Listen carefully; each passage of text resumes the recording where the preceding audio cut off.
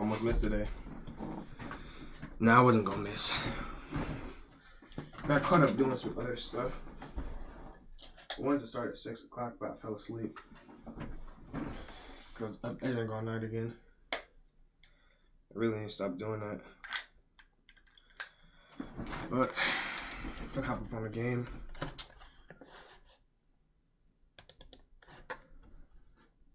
I look, you want to play something like, I don't know, adventure-y. I want like an adventure game.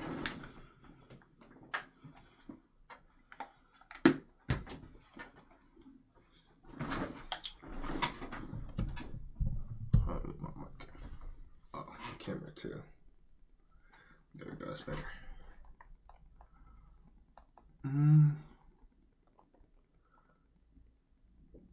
I really want to beat God of War, but I'm too irritated to figure out the part I'm on right now. So I might have to just call it a day, honestly. You know what? I have not been on Fortnite at all in like the past week. I need to do my challenges. That's what I need to do. I have not played Fortnite at all.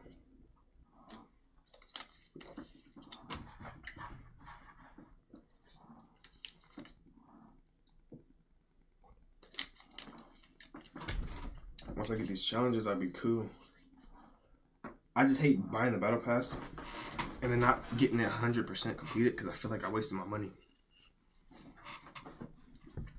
So that's what I'm gonna do today. Let's complete some challenges.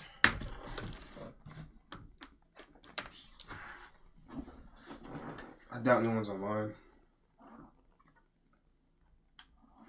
That's normally how it go. Right, make sure my ideas are on my controller. Okay.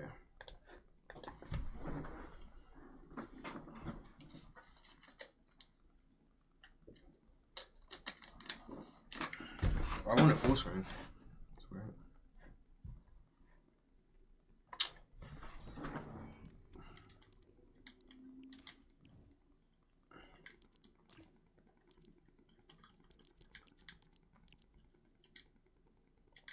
That was throwing me off mad. I'm not gonna lie. That was throwing me off like crazy. Wait, so what do I have to do anyway? Swing from 3 different trees in a row using ODM gear. Search Scout Regiment Footlockers. Find the Jaeger family. What is it? Find the Jaeger family basement in Anvil Square. Visit guard towers. Hit the nape of different Titan targets with ODM gear attack. What? Hit opponents with ODM gear attacks or thunder spears. Destroy structures with thunder spears. Damage opponents while airborne. I do all that, just get Aaron?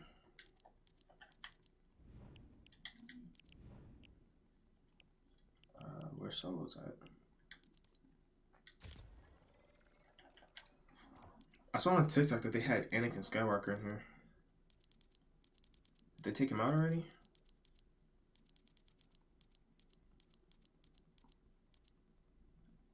They probably took him out. That's weird. They only keep it in there for like a week.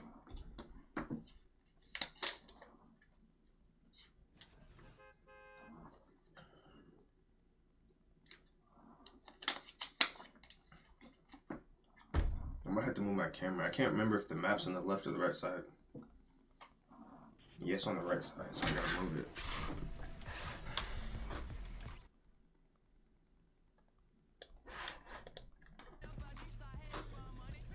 That's cool. He's saying doing his thing, don't hit the corner. Hit the corner. Hit the corner. I said get down low, swing your arm.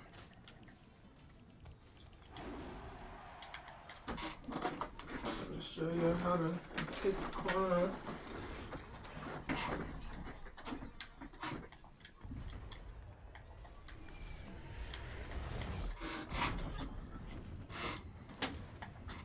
Alright, so I just basically gotta find the ODM gear.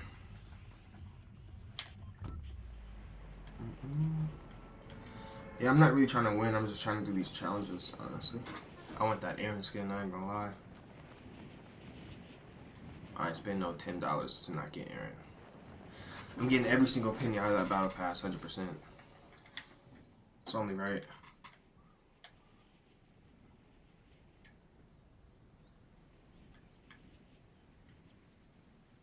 I never even used the ODM gear. Is it in the chest or is it on the ground? Why can't I crouch? Bro, what's wrong with my controller? Oh. I'm stupid.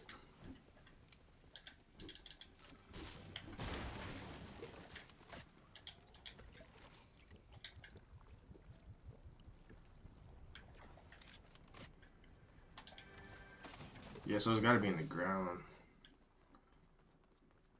Cause I don't think it's in chest.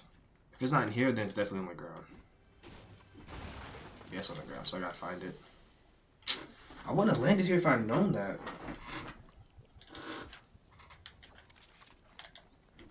I just sold myself. I literally just sold myself, bro. Now I gotta run around and look for it.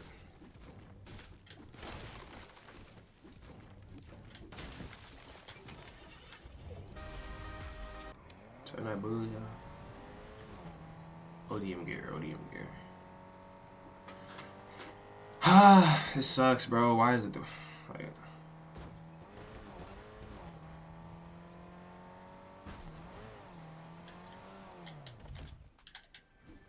how am I supposed to find ODM gear at?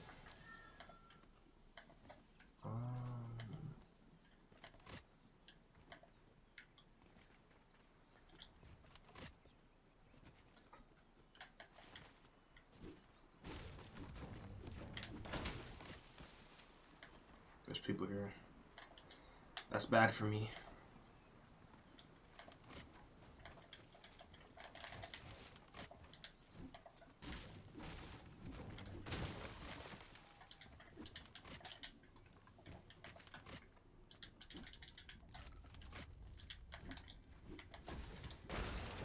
Oh, it's right here. Bro, stop playing with me, bro.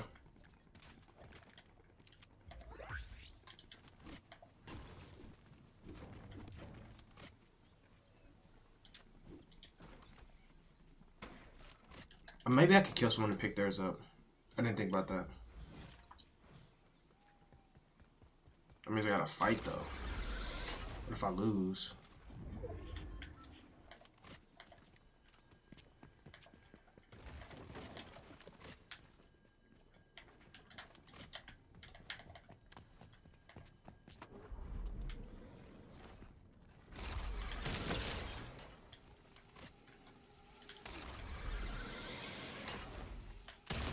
Did he give up?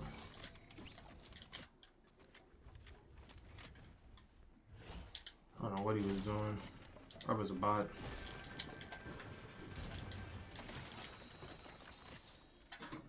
For some reason, I can't find this ODM gear, though. I'm getting low-key depressed.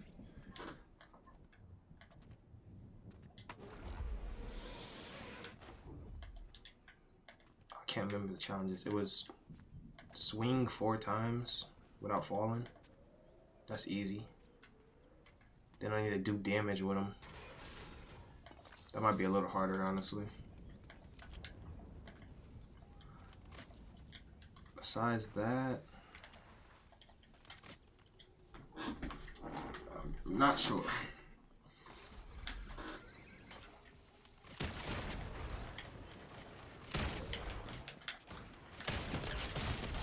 That kid's got pissed on, oh my goodness.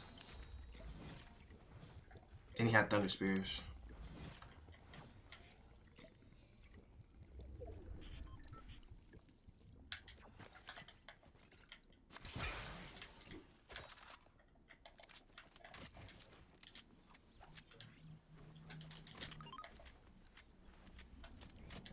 How did these work? Can I? Oh, I can't even. I can't web sling with him. He has ODM gear though. I need to kill him and take it. Also gotta hit him with these.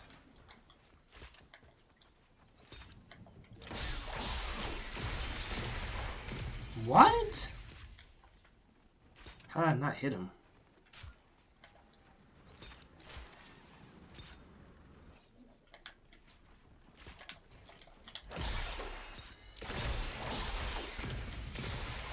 What?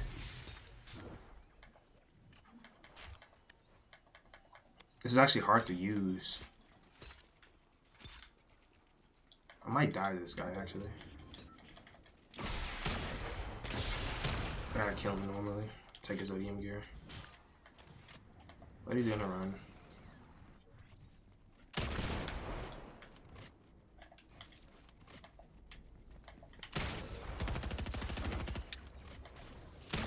Yeah. Oh!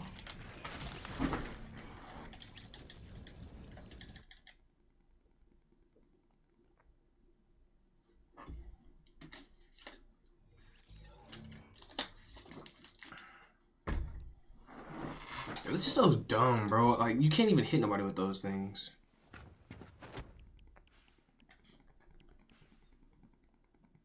I could just spam destroyed structures. I didn't know it was a challenge. Bro, this is so trash, dude.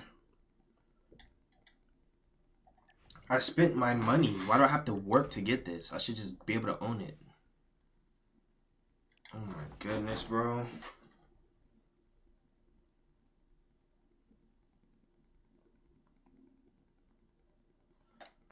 That's so unfair. So unfair, bro. It's so unfair.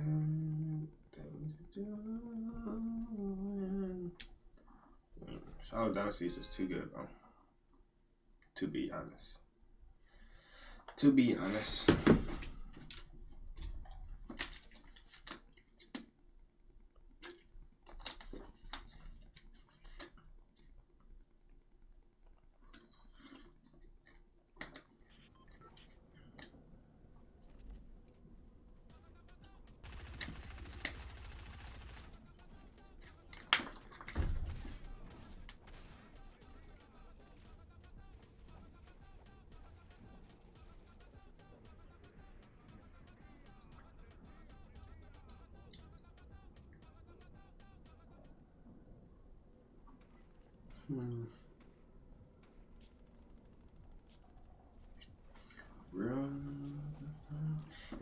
There's a way for me to pull up my challenges, right? Oh yeah, here it is. Wait. Search Scout Regiment Footlockers, yeah. Hit the nape of different Titan targets with ODM gear. Swing from 3 different trees in a row using ODM gear. Oh, that's easy. Visit guard towers. I'm gonna just land at one. So let me go here. Let me land here. Okay. Hopefully I land there, get a Thunder Spear. I can destroy structures, get some ODM gear. Can head over here or wherever I need to go to get this stuff, and we'll be chilling. Low-key, I probably should have landed over here so I can just bang all these out in a row. There's people over here. I might die. Now I'm gonna go here. Play it safe first. Get a few of them done. And then move forward.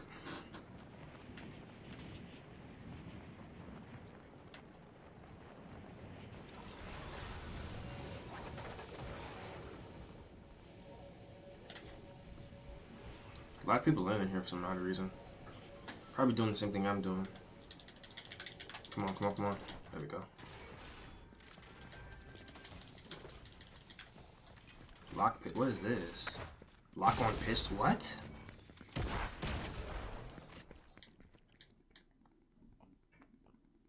What is a lock on pistol?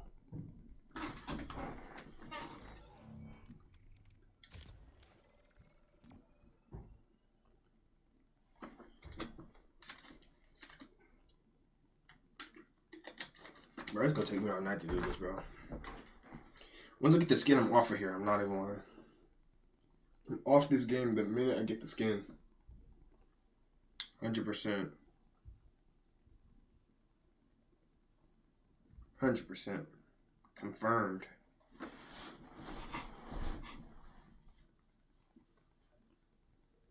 I can't do it in Team Rumble or nothing, can I? That's a good idea. I did not think about that. I ain't played Team Rumble in so long. Where's it even at? Team Rumble?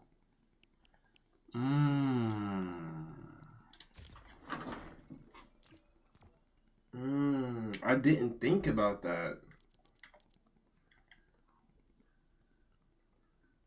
I did not think about that.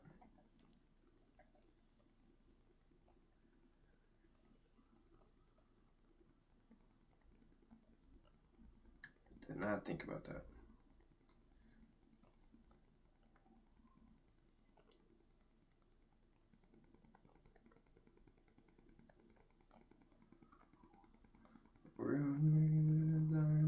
But I'm still maintaining. I want to play music so bad, but I'm gonna get copyrighted.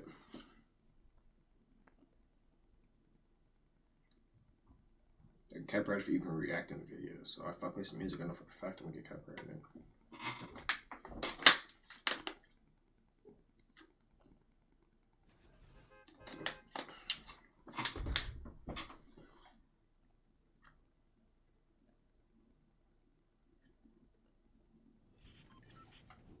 It is what it is, man. It is what it is. I win Team Rumble. I played Team Rumble in like 20 years.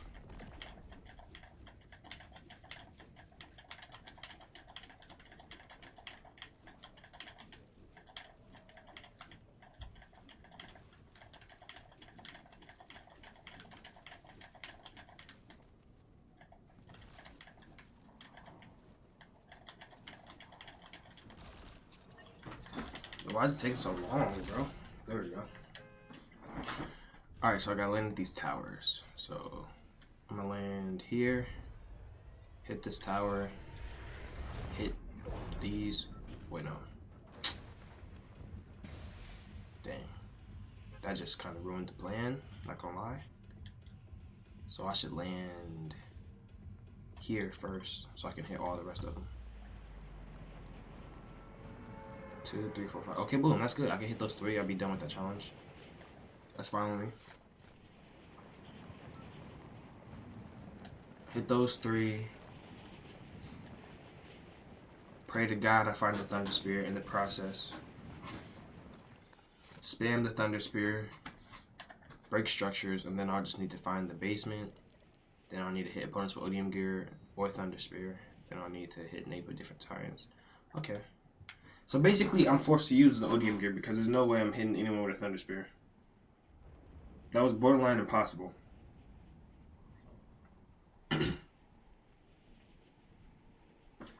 So I know not to do that.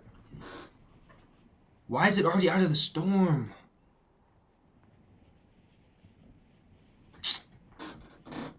Okay, this plan is not going how I expected it.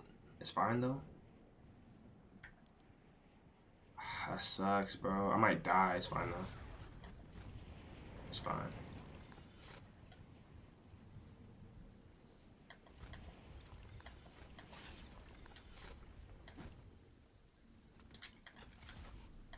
I gotta get to the other one without dying, and I just took mad far damage. That was unnecessary.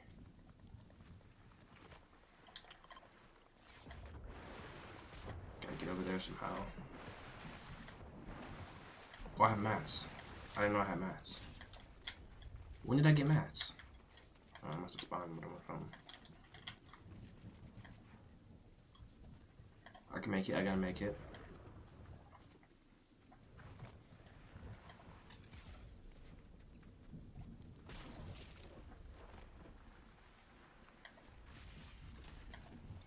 Oh, I got glider redeploy? I did not know that. Okay. So I'm probably just make it now then. I can definitely do this then. I did not know I had glider redeploy. Let's make this 10 times easier.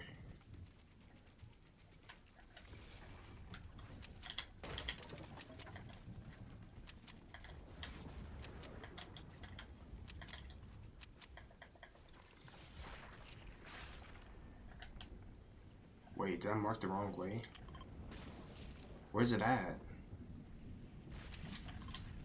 No, you idiot.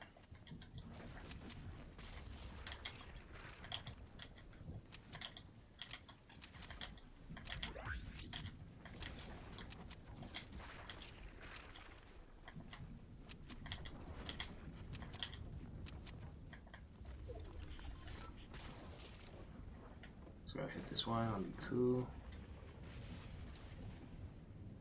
There we go, finish that quest.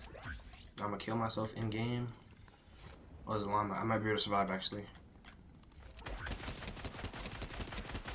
Yo, there's no way I'm this lucky, right? No human is this lucky.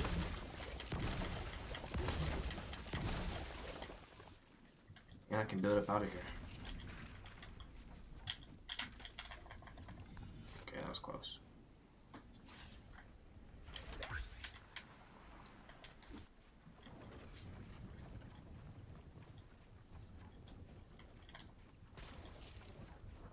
Let me run.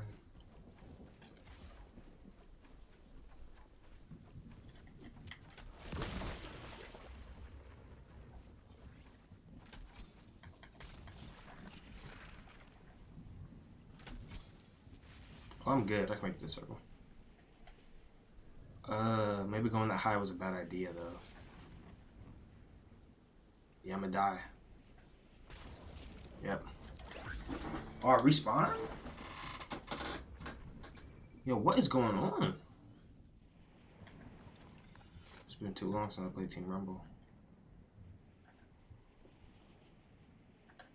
So now what I need to do is I need to find the Thunder Spear. That's the main objective.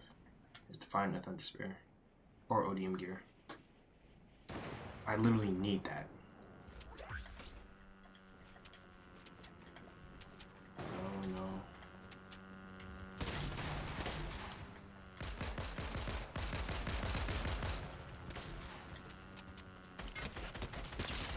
Oh, they don't drop the loot. I forgot. I have to find it myself.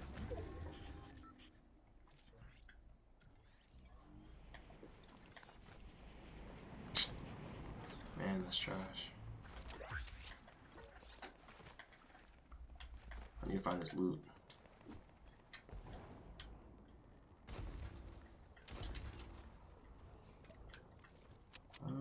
Thunder Spear, nope.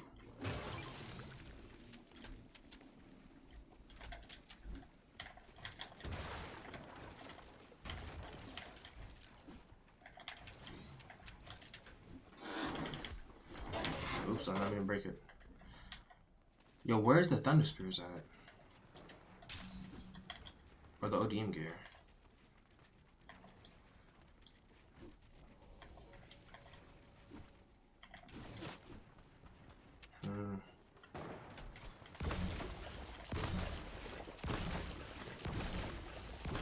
There's probably some in here, right?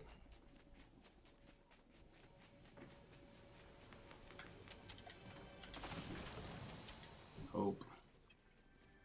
Be in here, please. Nope.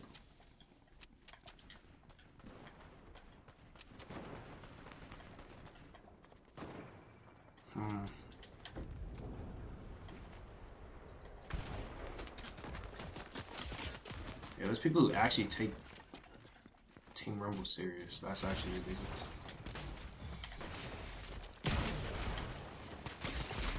Like, what is wrong with people, bro?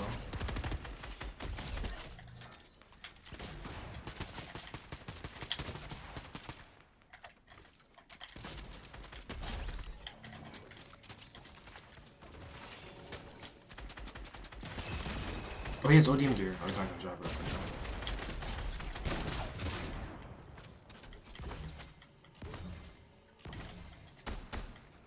I'm not gonna find nobody with it here.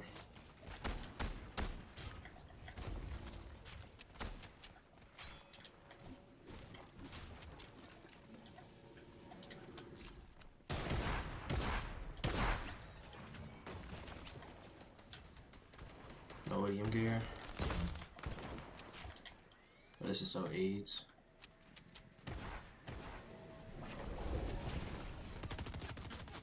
Dude, calm down. It's never that serious.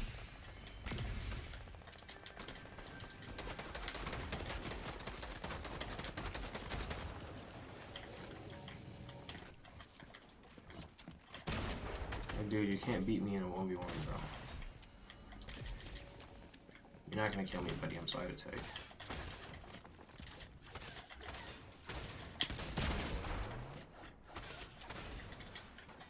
I was trying to back out, but I decided not to.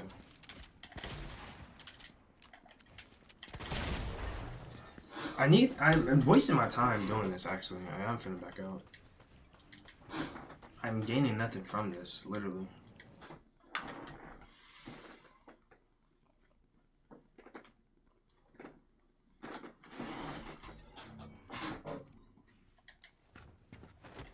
Alright, what do I need to do now?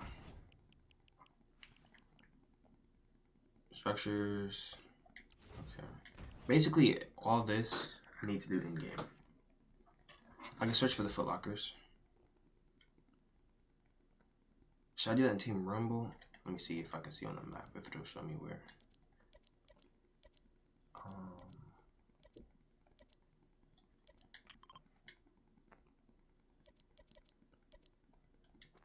Why is it not showing me?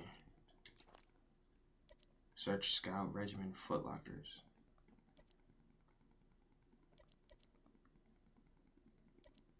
In Anvil Square. I have to land Anvil Square and find the locker. I should probably do that in Team Rumble, right?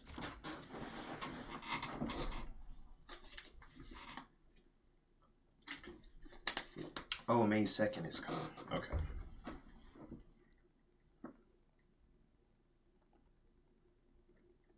You're so unfair. Things you done.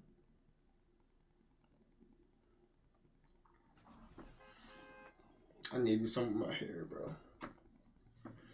I can't keep thugging like this, cuz. I need to wash it. I'm finna wash it tonight, honestly. Probably in the morning. I hate washing my hair at night.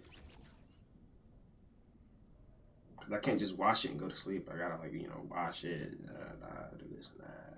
It's a lot. I miss the days when I used to just, boom, call it a day. Now I gotta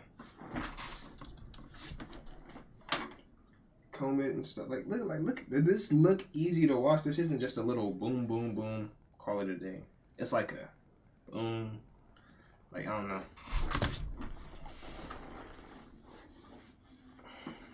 That's why when I get, like, the longer it gets, the easier it is. But it's gonna take a minute. It's gonna take a minute to show. I'm mad hungry. I want to order food so bad.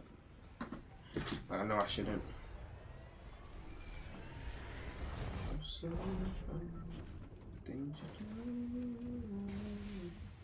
I want to order food so bad, bro.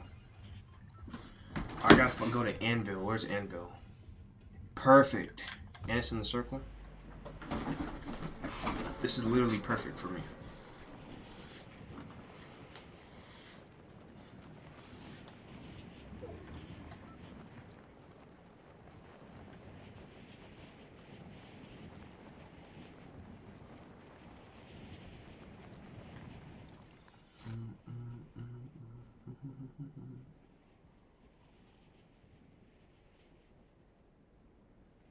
Yeah, my stomach hurts, bro. I'm mad hungry.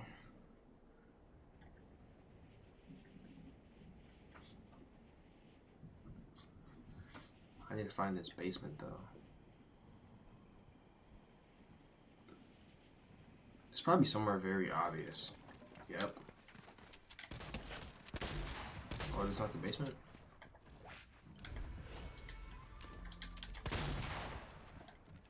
Yo, watch out, teammate. Dang.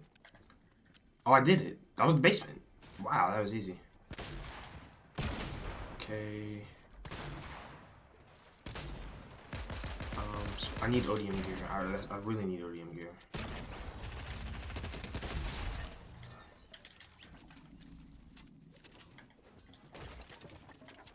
Where can I find ODM gear?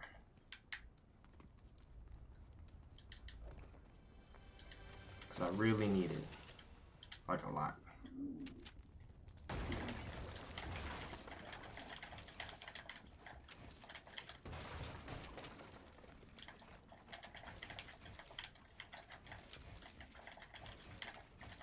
It's like it's been so long since I built.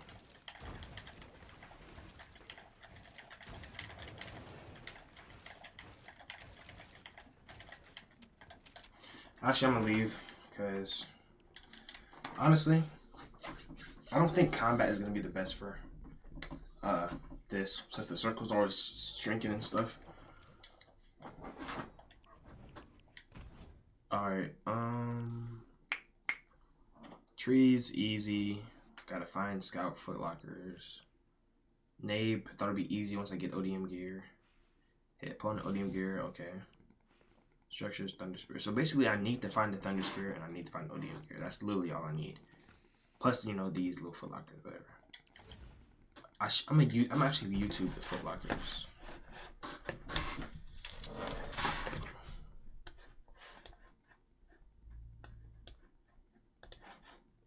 Let me see.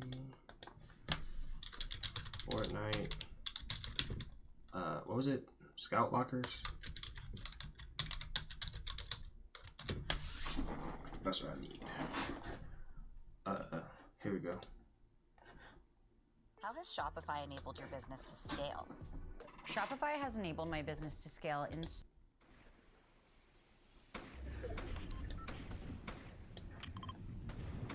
Wait, where is that?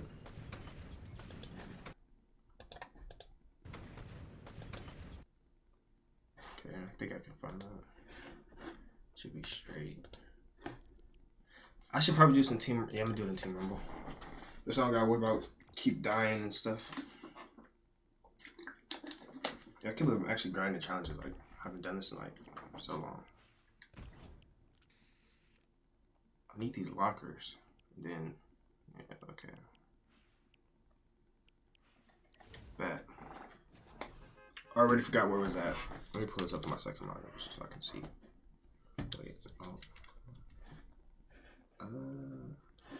Here it is. Oops.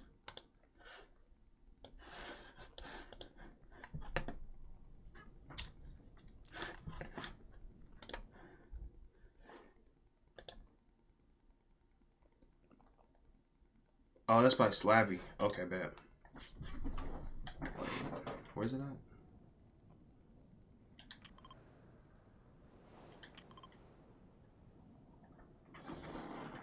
I gotta go on this bus. So unfair.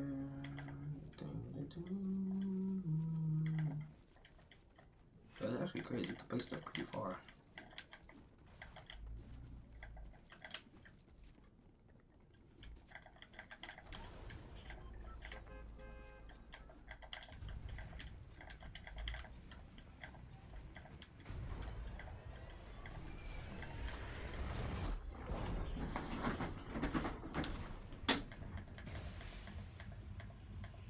Where can I jump? Okay, there we go. 30 frames is OD. I don't understand why that happens when I pull up my map.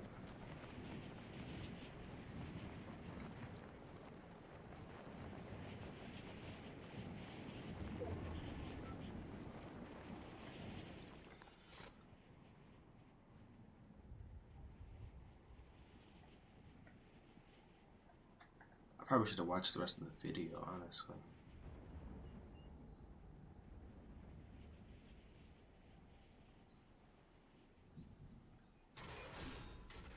Another lockers. Actually, yeah, let me watch it because I don't know where it is.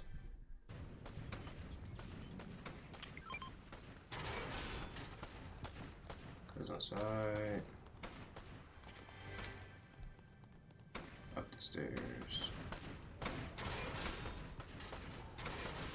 Okay. Actually, I'm gonna mute that because. Oh, okay. So all the way up the stairs and then. It should be here. Here we go. Yep. Oh, and it has ODM gear. Perfect. Perfect. Perfect. Perfect. Perfect. Perfect. Perfect. It was actually perfect. Let me bust these challenges real quick. How do I use these?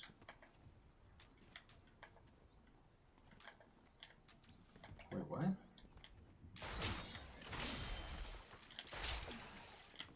What?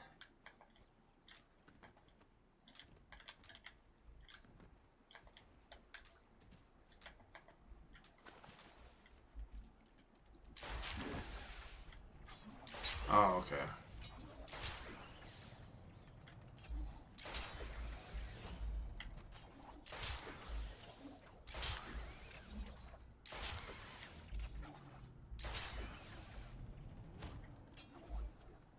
Alright, now I gotta just attack somebody.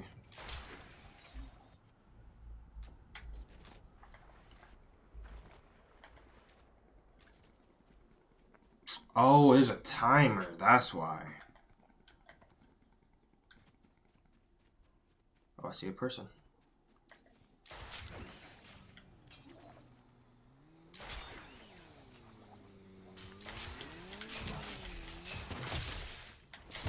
Yo, how is this, bro?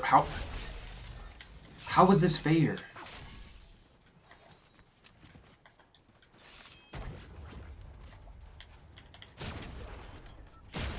Or you just wait till my ODM gear is done.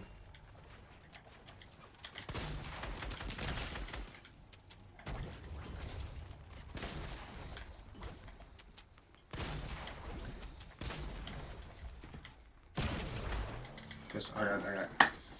W to you, bro. Yo, did I do the challenge though?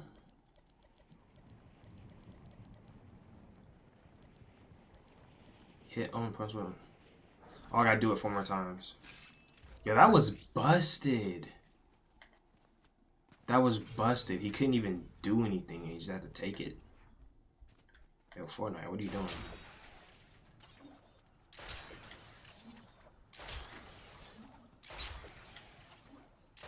Gotta find another victim.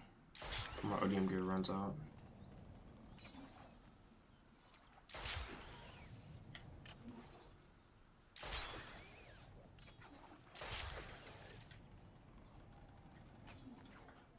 Where's everyone at? There goes one. Come on over here. I know you saw me. Come here, little one.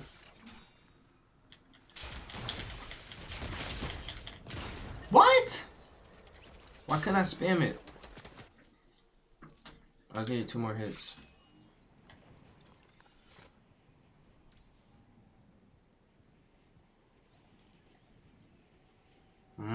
Found a victim.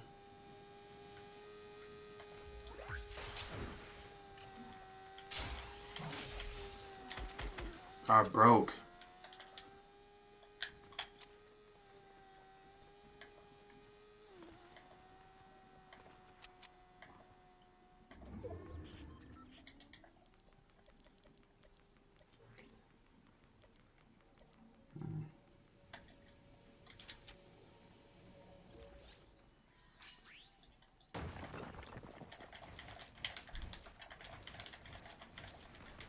Yeah, I'm gonna leave.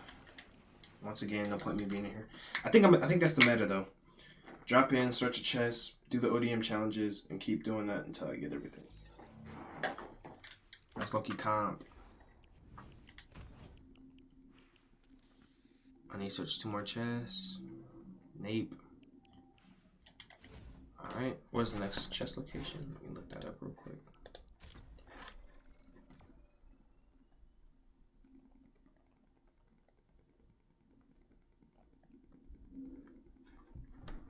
It's at Slattered Slabs. But okay, it's not that hard. It's not as hard as I thought it would be. I could probably get this done within like the next hour. Or like another 30 minutes probably.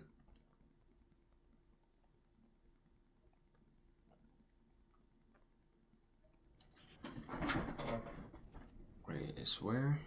Boom. Okay, it's here. Now where's the location?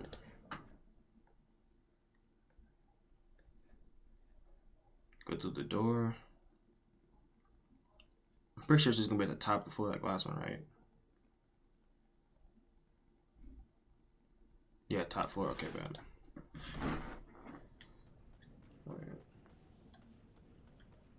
All right.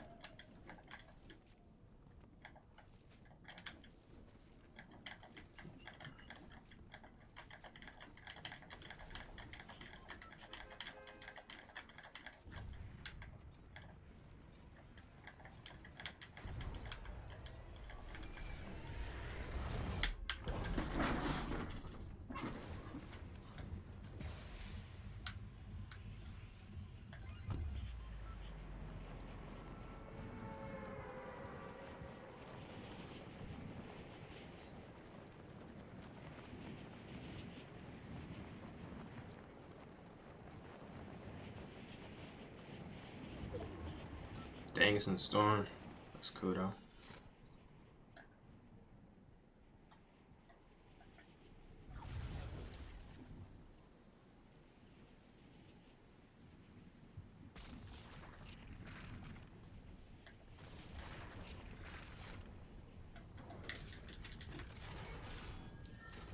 Where's the chest on?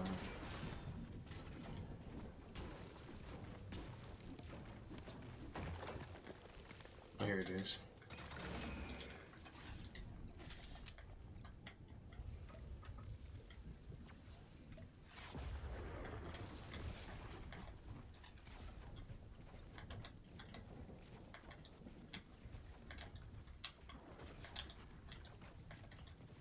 Then I can just glide on in.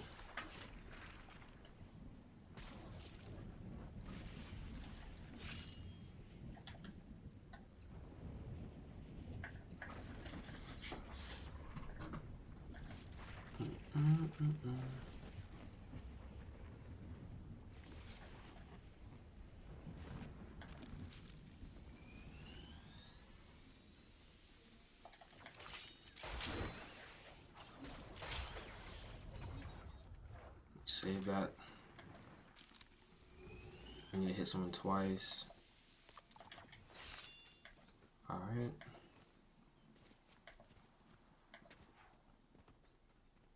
There's gonna be people in the middle, so I'm just go there.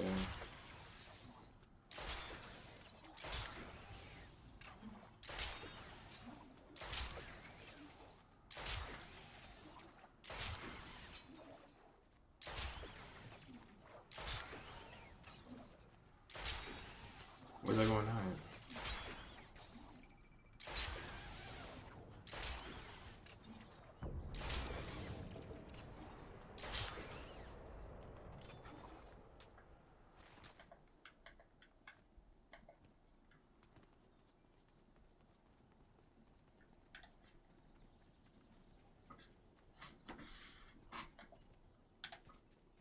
I just need one victim. That's all I need. I'm just asking for one victim. I don't even gotta kill him. Just gotta hit him twice. Oh, someone just died over here. Perfect.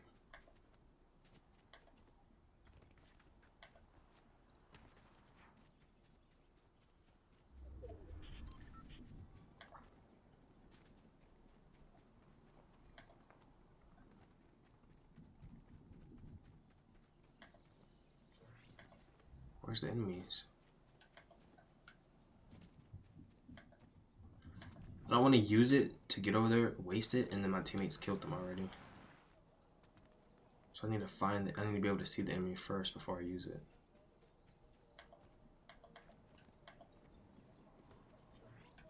Someone's using the glide. Low.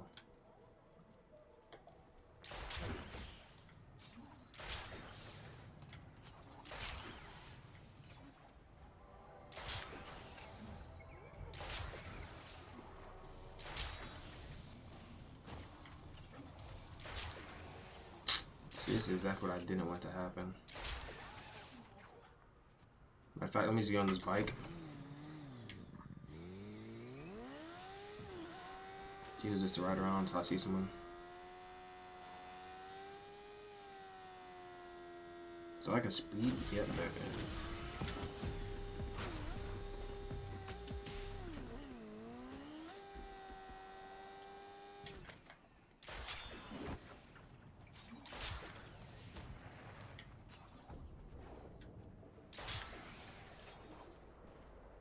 Gunshots, perfect, perfect.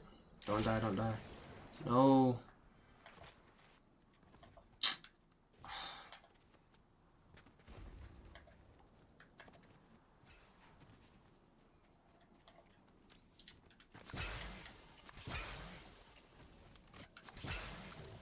Perfect, perfect.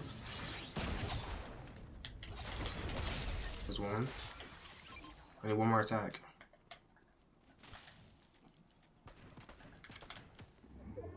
There you go. Perfect, perfect, perfect. Don't die, don't die, don't die.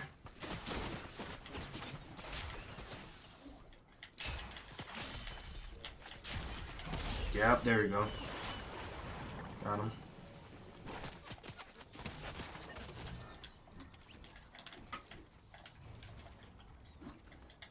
Was that everything? I need a Thunder Spear now. Scout Footlocker one more time. Neighbor Titans.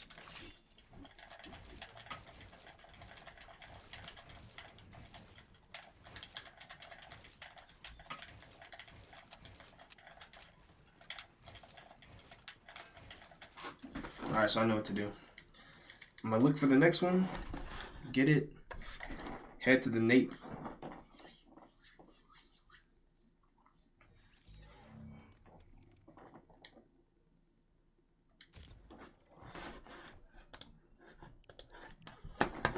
So where's the next one at? Wait, where do you mark it? The Citadel?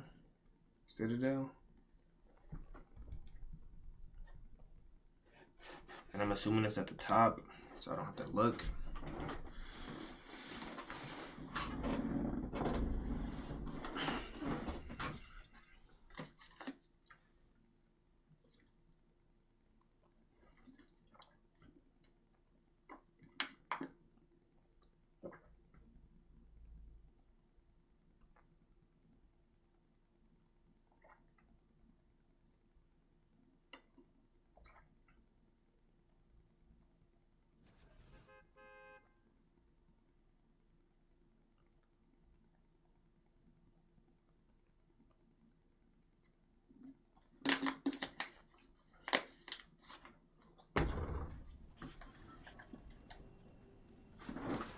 It should be right here.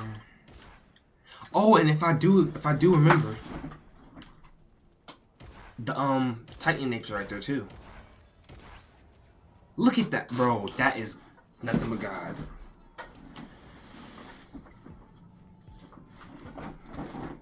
That is nothing but God right there. Search that, knock these off the map. That's gotta get a Thunder Spear. And if I'm super lucky, I will get a Thunder Spear as well as the Odium Gear if that's possible out of that chest. If that happens, it was meant to be. The only problem is I'm across the map and I need to go there, but it's fine.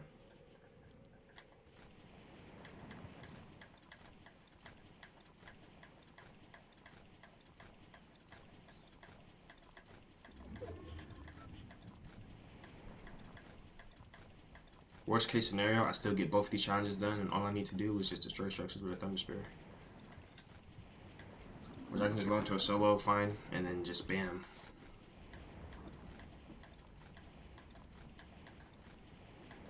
$50 structures though. That's no problem. I destroyed 13 without trying to. So I'm sure I can do 50. Actively trying. Just look for a whole bunch of little boxes or something and just throw a spear at it.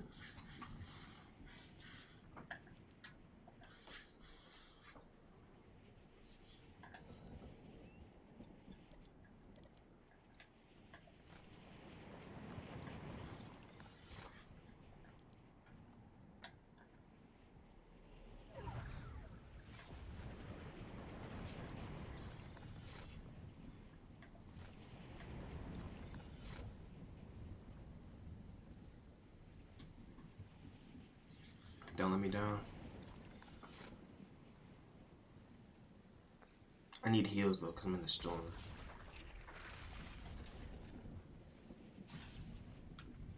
Miss, please. Ah.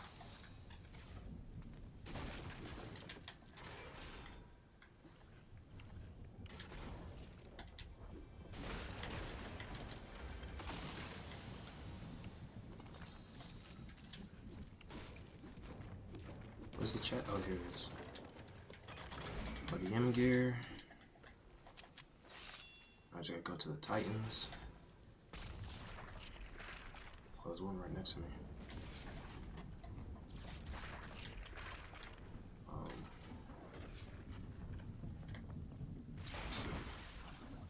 Where did I destroy the napes of Titans? But I don't see nothing here. Ah.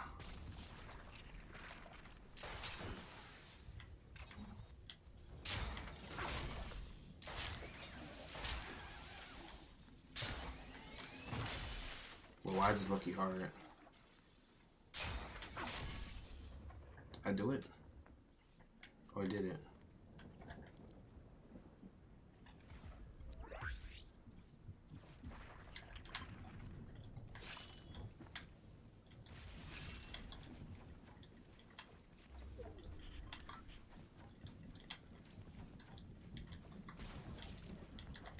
Put the med kit. And one's in the circle, which is amazing for me. So if I just do this one, I should be good. Nah, it's smarter to do this one because it's closer.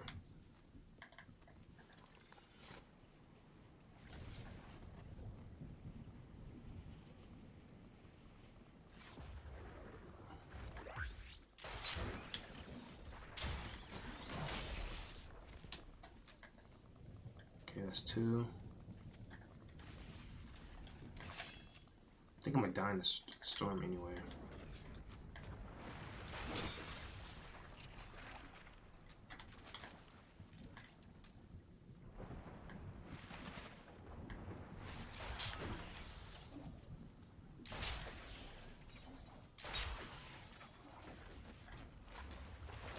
No, that just sold me. There's probably food here. I'll keep forgetting I have unlimited lives.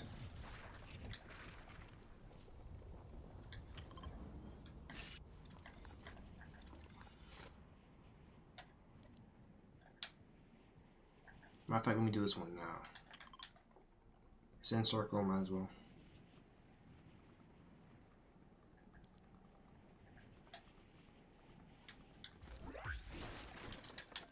Let me stockpile heals. So I can go back in the storm later.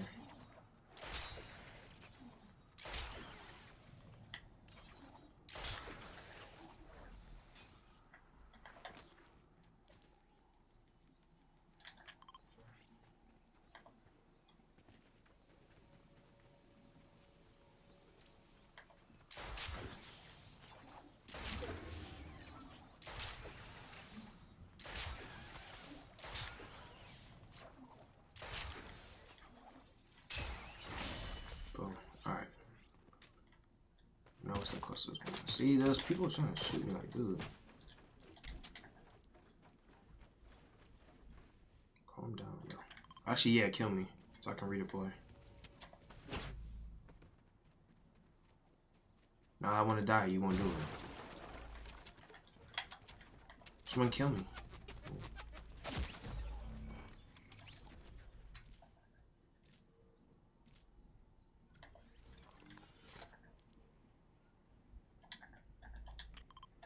Hey, it keeps removing my marker because I don't know where to go.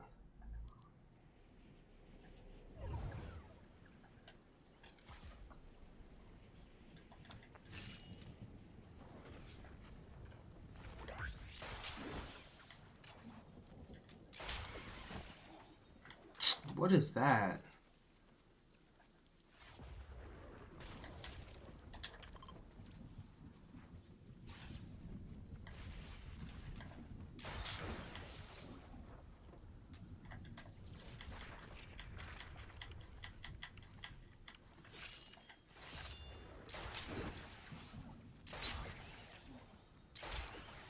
Where's the Titan?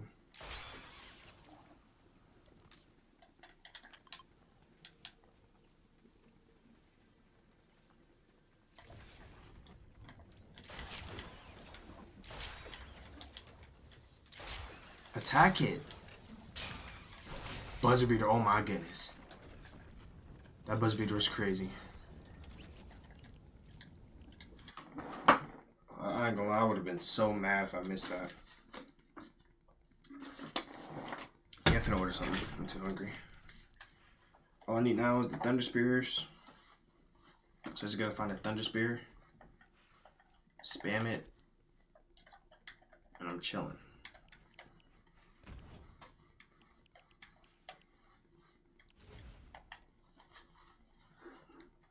I'm gonna do this in regular.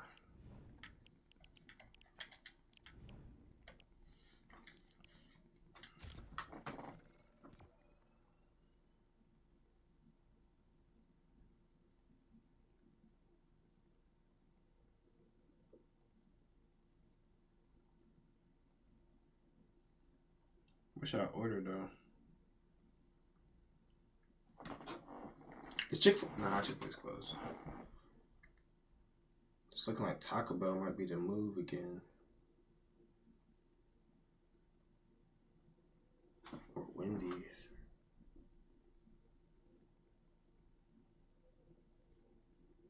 Burger King. I ain't had Burger King in a while. Why not?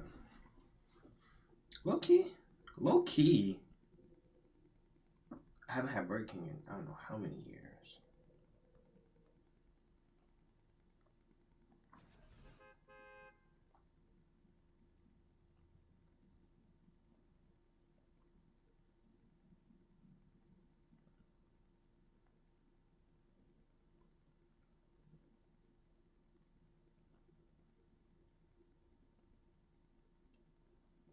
Maybe I got lied. Let me get Baba's.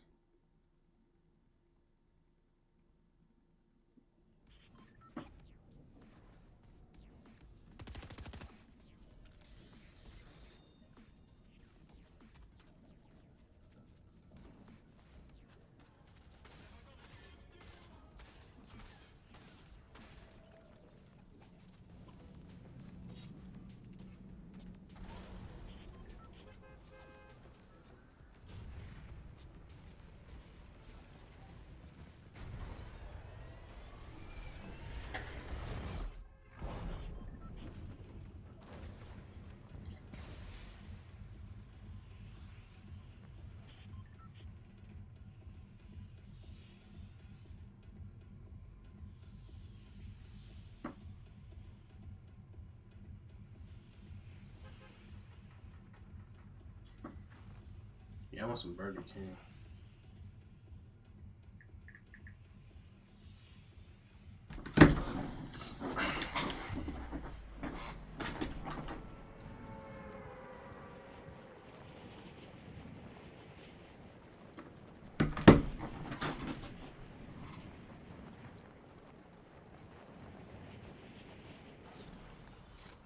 Heaven forbid I ever become rich, I'm gonna just spend all my food on money.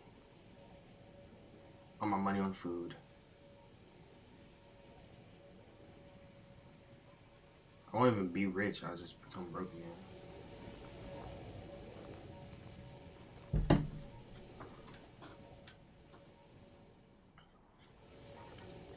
I need a Thunder Spear.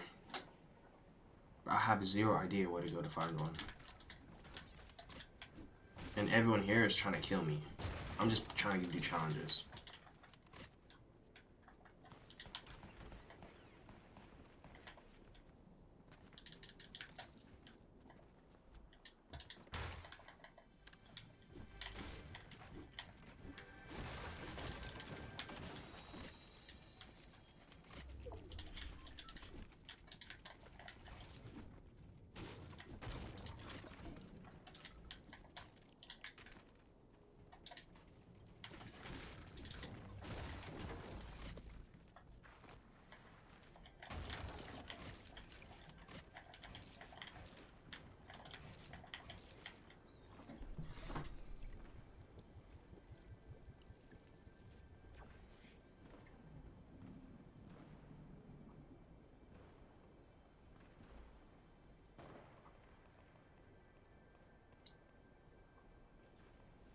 How does Burger King all items are out of stock? Looks like everything at the store is sold out. What?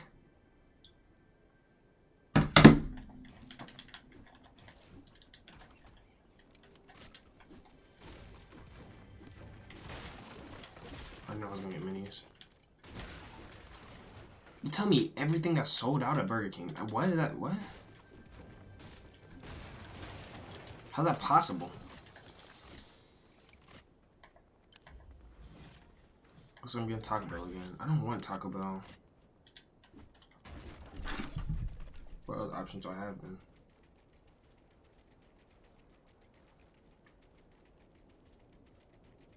Papa's, Rally's, Pizza Hut, McDonald's, Taco Bell, Arby's.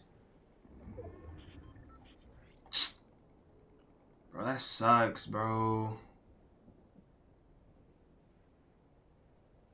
Oh my goodness, you can't be serious, right? Cannot be serious with me.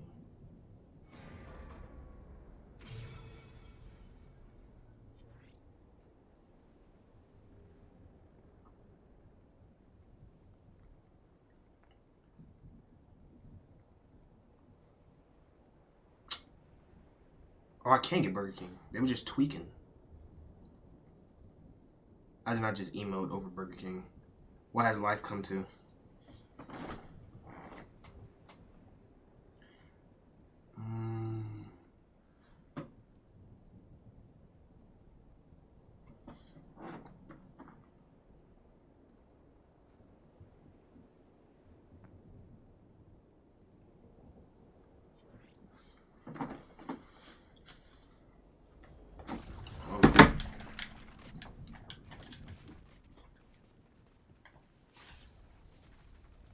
I'm so hungry just looking at the options make my brain get dizzy. Like, I literally got dizzy. That's bad. I'm gonna destroy that food when it gets how I know I am. So I gotta make sure I order something that's really, really plentiful.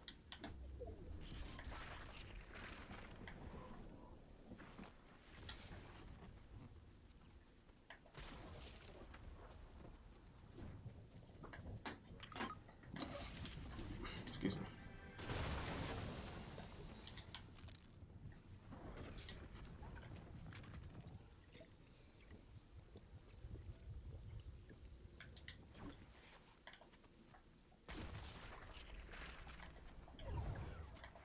If I get sniped, it's not meant to be. Actually, no, let me go to this bush.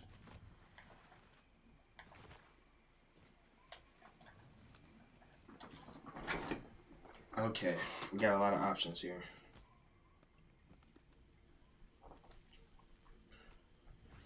Yo, I can't do it, bro. Like, I have to wait until I get this challenge, because like, my stomach is, ooh, the minute I get that food, bro, I'm telling you, I'm a whole nother man.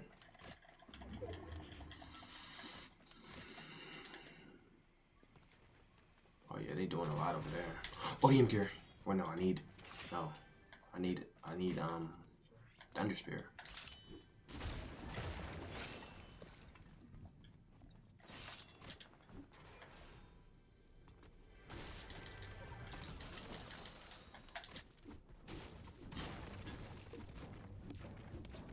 Crazy how I can find ODM gear when I don't need it. That's always how the world works. It's so stupid.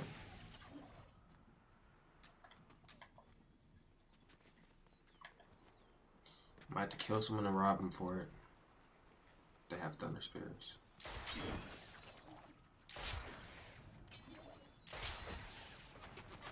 Like, why are you shooting at me, bro? Can't we just be peaceful?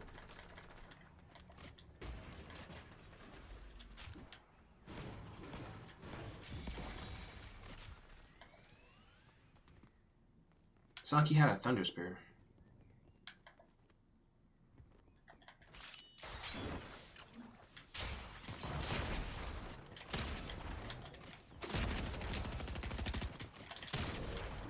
Give me that. Give me all of it.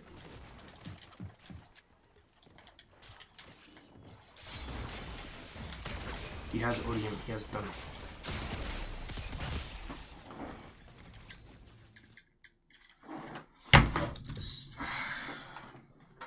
It's fine. It's fine because I'm finna order some food.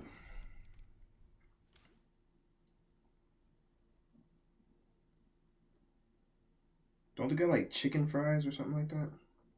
I look, you want to try those.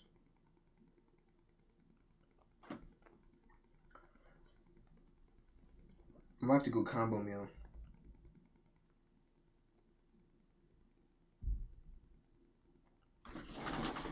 Yo, I can't do it, bro. I'm getting too excited. All right, come on, lock in.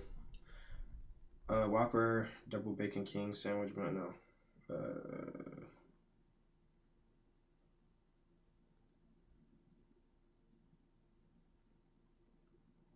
9-piece chicken fry meal. Don't they got spicy chicken fries? I want spicy.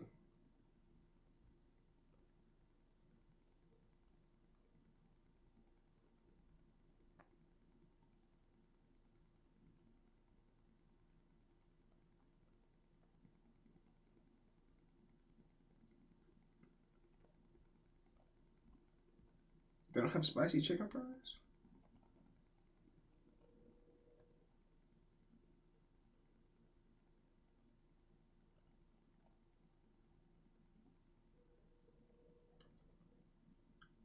Well, what's the regular? I'm just get regular.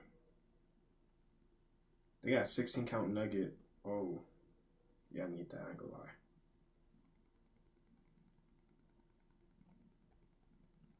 Then I need some fries.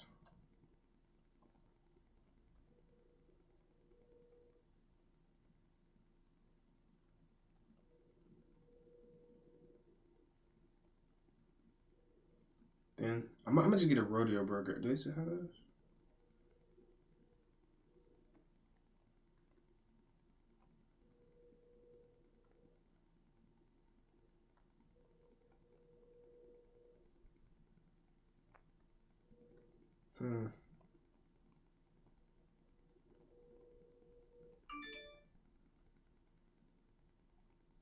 Yeah, my phone's being tracked because I just gotta do it. I just gotta Uber Eats while I'm searching. That's crazy.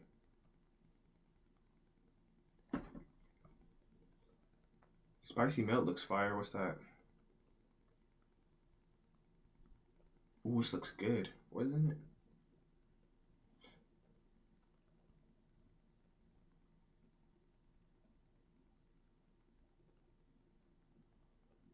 it? Mmm.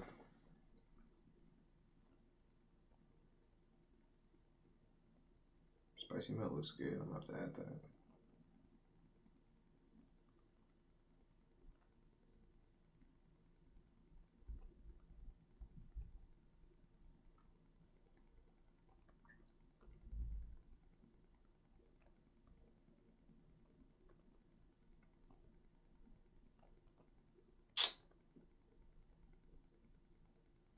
They don't have it. I was on the wrong app. Oh my goodness. I was on the wrong app. What's good, Smart? You got some new heat. What you mean? I wanted Burger King. Oh my goodness. I just did all that for nothing.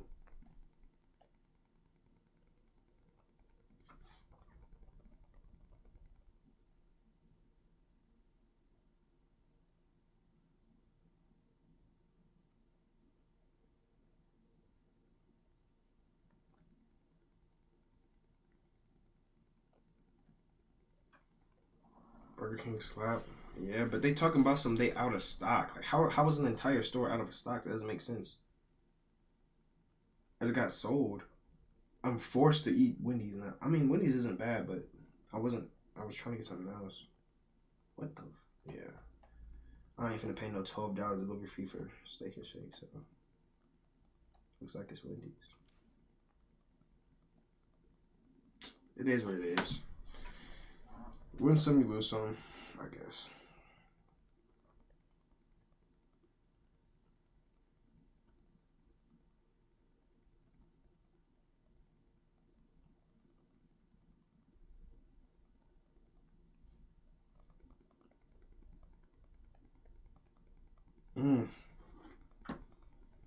Wendy's nuggets, facts. I just ordered 20 of them joints. I ain't gonna lie.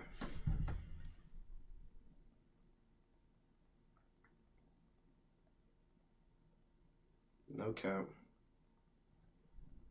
He said, "D." Bro, I have not eaten. Bro, I have not eaten in 2 days. I have not eaten in 2 days. When you saw me eating that Rallies, that was the last time I ate. Actually, no. When I ate that Rallies, I went out of town and ate Popeyes. And since then, I have not eaten. I have not eaten since. Are you water fasting? Dang near. Like, that's all I had to eat all day was water. I didn't plan on eating today. Because I woke up, I was sleeping, I did some homework, and then I was like, there's no point in ordering nothing. The day's almost over. Then I started up a stream, and I was like, I need something to eat, bro. So here we are. You've been seeing me. It looks like bro, oh, this looks so, it looks like I'm like an addict. You skinny already? I am. It looks like I'm an addict. I promise I'm not. The timing is really bad because you see me order food dang near every day, but I guarantee, like, I promise I'm not a food addict. Like, I'm not. It just appears that way.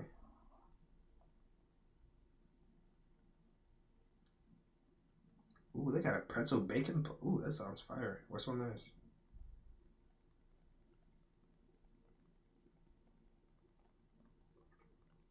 Mmm.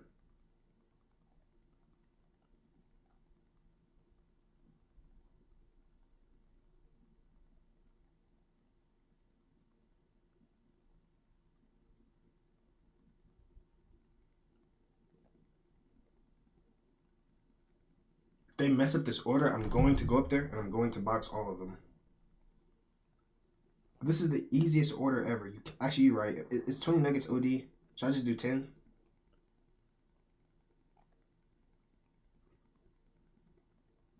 A large fry. Yo, I look crazy, bro. Alright, add to cart.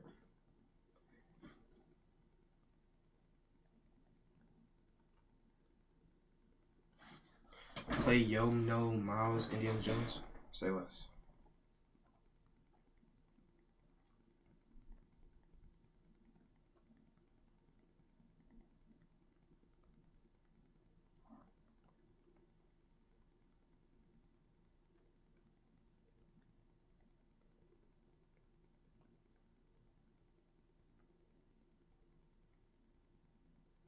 Alright, so I got 10 spicy nuggets, chocolate chunk cookie, large fries, pretzel bacon something sandwich, and then a sugar cookie.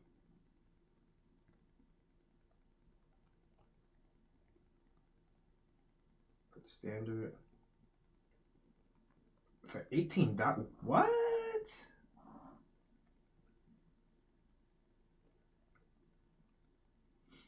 Eight out of 10 meal. 8 out of 10.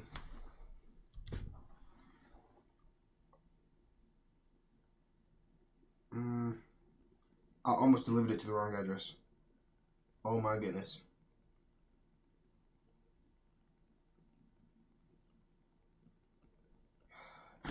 That's why I'm an idiot. That's why Burger King was. Oh my goodness. I'm so stupid. Let's see if Burger King works now. Bro, I'm too committed. I already have my wings ordered and I'm lazy, so I'm finna just order that. I had the wrong address in. I'm thinking, how can it be out?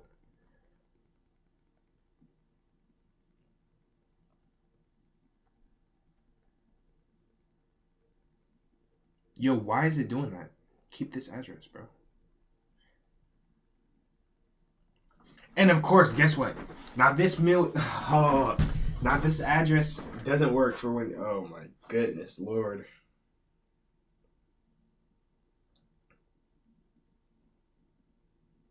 Alright, I'm going back to Burger King. So stupid, bro. I can't. I actually can't right now.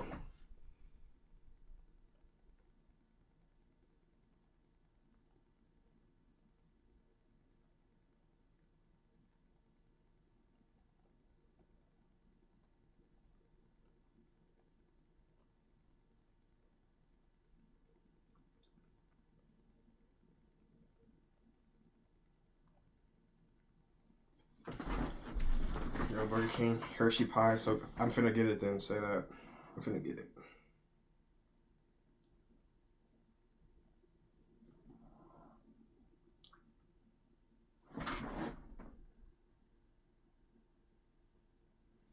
We're gonna see what it's talking.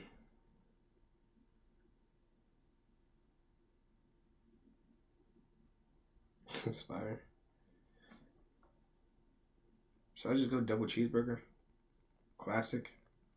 Like, you can't go wrong with a cheeseburger, right?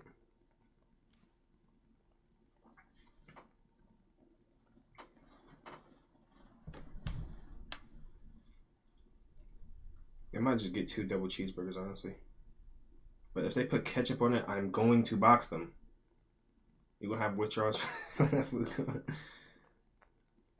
There's so many bacon cheeseburgers. Should I just go bacon cheeseburger? Bro, I swear, bro, I need something that doesn't have mayonnaise or ketchup, because in the event that they mess up, I will actually cry if there's mayonnaise or ketchup on my sandwich. Big King.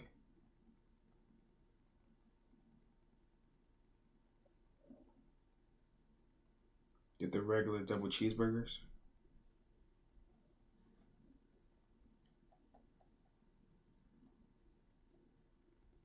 Let me see.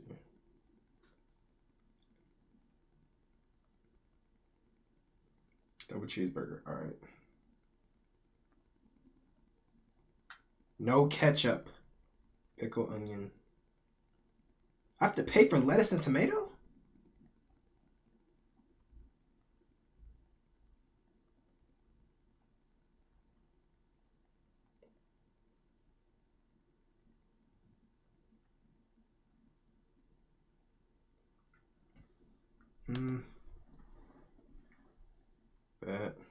That, double.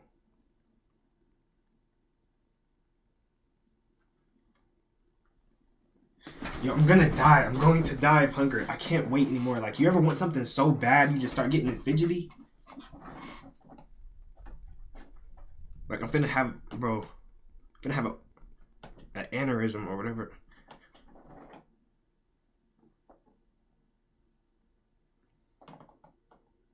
No, what am I doing? Okay. All this for $19 is ridiculous. 16 count chicken nugget, 2 double cheeseburgers, large fry, and a Hershey Sundae pie. Oh, never mind. It just hit the 30. Damn, $30. Use that promo. I have to spend $43 to save. What's something I should get, Smirk? I just need to not get regular though. Oh, I need to add one thing to my order just to get like 20% off or something. But I have everything I want. What's like something stupid I can just add on here? Chicken fries.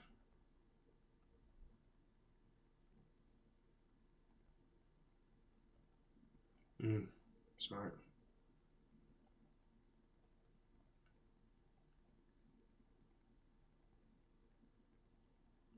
Alright, there we go. Matter of fact, I could just do in some bull condiments, like some BS condiments, and it would have gave me the 43 cents I needed. Let me add like some extra condiments. I'm not, because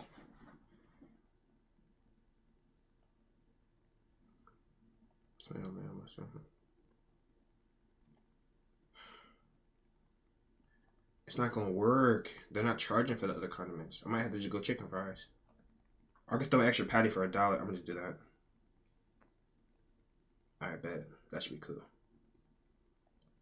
2 chicken burgers, 16 nuggets, fries, heavy pie. There we go. Dang! $20. All this for $20 is so crazy. Yo, this meal is gonna be fire, Samarica. I'm not gonna lie.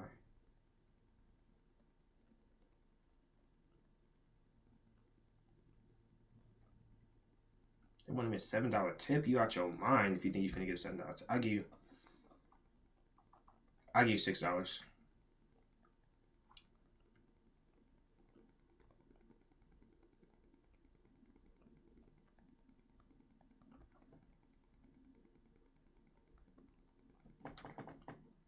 Yeah, $6. I always tip good when it's like kind of late, cause you know I need to be doing too much, bro.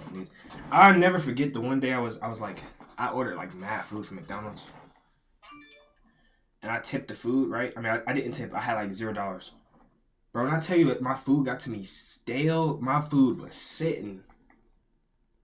Since that day, I was like, okay, I'm gonna start tipping people. I never tip under $5. Like $5 is always the minimum. $5 is always the minimum. Yeah, cause I can't go. I need my food good, bro. Like I was, I'm a G, bro. Nah, I ain't no G, but I'm like not like really. I'm picky with what I get on my food, but I'm not picky with the quality of the food I eat. So I was still fine with eating it. I was just a little tight that it came so late. Like if I order, to be honest, the stale food isn't a problem. It's just the amount of time it takes to get it. Like if I order my food at 10 o'clock, I want my food by at least 10:30, at least 10:45. I don't want my food at no 11:30. Like bro, come on. Like they was doing me so bogus. I was like, I can't do it no more. Not a problem. Your food stale. I mean, it doesn't. Food. Stale food doesn't bother me. I just need it. I just need it fast. I need it fast. That's the biggest problem. Well, what was the name of that game again? You said it was Miles Indiana Jones. Is that on the PlayStation?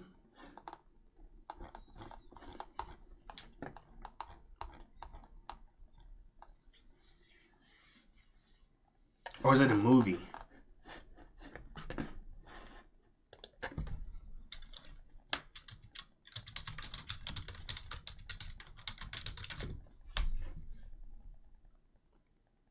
Oh, it's a song.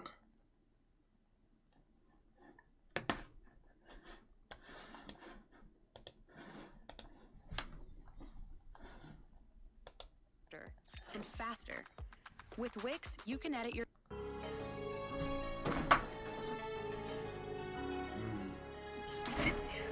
Full screen it. Full screen, I think we got one.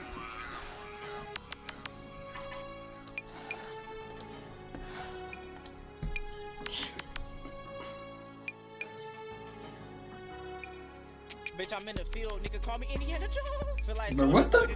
Bro. Feel like Usher yesterday in the shower, bitch, I was burning. This nigga really think he in Indiana, he not Indiana Jones. This nigga thought he bought a beagle, that nigga bought a dove. Tried to fit. Bro, what? Bro, what is, bro? Bro, what are we doing, bro?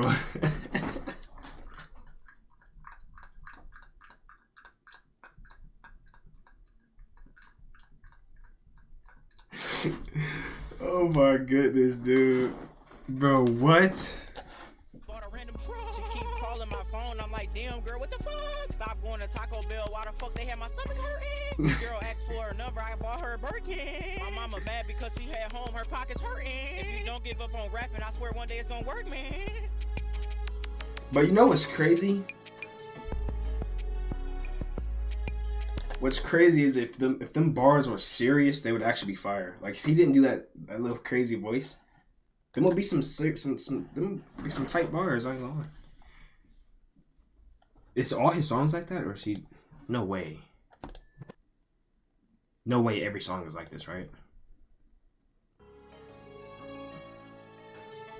He said, "Hell no." Take my glasses off, I can't even barely see. You got a 6-piece, hey, can I get a piece? Got your girl in a room, she a freak. No way every song is like this. There's just no way. There's no way. Beats be going crazy. What the fuck?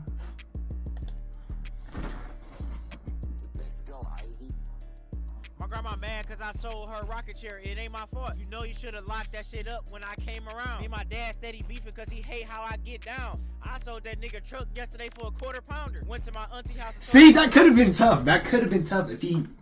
You feel me? That could have been tough, low key. That could have been tough. But that's wild. I can't believe he actually built a following. That's not saying like he's trash, but saying like I can't believe he built a following doing that. That's funny. That's actually funny.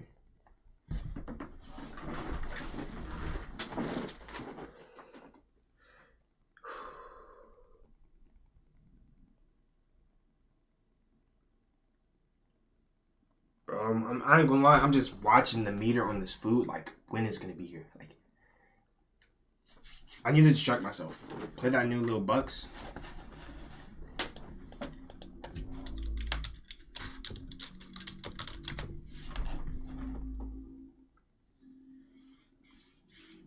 His recent song, the One Day Ago.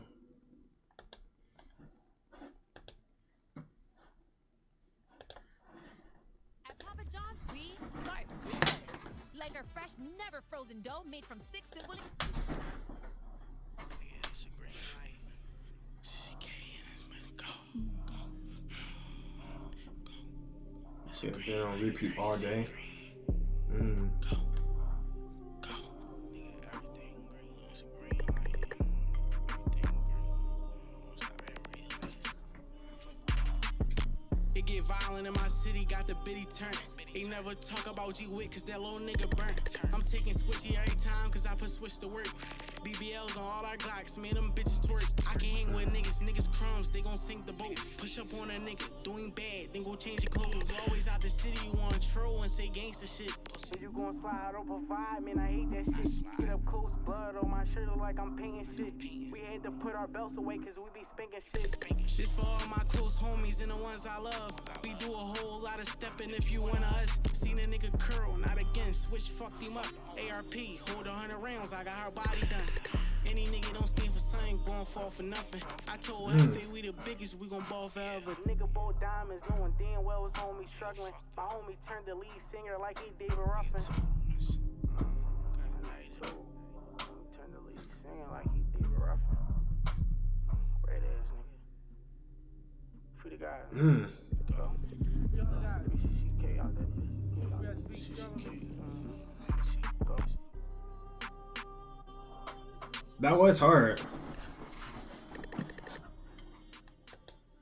He said Glock's got BBLs, they gonna twerk some, or said something like that. That was hard.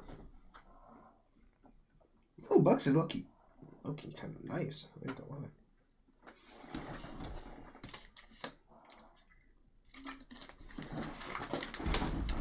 Yeah, when's this food for the come, bro? I should have tipped $100, bro.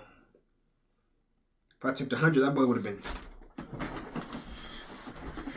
Oh my goodness, I can't stand it. I'm not gonna live another hour without food. Y'all gonna lie, Smirk. I mean, today, not today, but I knew I was gonna stream today, but I'm just contemplating the day when I actually fail. Like I feel like I'm gonna be disappointed when I break the streak. I don't plan to break it anytime soon, obviously, but I feel like today opened my eyes to the possibility of that being true. Like that's the possibility. You know what I'm trying to say? Like I could potentially not stream for a day.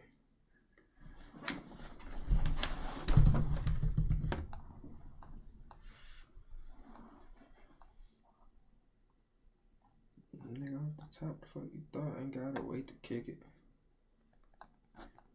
I've been seeing Javante Davidson everywhere. I lucky thought you wasn't.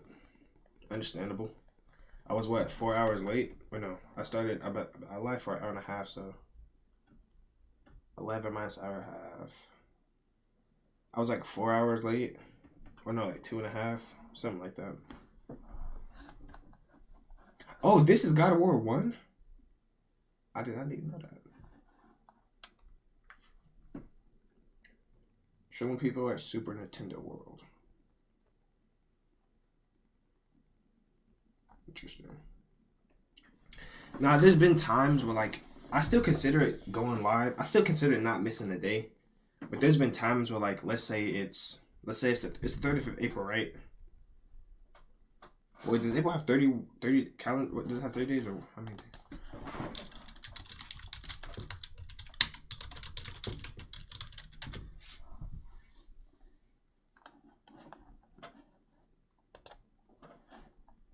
Alright, there's 30 days in April, right? So there would be times where I don't, like, let's say I streamed on the 29th. There'd be times I didn't stream on the 30th, but I streamed at like 12 o'clock midnight on the next day.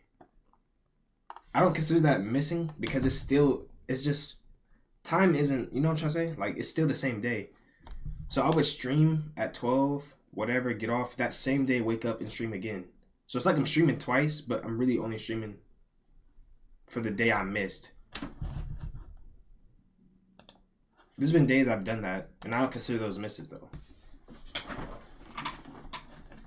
I consider a miss like a full 24 hours no stream. Like, or no thought of like, I don't know. There was something I wanted to watch. I can't remember what it was. I think I had like seen something on TikTok or something like that. But I cannot remember the name of it.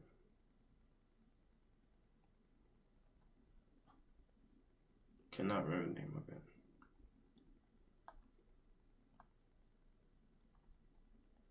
Watch Bruce and DG argue.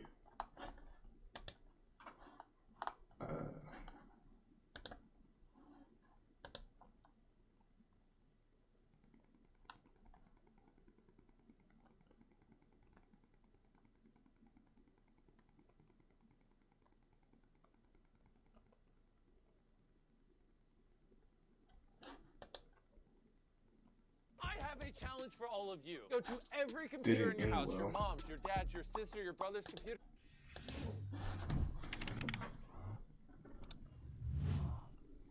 Talking crazy still, and it's just like, bro, okay, I'm gonna just let you talk at this point. I ain't making no cheese doing this, bro. He said he's smacking you on sight. 1v1 on COD. Tell that nigga 1v1 me on COD. On God, I'm smacking this on God. See, this nigga wanna be my homie, bro. Like, why you trying to diss me, but you wanna be my homie? Don't make no sense, bro. This nigga trying to 1v1, bro. 1v1 Call of Duty, bro. We gotta talk first. I 1v1 him, but we gotta talk first, bro. Ducking me, you say? He gotta hear my, he gotta feel my energy, bro.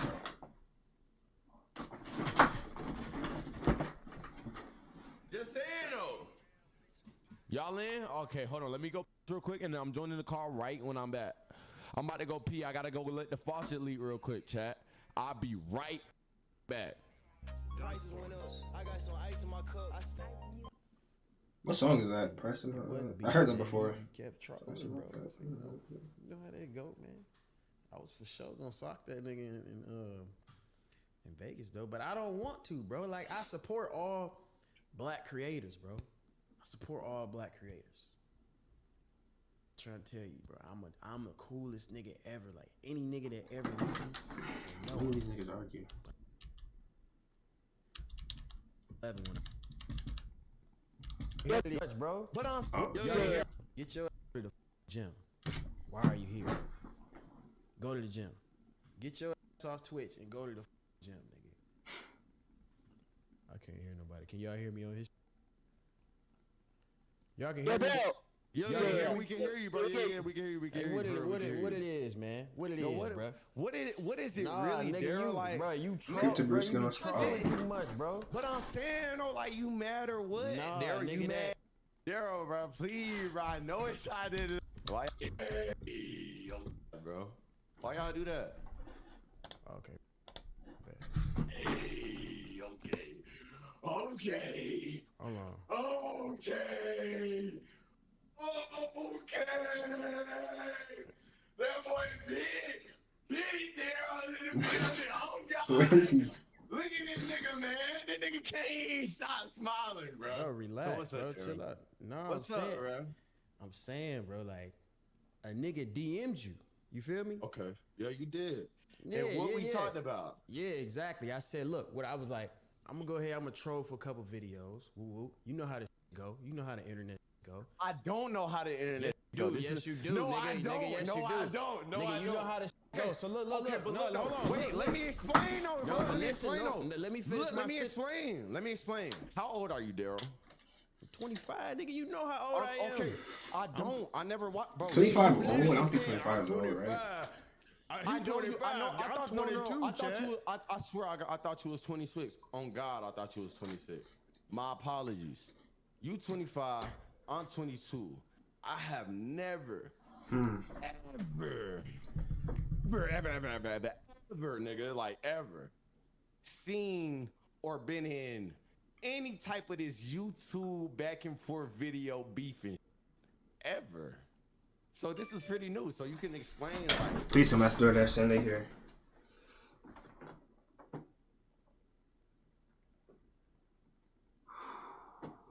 6 minutes. What you think going on? I don't know what's going on. As far as I know. I'm finna go stupid on this food. Like, Nigga, I'm saying, I'm look. drunk. I'm Yeah, not you drunk as bro, but focus, nigga. Listen. When I DM a nigga on some like, you know what I'm saying, some internet shit, I hit you up in a trolling matter, but it was respectful at the same time. Like, all right, nigga. No, you know what it was I'm saying? not. That Yes, was it not. That's not bro. true. But you gotta think about it, bro. It's unprovoked, nigga. I don't even know you. You feel me? Unprovoked, and you saying But some you called me little bro. You called me little bro though. I could have really been petty and then be like, oh Nigga. bro, little bro this, little bro that. You know how some niggas would have been. But I already knew you was trolling though, so I didn't take no offense into that because niggas say that shit all the time. You came into my DM saying stop speaking on me, little bro. Some niggas would have took that as disrespect. I didn't take you serious. Where did the conversation progress to? The conversation progressed into you thinking that you could little bro me, but then when you figured out that you couldn't and you wanted to be friends because you seen that I was way flyer than you, you started taking back shit that you said. You still trolling, bro. You still trolling. Not. But it's like, I'm just being you know real, what I'm saying? Like, bro. but I'm telling you, bro, like this turned into real life. You feel me? We got mutual homies. Bro. Okay, and if it turned into real life, I promise and I guarantee, like what you said in the DMs, we have mutuals. The mutuals will be on my side over than yours because there would be some lame niggas for you to take serious. Listen, I don't care if you had that's just fact. Javante Davis on your side, nigga. I don't give a fuck if you had Jesus on your side. It wasn't serious. Nigga, if this They playing, bro. keep trolling, I'm like, bro, like, okay, Is it raining? I'm gonna check you about that, bro. Cause niggas be saying too much. Like a little Thailand tweet. The fuck you tweet that for? Did you tweet the crowd? I genuinely wanted to see the crowd. What did you tweet that for, bro? Like, let me tell you why. Let me tell you why. Like, that's just let me some tell you, extra shit. no. Like, that's let me tell you why. Let me tell you why. Because you tweeted, and I quote, this is from one of your tweets, hypocritical nigga. I'm about to catch you in one of your hypocrite moments. You tweeted, oh, if a nigga can't name 5 DDG songs, then why did I get booked for Thailand? So I said, back days later and said, post the crowd. That's all I said. I didn't mean no harm. I didn't call your trash. I didn't put no negativity towards you or anything. Bro, that you did do. it. You tweeted it. I didn't say anything. Trying to be funny, bro. Like even but if you feel a way, even then if it's that's bro, your bad. even if it's one nigga in the crowd, bro, you can't get booked at none of this. You staying at nigga. You staying. Damn, Diggy trying to. You staying to interview niggas like me. To interview niggas like me. This is minimum, nigga. What the fuck is you talking about, bro? You're a full-time Twitcher, my nigga. Like that's all you gonna do for the rest of your. You got nothing else, nigga. Listen, you got nothing else, bro. I'm telling you. You have no outside motion. That's what I'm saying, bro. I know. And you look though, you still trolling. That's what I'm saying. But it's like, nigga, okay, cool. You gotta have this same energy in person, bro. I will. Okay, then what the what we on the phone but the for, thing nigga? is, What we the on the thing phone is, for? though, the thing is, you not gonna leave that room. We're on the phone. You not gonna leave that room, bro. We're on the phone because you think like niggas is or something. You niggas is got, to me, you are, bro. I ain't gonna lie why to you. Are you so to mad? me, I'm just saying, bro. I'm telling you. See, personally, to me, you got a box after that. I ain't gonna lie. Wait, is my? Let me see my lights. Hold up.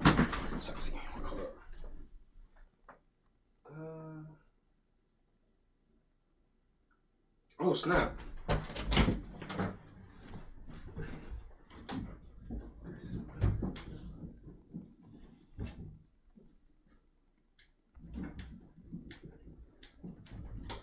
But that is crazy.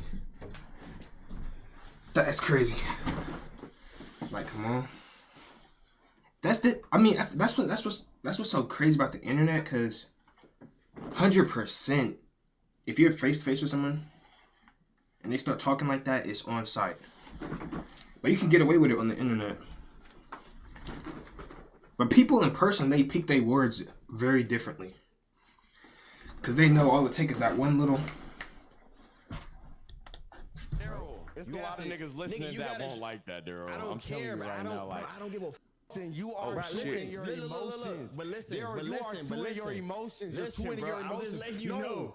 To me, you are I'm being No, respectful you're to you. not, I didn't bro. call You you trying out to your troll. name. You trying How to, am I not? You trying How to am I not? entertain. You trying to entertain. Nigga, I'm drunk. Nigga, I came nigga. in it exactly. This I is came, me. This is the okay, real cool. thoughts, Look, nigga. see, look, I'm not this yelling nigga, with you. I'm not bro, going to you yell with you, trolling, Daryl. bro. I'm just letting No, you I'm know. not.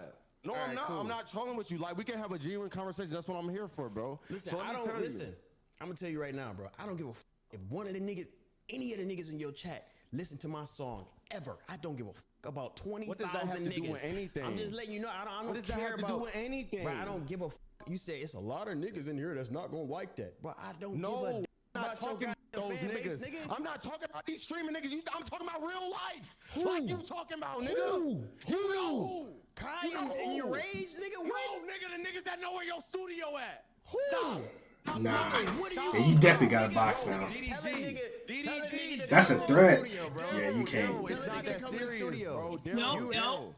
Tell that nigga to come serious. Why are you so? Wait, did someone in the chat say it? I thought I said threat. Come to the studio, bro. Daryl, it's not that serious, bro. No. Daryl, it's not that serious. Why are you so angry, bro? I thought I was supposed to say threat. Bro, you're not like that. You're not like that. You have to show me. You got to demonstrate, okay? Demonstrate then. Yo, they tripping. What you talking about? Where's this thing? The niggas that know where your studio at. Bro, I'll slap shit out your weak. Nigga, you got me f***ed up. Okay, cool. Yeah, nigga, I'm just letting you know my energy, nigga. All right, cool. Yeah. Sound good. Yeah, Anyway, sound great, nigga. That's why you ain't come to Let's get back Vegas. to the conversation. Why you ain't come to Nigga, Vegas? I tell this nigga why we ain't go to Vegas because you thought you was gonna get Devontae Davis tickets for free and you thought I was gonna pay $10,000 last minute. Stop it. I did get tickets for free. I did get some tickets though. Let's be honest. That's the truth right there, nigga. Eat Nah, my dick, nigga. I'm Stop not playing with me. I'm not gonna lie. Fear in your heart, nigga. No, you're 5'8", nigga. I'm 6'1". The fight wouldn't even be able to be legal, nigga. Stop talking. DG can't be 5'8", actually, is he?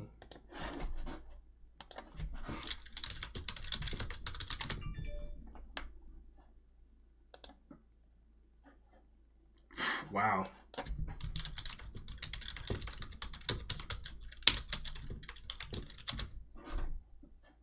This little bro. This nigga was cap. Oh, my food's here. I'll be right back. Wait, did they drop it off?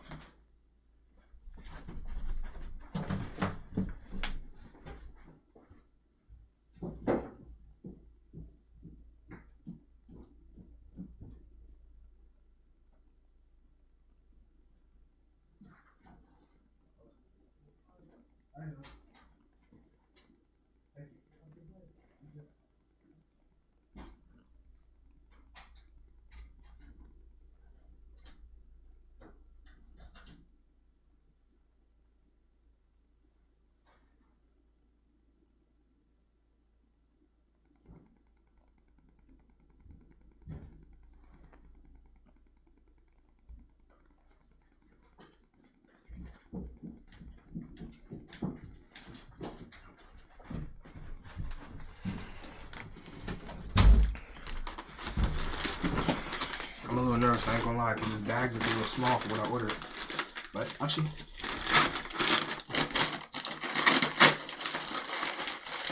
okay, nuggets, check. Fries, check. Double sandwich, check.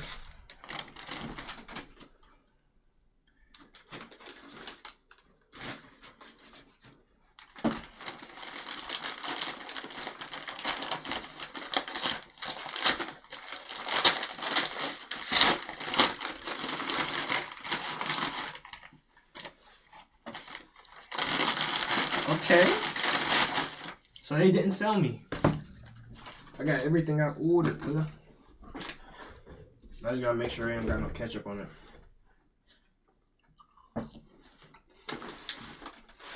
Is they gonna give me no barbecue sauce?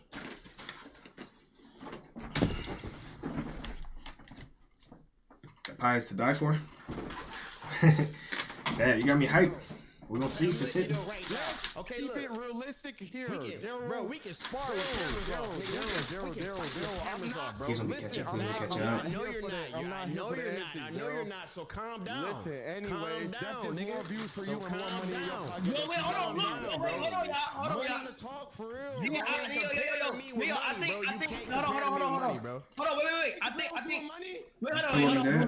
Yo, calm down. You can't, bro. You can't compare to me with Yo, wait, hold on, wait. I don't think this lame nigga, bro. You shouldn't even add me to this, bro. This nigga is here's what I'm saying. Hey, hold on. Here's what I'm saying. Wait. Here's what I'm saying. Kid, bro. Here's what I'm saying. I'm just saying. I'm a kid with $1 million deal laying on the fucking table, dude. What's $1 million? Oh, we not just talking about 1 million or 2 million or 3 million or 4 million or 5 or 6. Where's it at? 7. Where's it at? Laying on the table. Show me it, nigga. What the? Wait, hold on. Wait. Hold on. Wait. We don't gotta be talking about that. I think y'all could just talk, bro. It's not that serious, bro. It's not that serious. Yeah, like money. Y'all both have it. Like, y'all both have it, bro. Wait, Daryl, what age you bought your Maybach? For real. Like, genuine question, for real. No cap. Bro, I bought a Rolls Royce when I was 20. Rolls Royce when you was 20? Yeah. Bruce is I could have went Maybach when I was 19. To be honest with you, my money though, because niggas was telling me to get a house. But I ain't really like. Niggas looked up. I know who he was in 2020. Y'all don't gotta be comparing shit like that, bro. I know who he was. I know this nigga's in 2021, but I didn't watch him. I just saw him because you know who Big Smooth is. That's one of my favorite rappers. He had beef with one of my favorite rappers. So that's how I found out about him. I'm not trolling you. I'm trying to have a conversation with you. You started to call. You called me a. Listen, you called me. You said I'm a. Nigga. I'm being 100. I'm being 100, bro. DDG, have you ever met me before, bro? No, exactly. Exactly. So how you know I'm a hoe? What the fuck is you speaking on me to begin with? Nigga, how you know I'm a hoe? I don't know you. Nigga, I'm letting you know. Nigga, I ain't know. I think that's what you thought. Shit, I ain't gonna say what I need to say. I ain't never say you was a. You don't need to tell me that. I'll whoop your, pick you up and shake your hand afterwards, nigga. DDG talks crazy.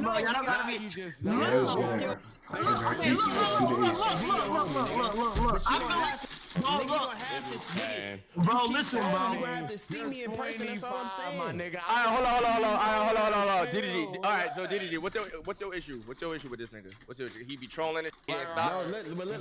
No, bro, this nigga too drunk. If you gonna let me talk, I'ma talk.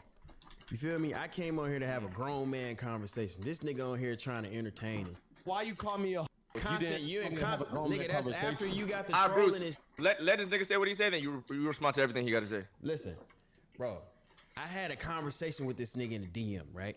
And it was completely like, nigga, we squashed it. It's like, matter of fact, it did squash. I'm like, everything cool. Woo woo. I'm like, bro, I'm gonna just troll you for a couple more videos. Woo woo. We gonna leave it at that. Get on Discord. He's like, all right, bro, I'm gonna add you. Blah blah blah blah blah. All this other shit, right? This nigga keep going. This nigga tweeting 3 weeks later. Woo woo. All this other shit. I'm like, bro. Okay, cool. When I see it, I'm thinking in my head after he tweeted that little shit, trying to be funny. When I see you in Vegas, I'ma ask you about it. You feel me? See how he trolling right now? Y'all better tell him, bro. Like, the nigga gonna have, bro, we have mutual friends, bro. We all hang around each other. He just live right now. I understand that. Ignore the trolling. That's just him. That's just what he do. It ain't about that, bro. I'm a different type of nigga. I'm not no, you know what I'm saying? I'm not no regular ass nigga, bro. Like, you not finna, you know what I'm saying?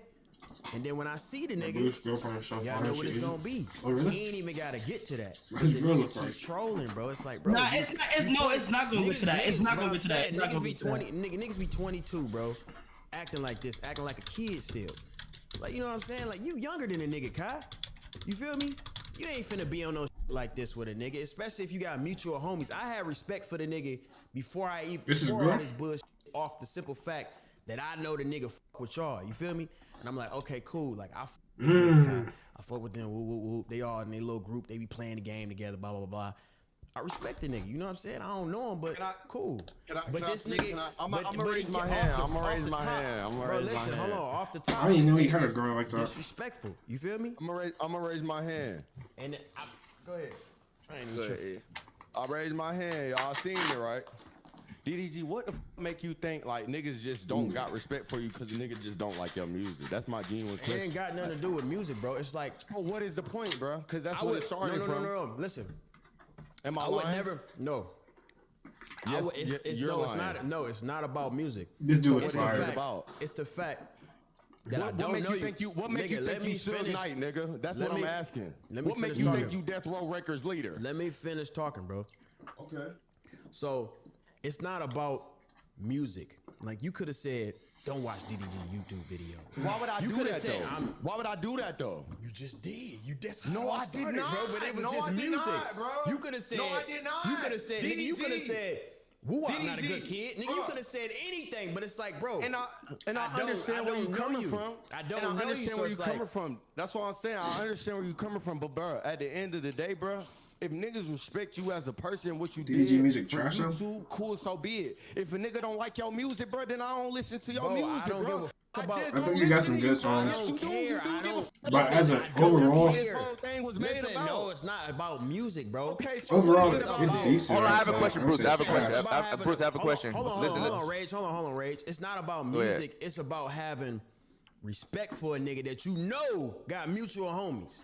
What makes you think I don't got respect for you? Bro, cause you talking crazy, nigga. That's How? why you quit acting What am I stupid, talking bro. crazy you about? acting dumb, You just bro. called. Have I called you out of your name once? That ain't got nothing to do with nothing, bro. Rage, no, this is our first time ever talking. Rage, Have I called you out of your look, name look. once? Look, bro. Okay, listen. I have a Don't let question though. I have a don't let question. this nigga Listen, get I have a some question for drug both y'all niggas. I have a question for both. Hey, Bruce, listen. Have I? No, Listen. Rage. Oh, no, you haven't. Not him. Okay, nigga. But look, Bruce, I have a question for you. Cause y'all both ego demons, right? I have a No, question I though. don't have an ego, bro. No, I know I'm playing, but look, listen. Let's say you and DDG never had a conversation before, I right? just hit 30K subs. DDG still at 700. W30K chat. You see what I'm saying? Okay, listen. But I have a question. saying, beyond this streaming, I'ma see this nigga, bro. See what he doing, bro? Like He doing a lot. he gonna have to Hold stand on. up- he gonna Bruce, have I got to a question for you, stand Bruce. Bruce, I have a question for you. Come back to your chair. Oh my god. This is so stupid. Is he muted? Nigga's a kid. You muted. Hold on, Bruce. I have a question for you. Listen, Bruce. What's going on? Okay, I'm listening though. What's going All right, so let's say you and DDG never had a convo like before. You never had a convo with a nigga, but you seen him talking about There's actually a lot. strings. This film here more than I thought it But was. he's like, yo, Bruce a cool dude. I'll f with his strings. Would you get tight? Knowing how you are, Might not be and able to you finish don't know how Bruce is. Would he get tight? You know how I am, and you know that I send you everything that get me tight without ever send you anything content creator related. I'd never give a fuck about what any content creator says about me, because at the end of the day, I know what their paycheck's looking like, and I know what mine is looking like. That's all What's I your have to do on paycheck? that, bro. What's your monthly paycheck? None of your You guys' talking about business money. to me, 5-year-old man. Did you do your taxes? I did. I pay my taxes every year. I pay my taxes too. I filed an extension. Every moment is a viral But moment. DDG, bro, like, what's up, bro? Like, what's going on? You know you You talking talking about this? How I know you you a little nigga, bro. You Little talking about nigga. money? You talking about money? I pay my mama bills. I can't But be I've no been getting little money. nigga. I've been getting money since you was in I pay my 8th mama grade, bills. nigga. I've been getting money since I was in 8th grade, nigga. I've been getting money Okay, since I've been you in. can't Since flex you on was me, in 8th nigga. I've grade. been on this shit as long as You you been was on a it, kid. nigga. You was a I don't give a. kid. I I've wasn't been watching getting you. money, I was bro. watching Low Color TV and Cavs Nasty. Now Yes, what? it was. On God, I wasn't watching you. I Take can't they name one meat out single your video. mouth. On God. Dick sucker. You're a professional Calm babysitter, down. my nigga. Professional babysitter. Calm down. Woo Wop saved your career. Nigga, woo out more On lit God. than you, nigga. I hope That, he matter is. of fact, He's a listen. child. I hope he has First a of all, successful exactly, career on yeah. YouTube. Be respectful. Don't even I bring am up my a nephew. Don't bring respectful up my guy. nephew. You're not a respectful guy. You Don't bring call up my me a. nephew. Now Actually, you I gotta lied. I'm apologize across the about street. that. That's just something you gotta apologize about. 'Cause I ain't know. I'm just On letting God, you, I'm bro. not. Listen, I'm just letting you know, bro. We gotta It's have a the reason. conversation It's in the person. reason why I don't speak on no internet. Because if it was I really a guarantee- but, problem, I'm telling you, DDG, I'm telling you, bro. I'm telling you. You live in California. You can't have a Listen, gun, nigga. You going listen, to jail. I don't So, care, bro. I'm I don't just give a. saying, I don't you give is a. real Listen, problem, I bro. don't give a. Listen I'm to me. snitching I on don't. y'all. Every time someone gets some bad Exactly, line. like, Going to jail for 20 on God. bro, this nigga childish, bro. Talking about that Hershey pie. What y'all want to do, man? Okay, for real though. What you got to was say, the bro? point of me joining this car, bro? So if we still got smoke, Wait, you what don't you- make no money. Cause it wasn't that deep. I thought y'all could just talk it out. I don't make no money. I don't make enough money. I off feel of real these full. videos. I ain't been this full in a So it's while. like, What about who? what's gonna happen is I'm gonna just see you in person, bro. So do you want to end it? Do you want to end the What's gonna happen with that when you see me in person? We gonna talk about it. We gonna talk about it. We gonna revisit this conversation. I don't care who you with. That's the I know you thing. don't, cause OT Genesis was with them niggas. Okay, cool. Okay, cool. All right, cool. Keep talking crazy, bro. Keep talking crazy. Keep talking crazy. You called me a You hoe, gonna have so I'm to gonna see me, bro. You apologize. You had to see me, bro. Josh, is it not You had respectful to to see somebody me. that they never met before called him a? You gonna have to see me, bro. You is a you, bro. You Tell you me. You are a streamer. You're an internet Have you- nigga. That's You strictly are on it. Twitch right now, my nigga. I DDG is know right that. in your I background. know You that, have bro. a headset on I just know like me, that. my guy. I know that, bro. I know that. So This what is is like you're this is like my speaking non-facts this right is now, a fifth bruh. stream of money, bro. This is your main thing. This is your biggest moment, my nigga. If this is my main thing, I would Suck do it it every in. day, but I'm so good and well This off your that I don't need biggest- to. this your- DDG. no, you're not, bro. You're not like that. Trust me. You are I the guess weakest I'm nigga not. in your group, bro. These I are your guess. big homies. They're your big homies. You're the I weakest guess. nigga in the I group. can't finish. You are the little nigga. Calm down, relax. You're not I'm calm. about to be in a bro. food coma. Not him. You're not them, bro. You are I the felt like a young zombie nigga. before this. I Work had your not, way up. bro. Burn, you At burn, zero burn at your an bridges with a age. nigga, and then the nigga gonna have to check your chin. Listen, then the nigga gonna put you on the Daryl, motherfucking Daryl, internet. Daryl. Then you gonna be down bad, nigga. You're not him. Relax. You're You're literally not there ruining yet. your rep Bro, by listen, saying shit listen, like bro. that. I'm not. What rap, nigga? Listen. Alright, I think that's all I'm gonna be able to eat. Yeah, actually, I think I overdosed. Might have overdosed. Excuse me. What's the name of the game? Last of Us? Oh my goodness. I think I overdosed. Excuse me.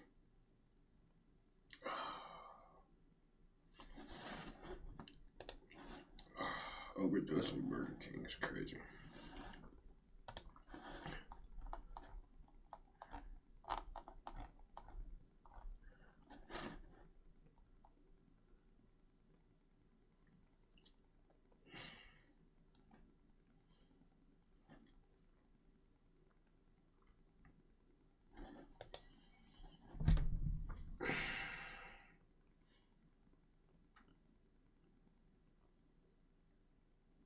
This isn't it.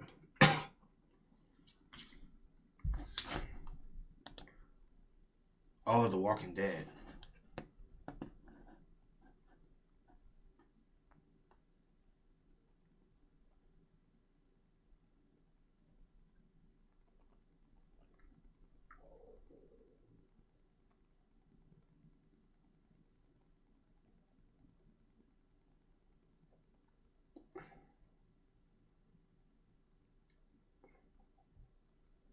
I don't think they got it on here.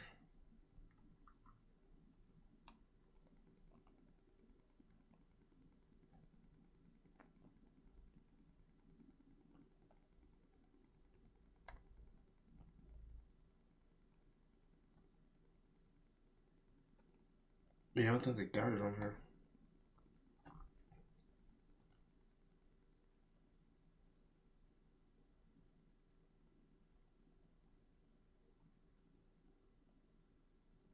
Why is Collection Sly Cooper in here?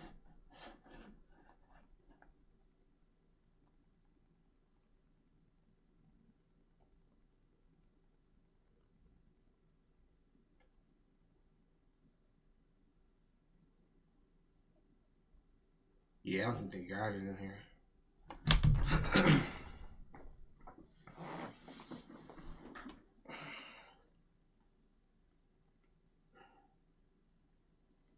Play Last of Us 2.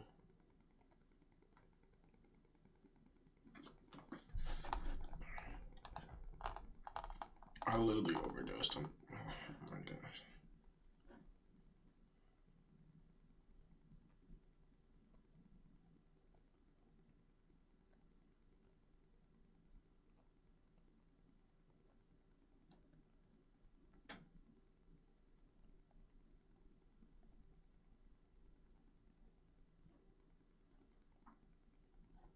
Heaven Rain.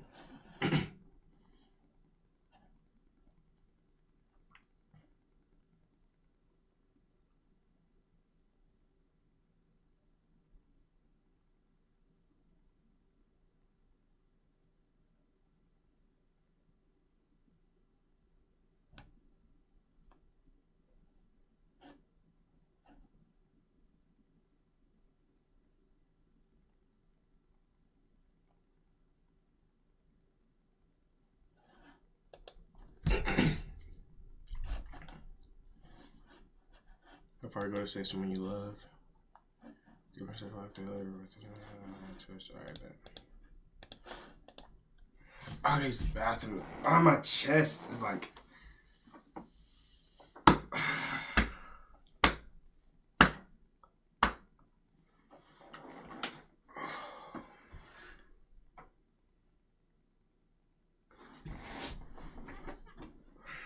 I feel uncomfortable right now.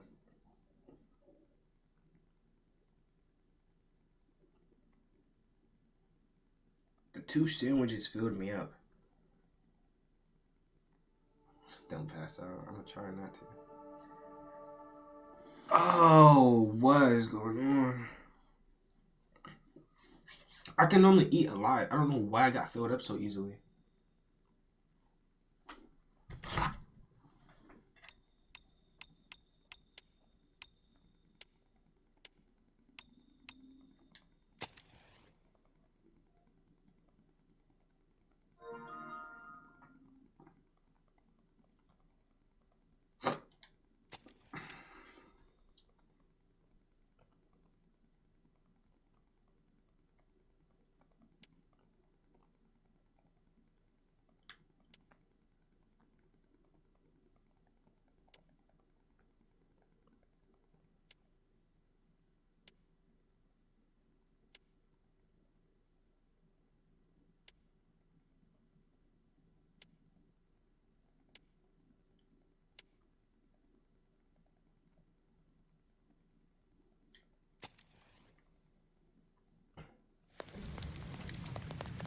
Oh, that's fire.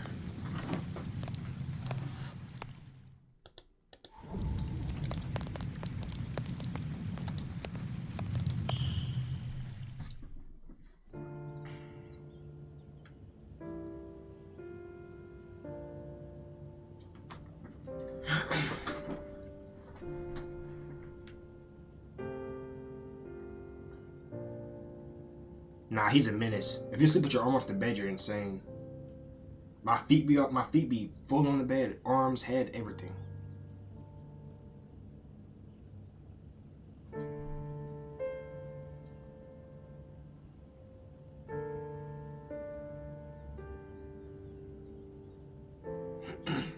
Literally. To interact, make it indicate move with the right stick.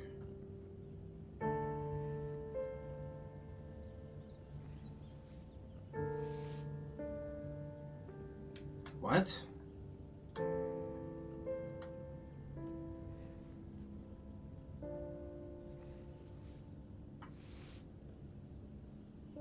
What?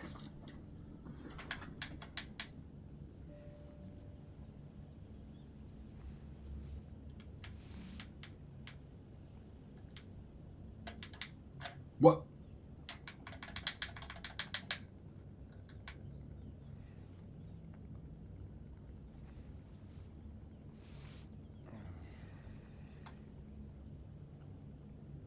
Try to do it slowly to see how you control the animation speed.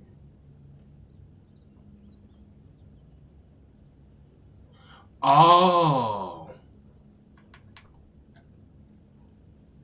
Huh? Hold R2 to walk. Use left stick to change directions. Oh, hold R2. I'm stupid.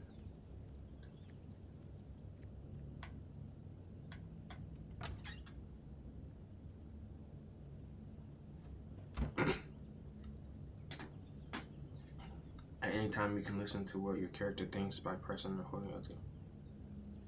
Shower. I better take a shower and get dressed before I go downstairs.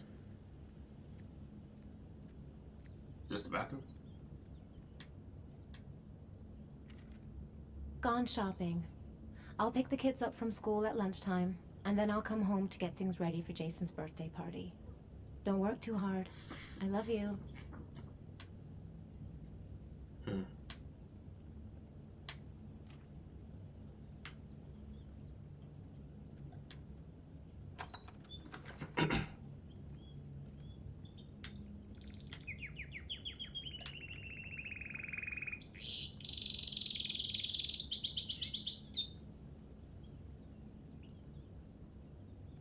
Where's the shower?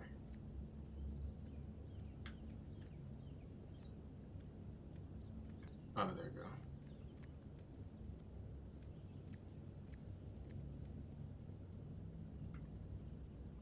Turn your head, see what actions are good.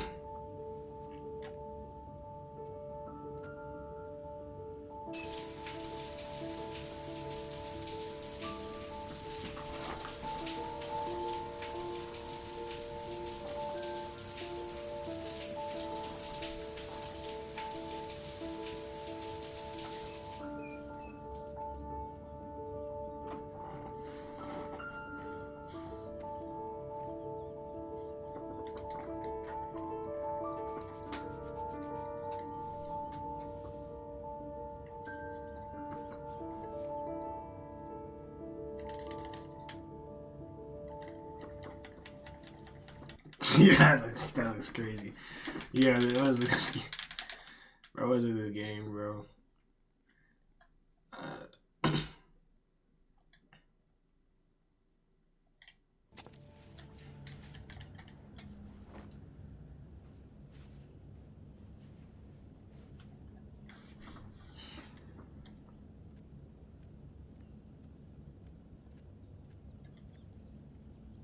Close.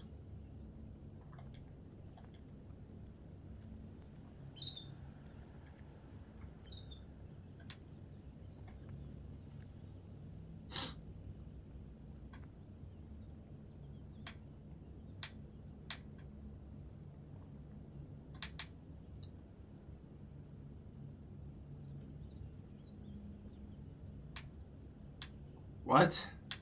Put him down. Put him down. Put him down.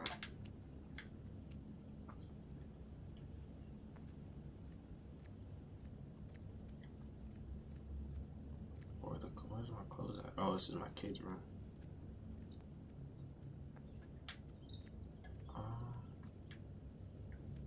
Story is good. I'm stupid. Duh, I gotta go back to my room over here, right?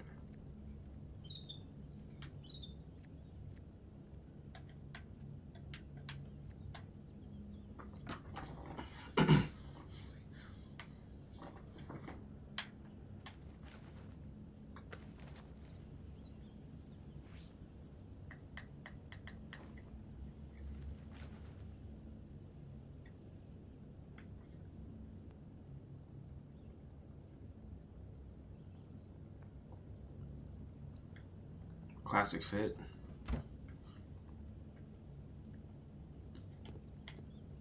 Work? I have to go to work?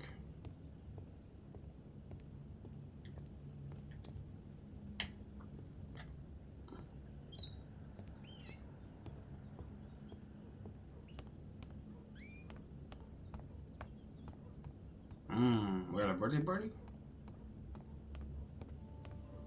The character starts will change with the situation. Remember to check them regularly.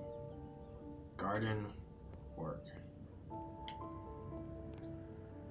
Gotta go to work, get that bread.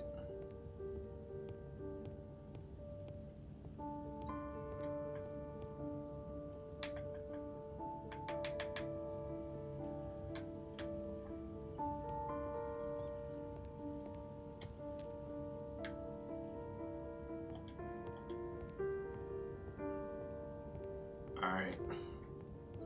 I think I get the hang of it now.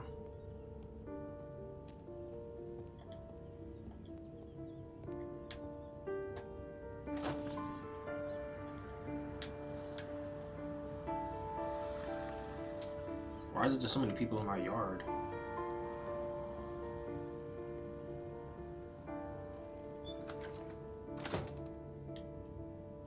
Bro, go out there. What are you doing? I'm supposed to go. I go to work and I go to garden. Something behind the stairs? No. Work is inside. Work from home.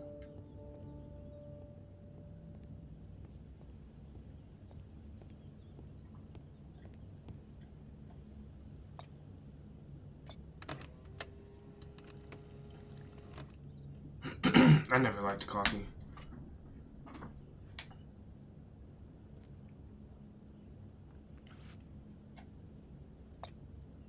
Press the work button. I've got some time before Grace and the kids get back. Better get some work done. They're not gonna show me where to go now?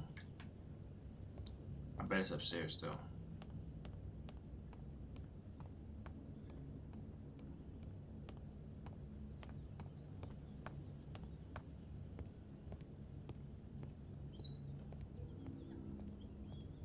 It's a room. Oh, wrong thing.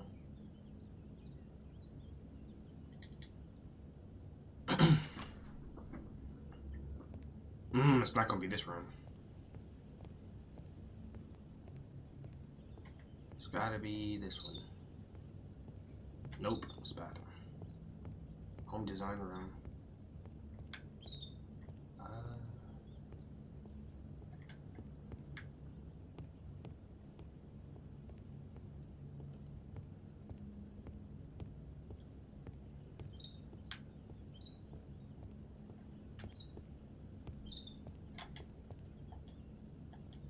Is it downstairs?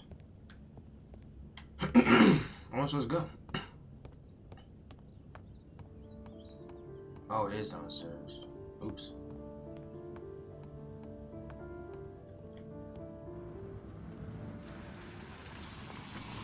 That the wife? Yo, why he standing like that? Hey, take it easy. You're gonna knock me over. So this is your big day, huh? Am I grown up now? 10 years old. That's not exactly grown up, but you're getting there. Now, can I drive your car? And I think you're gonna have to wait a little while for that. Come on with the bags. Can you please help me? I'm coming. Press and hold down each parent button. Whoa.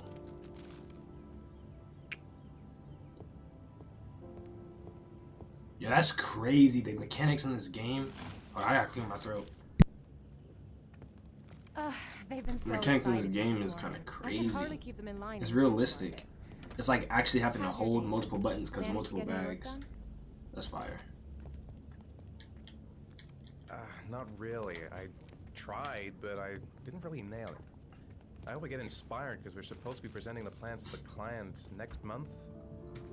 Oh, I've got a billion things to do. It'll never be ready before Jason's pals arrive. Can you please help me? There should be plates in the living room cupboard. Excuse me. Appreciate it. I've been sneezing a lot recently. No problem. Leave it to me. Why would I agree to help her? Look at all the stuff on my head. Okay. I need some water. I'm thirsty. Should be some orange juice in the fridge. Hey, Ethan. I thought I asked you to take care of the plates. I forgot. They're in the living room cupboard, right? The plates should be in the they living haven't room moved cupboard. Since last time I asked. Bitch, I'm thirsty. Some fucking orange juice. Wait, where they at? Yo, I'm stressing already, bro. I feel like him. Is this what it feels like to be married? Wait, no, it's the wrong thing. Put it back before she yells. Put it back before she yells. Put it back. Yo, put the book down, dude.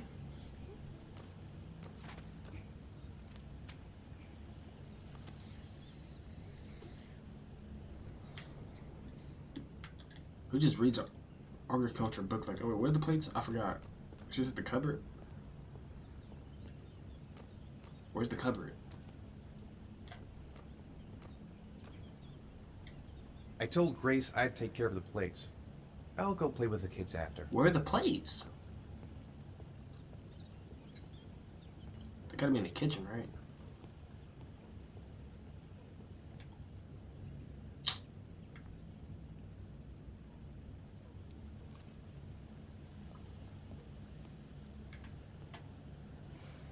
Ethan. I don't know if I've already told you this today, Mrs. Mars, but I find you very attractive. You're not so bad yourself, Mr. Mars.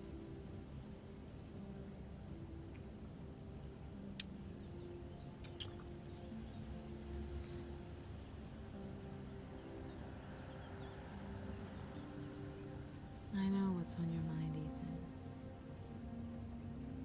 But now is not the right time for it. Shame. I've really got to focus on this party. We'll continue this little conversation later. Where are the plates at? We're getting mad distracted. I can't even focus on the plates after that. The plate's right there. Where? Oh, right here.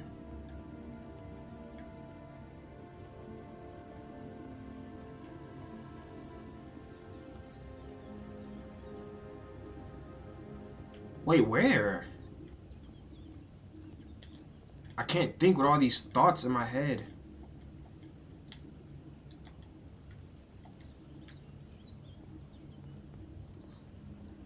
They're not popping up on the screen. I'm losing my mind. I'm actually losing my mind. I need help.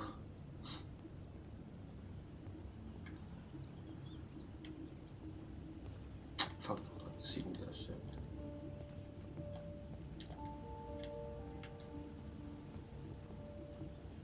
Where are these plates Did at? you find the present for Jason? Yeah, I picked it up from the store this morning. Oh, we were lucky. It was the last one in stock.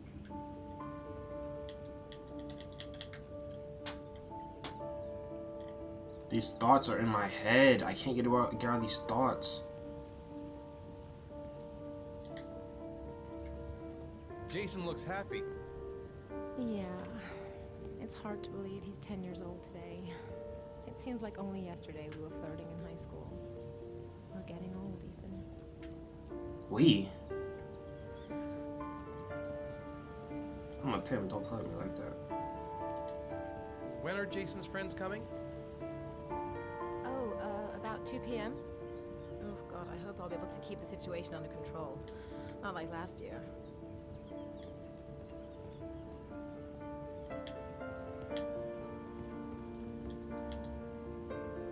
What am I supposed to do now? Comments is glitching. Alright, matter of fact, here's what we're gonna do.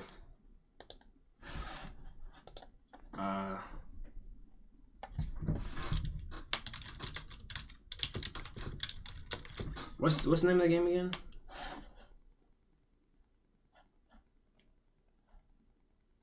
Heavy Rain.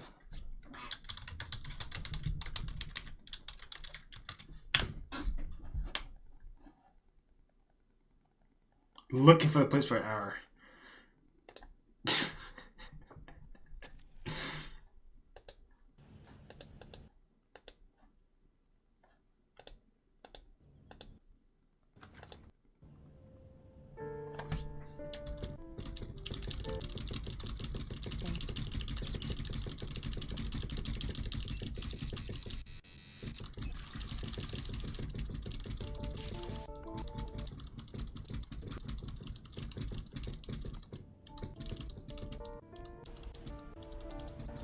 He's doing the most, like, bro.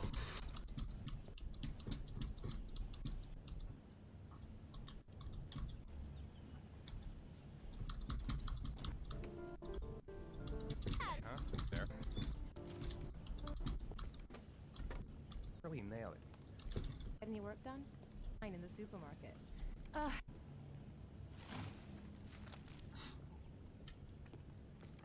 They've been so excited since this morning. I could hardly keep them in line in the supermarket. How's your day been? Managed to get any work done? Not really. I tried, but I didn't really nail it. I hope I get inspired because we're... Can you please... No problem, leave it to me.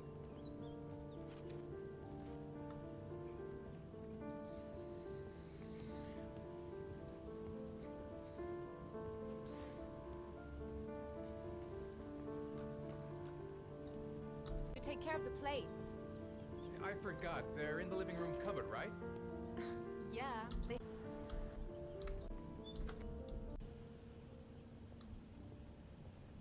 What's good, Mercy? I mean, that's it, Mercy. I can't find these plates for the death of me, bro.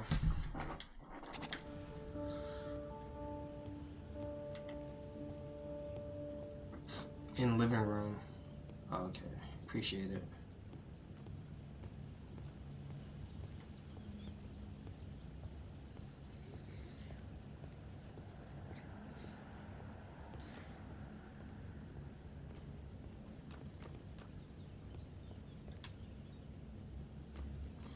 It's damn, I forgot the name of it. That door is always sticking. What's the name of the game again?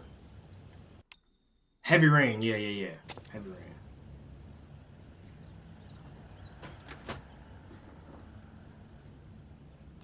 These is China plates. That's the set my mother gave us. Be careful, okay? Don't worry, I wouldn't want to be responsible for a diplomatic incident with your mother. Why don't they just use paper plates?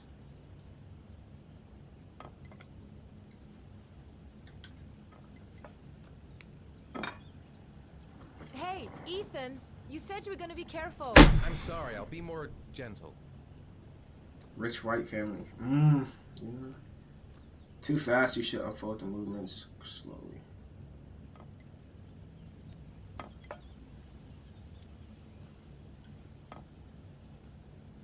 Okay. I thought I was gonna do it loud. I want to hear her complain again.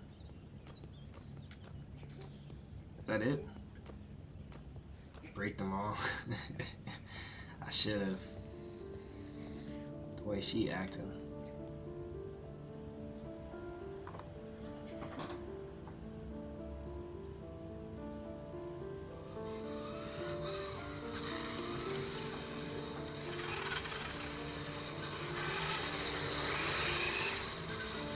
I thought you bought that for the kids. God, I can't do nothing. Checking that it still works. Yeah, sure.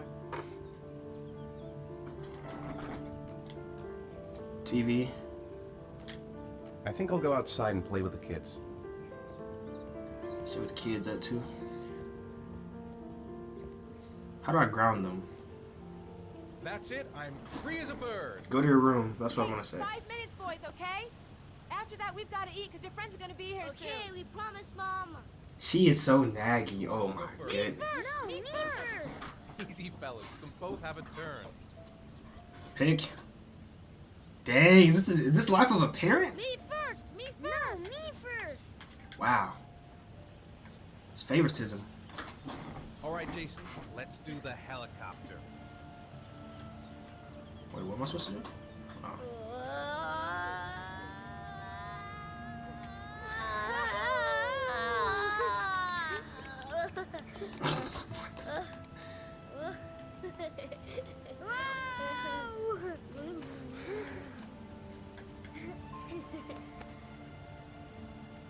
It's my turn now. It's my turn.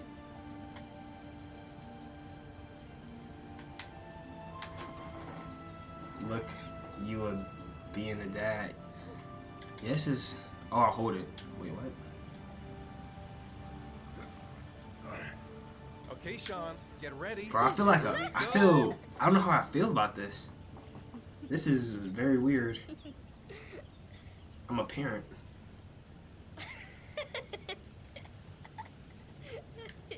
I almost made a crazy joke that I'm kind of happy I did it. Should I do it? Like, nah, I'm not gonna do it. Not gonna do it. But it's good. It was something around the lines of like me being a parent. Nah, I can't do it. It's fucked up. It's not really that fucked up. Alright, get off me. Get off me, kid. Say it. It's just a little ironic, don't you think? Like most of the time, you know, in black households, you know, male figures seem to, you know, just throw them in the bushes. Yeah, how do I do that?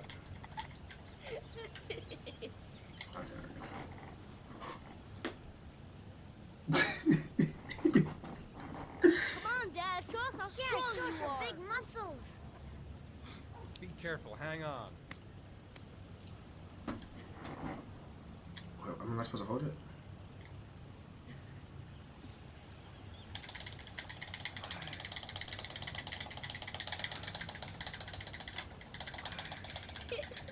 This isn't.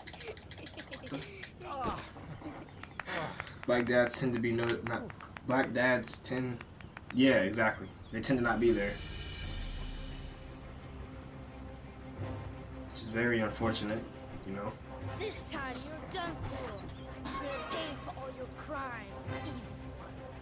Ah, surrender, weakling. Say your prayer.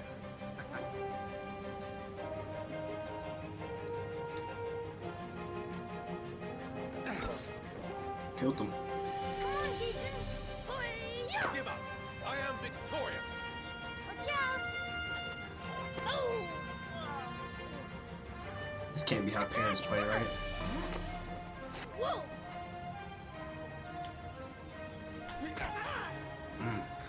Face shot. Oh, that's gonna be Let them win? Oh, am I tryharding? Yeah! Go, Jason! Yeah!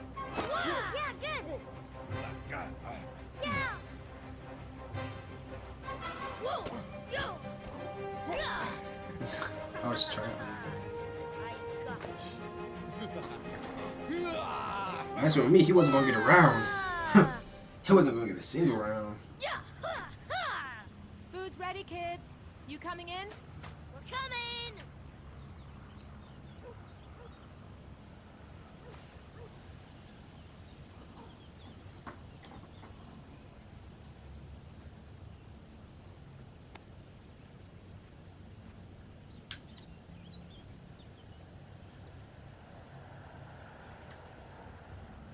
Sean? Lunch is ready. Bad. I'll go get him.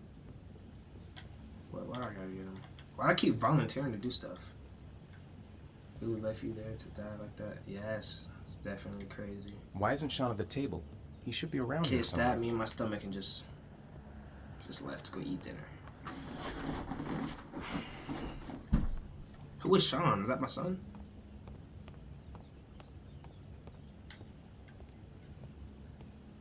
Oh, here we go. Sean? What's up? It's Merlin.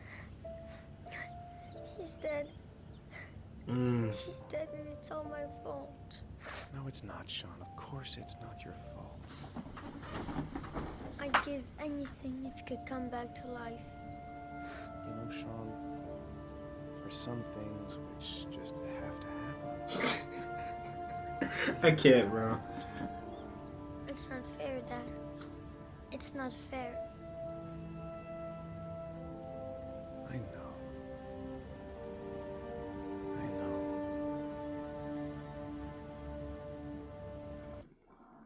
Dead homies. He not gonna get back for his bird though.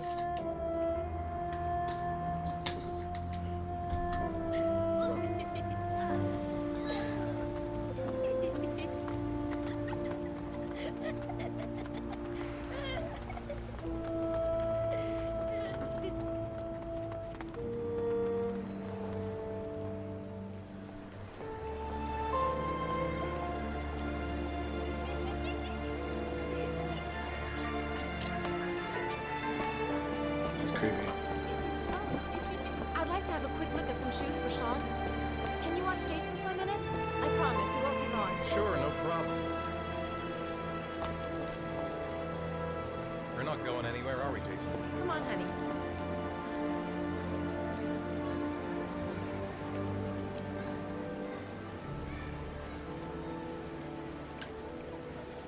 What was that? NPC just.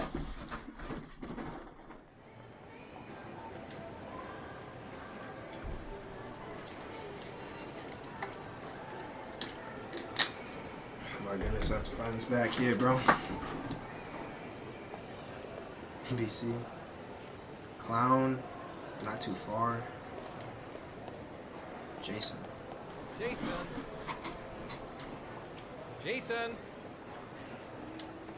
Jason. Jason. Jason. Where's this sport? If I'm in the sports store.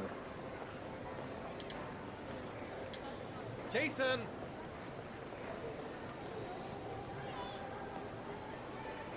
I lost him? Jason! He bad. Jason!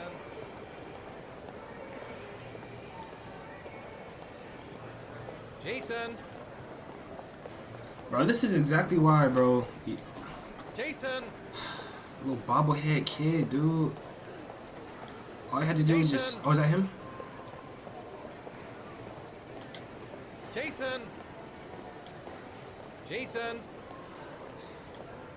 Jason! Jason! Get your little... Get over here. Jason, you really shouldn't wander off like that, you know? There's an awful lot of people in here. Please, Dad, can I have one? I would really love to have one. Please, Dad, come on. Hell, Dad. Okay. Hell, let's what? Go buy a balloon. Great! Hey, champ! What's your name? Jason, Which balloon would you like, Jason? the red one. Here you go. It... Why would you choose a red balloon, bro? That'll be $2, sir. Jason, wait for me. Wait for your dad, son. It's really I'm finna crowded in here. Pop him in his... Hey, come here. Why is he running away? Oh my goodness. I'm not finna pay. I gotta hurry. Yo, where's my wallet at?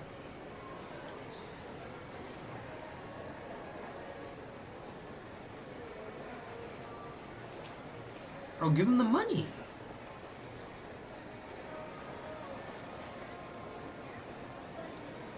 Keep the change. Keep the change? Whoa, that was a 20. What you mean keep the change? It is impossible to try on a pair of shoes with this crowd. Where's Jason? He was here a second ago. I bought him a balloon, and I turned around and he just disappeared. Jason, bro. Disappeared? What do you mean disappeared? Calm down. Don't make a Stay scene. here. Do not make a scene. I'll go get him. I got it. I'll be right back. Jason! I'm whooping his... Ooh. Jason! Jason! Jason! Jason! Jason! I forgot. Jason! Where's this? Jason! Where's Jason at? Jason! Where's Jason? In the Gucci store? Jason! Smart. Jason! Hey! Move!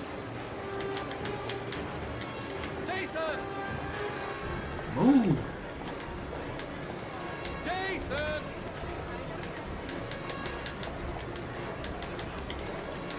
Jason! Jason! Why can't I go to him? Jason!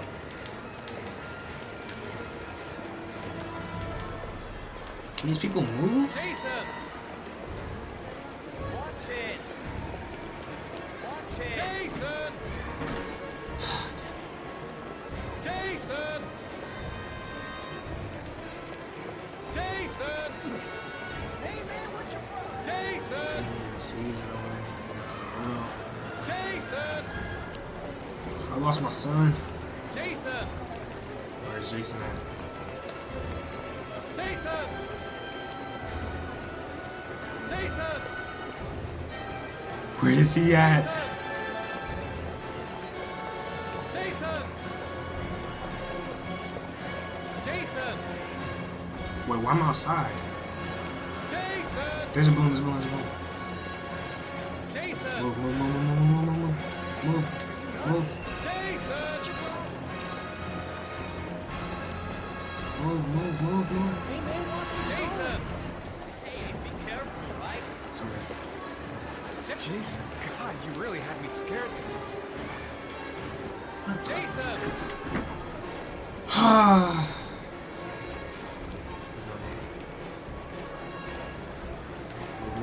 Jason! Move, move. Jason! Jason!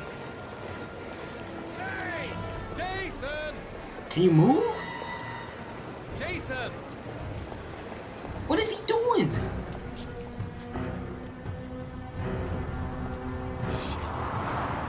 Shit!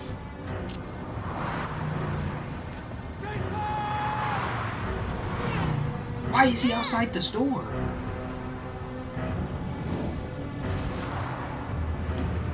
No, no, no, no.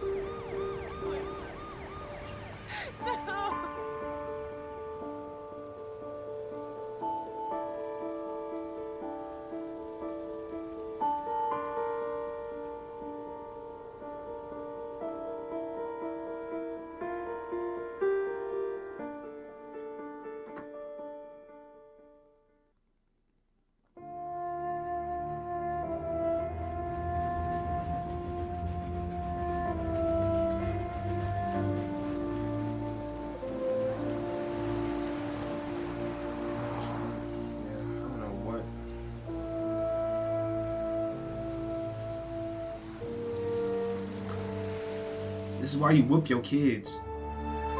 Should have popped him in his arm the first time so he would have known.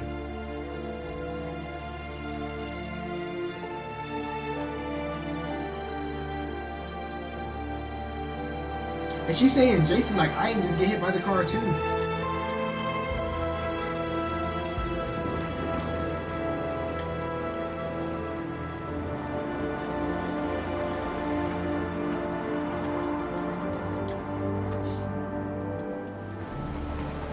Crazy, bro. This is actually crazy. Is Jason dead?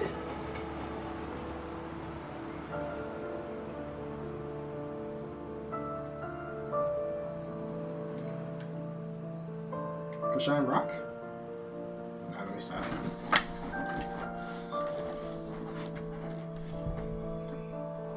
She deaf got fuck about you, so you gotta divorce her. Yeah, 100%. She could have cared less about what happened to me. She worried about Jason. I just jumped in front of her car to save Jason. Like what?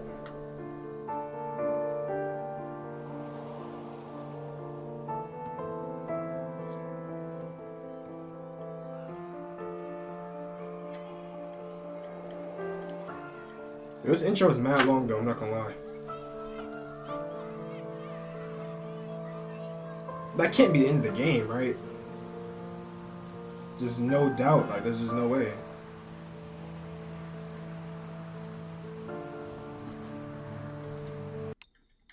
I can't skip it.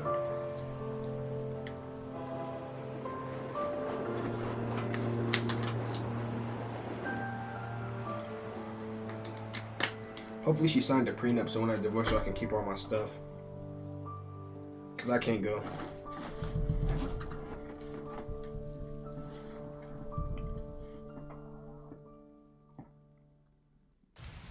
Two years later.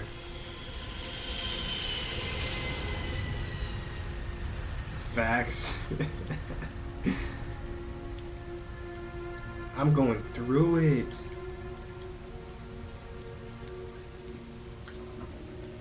Bro, it's been 2 years. Hi, Sean. Hi, Dad.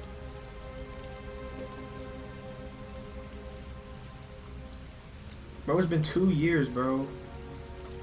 It's gonna get okay, bro. Calm down. You still got a son you gotta look after.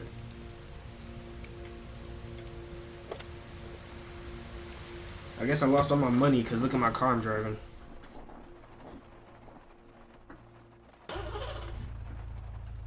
Gotta fix the rear view. What's this do? Oh, seatbelt.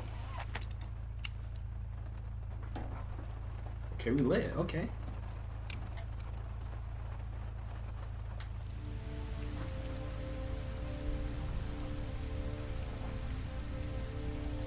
Did she divorce me and take my money? No, because why would I be picking up the kid? Unless I got him on the weekend.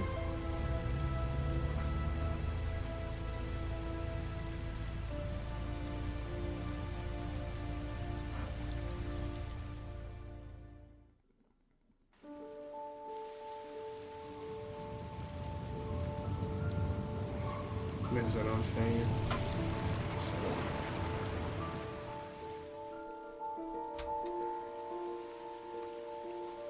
Yo, this kid is mad depressed for a 10-year-old, or I think he's 12 now, right?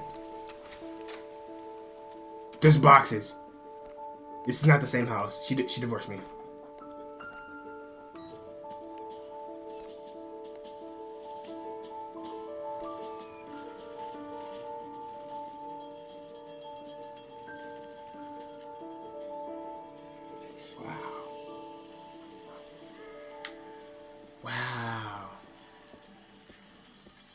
Wow, she really did that to me.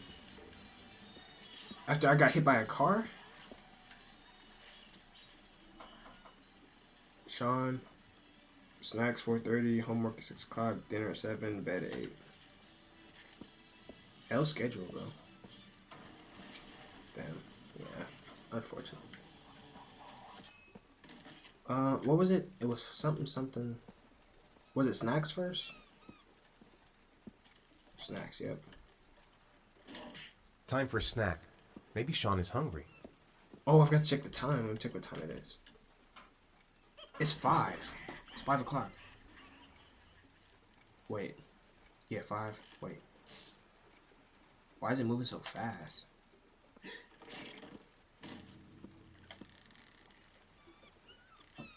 It's time for snack.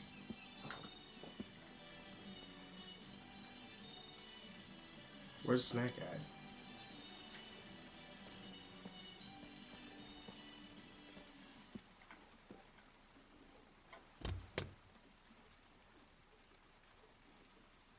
No.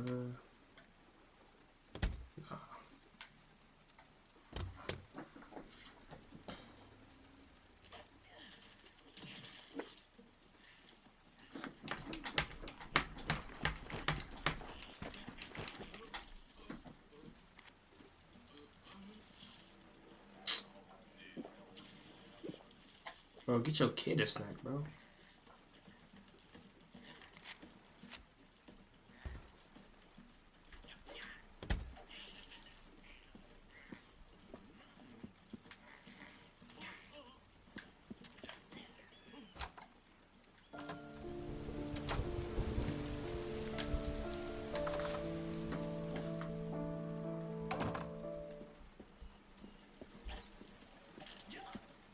Do I not have snacks in the crib?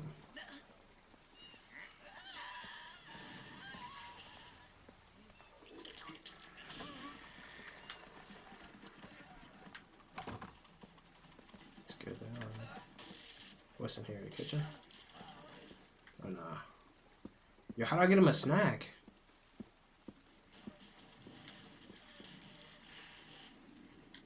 If Sean is hungry, he can find something for himself.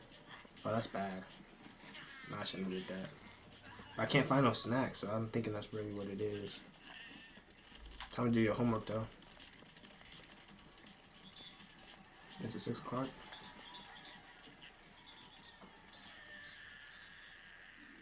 About to be.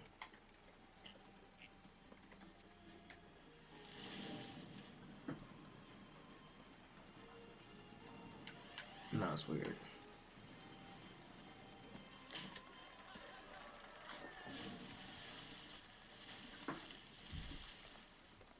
Nah, I'm gonna just have to do this homework now, low key. Like, why wait?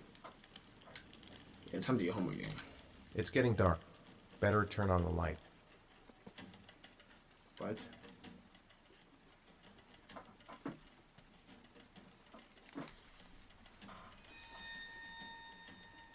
The who? Origami killer.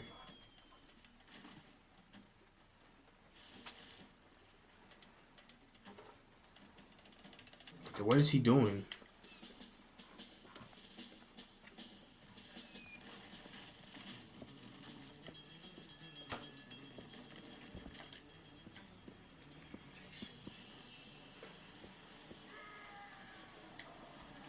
Don't want to fall.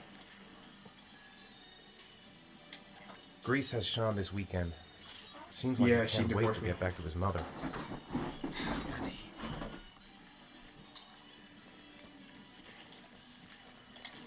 Sean hasn't done his homework yet. How do I make him do his homework? Ah, turn the TV off. Wait. Yep.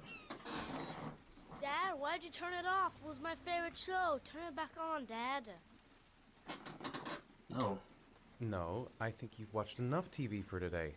Please, Dad, just a little while longer. No. I said no, that's enough. That's not fair. Mom always lets me watch TV after school. Oh my goodness. I just want you to do your homework, bro, and get an education.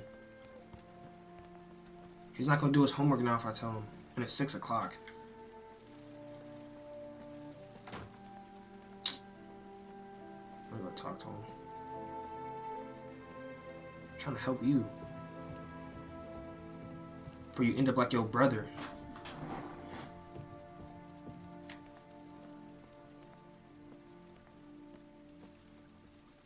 Where'd he go?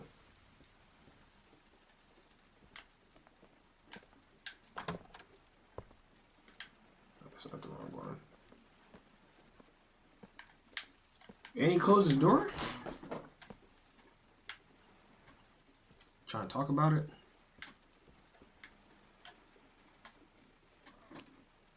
Leave me alone. I hate you. Wow.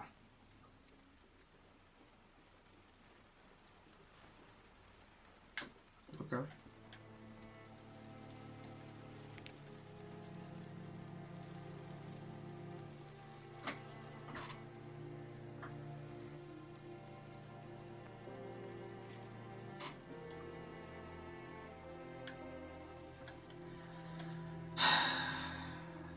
Bad kids, bro. You don't get it. And what's that drawing? Bro, no, where's his homework? I'm making him do this homework. I'm gonna make you do this homework. Trust and believe.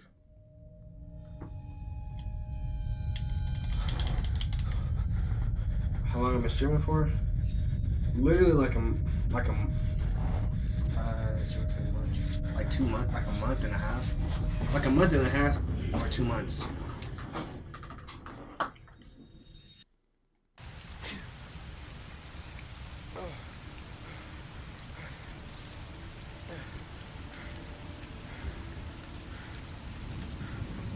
I'm outside.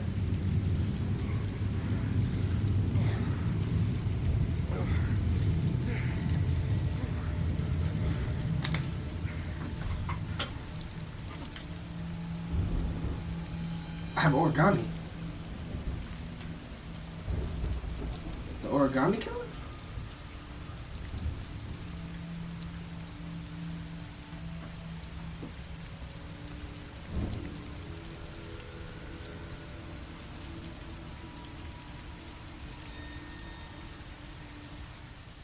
Yo, what is going on, bro?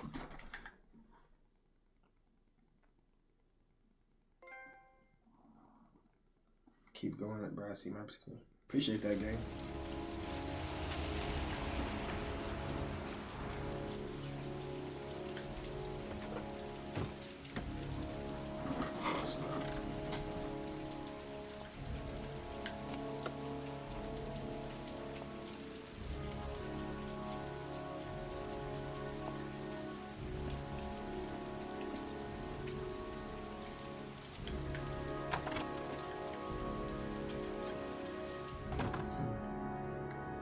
Yo. Stairs, receptionist, lead. W. Y'all funny.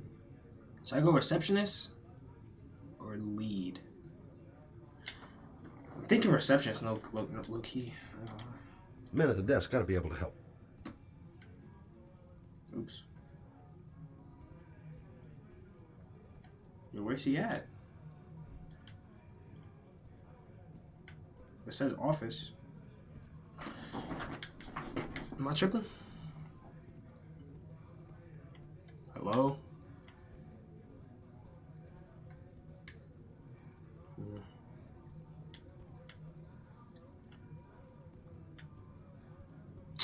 Hell, customer service. That's gonna get like a, I get like a 1 star.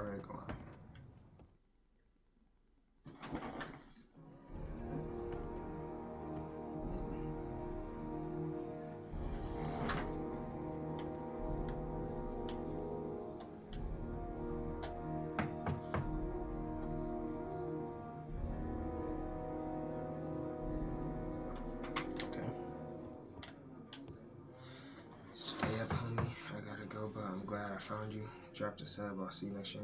Alright, bro. Appreciate it.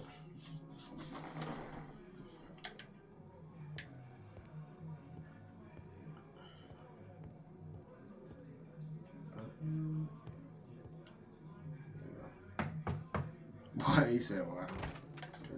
Lauren Winter? Sorry, I only see clients by appointment. Hold up. Wait.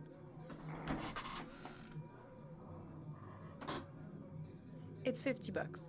I don't kiss and I don't do any weird shit. Fine by me.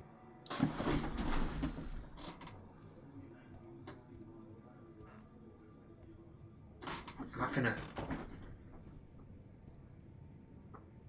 Put your money on the table. You got exactly 10 minutes when the alarm rings. Okay? What's happening? Ah. I'm a cop. I can't be doing this. You should take your clothes off. We ain't got all day. Actually, I'm not a customer. Okay, good. Shit, a cop. I should have known. What you want, a freebie? Is that it? My name is Scott Shelby. I'm a private detective. The families of the victims of the origami killer asked me to investigate the murders. I came here just to ask you some questions about Johnny. I already told the police all I know and have nothing to add. Wait, she charged 50? Leave me alone. Compassionate to do that. I understand, Lauren. I know what you're going through. Oh yeah? You know what it feels like to find your own son's body on a wasteland? That's the mom? I don't believe you have the slightest idea what I'm going through, Mr. Shelby. That's the mom? Convinced? The killer is walking around free as we speak. He'll kill again if he's not arrested. My Johnny's dead, so what difference does it make? Buy or trick? What? I'm a tricker. If we don't find the killer, there'll be other mothers who find their son's body on a deserted wasteland. But you're right. Why should you care? It's not your problem anymore, right? Mess her up psychologically.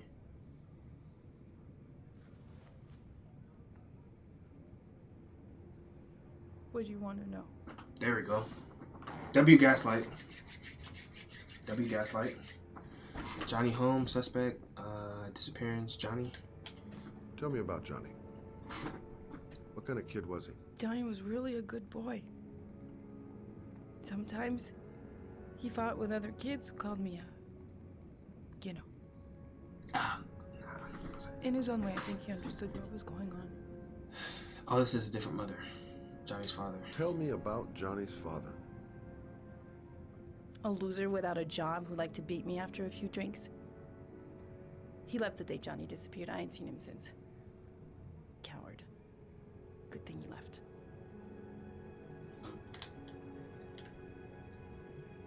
Yo, she's finna smoke? You want one? What, the No, game? thanks, I quit. Yeah, game's hitting. That's brave.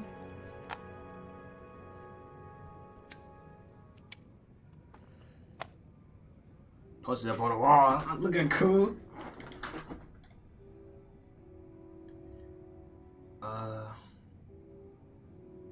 Disappearance. How did your son disappear? He used to go play with the neighborhood kids after school. It was pouring down something awful that day. Yo, I'll never Sigs. forget it. Sigs is a no-go. All his friends came home around. Like, half my family smokes cigarettes too, bro. Oh, It's bad. It's bad. Do you know if they found anything on the wasteland? Any leads or witnesses? Like all my aunts, He said uncles, they be smoking he cigs. must have run away and he'd probably end up Don't coming do it. back. Yeah, for sure not. For sure not. His body was found 5 days later with an origami figure in his hand and an orchid on his chest. Dang.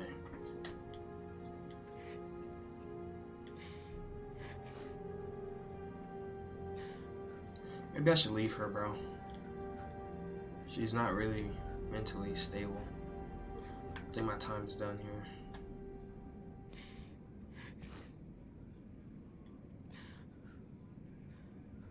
Investigation. I didn't learn squat. Well, it's worth a try. Yeah, OD. I'll see you later, shorty.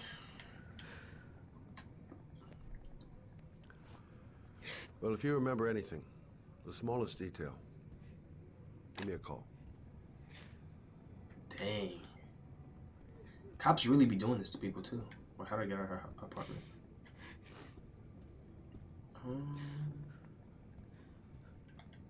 Oh. Yeah, that's crazy.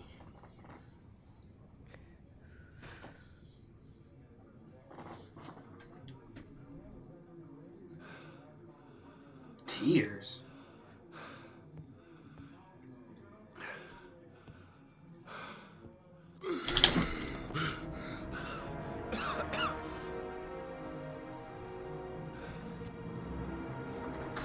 What is happening?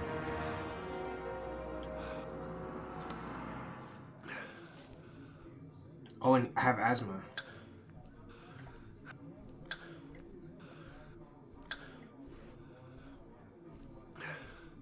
That can't be how asthma works in real life, is it?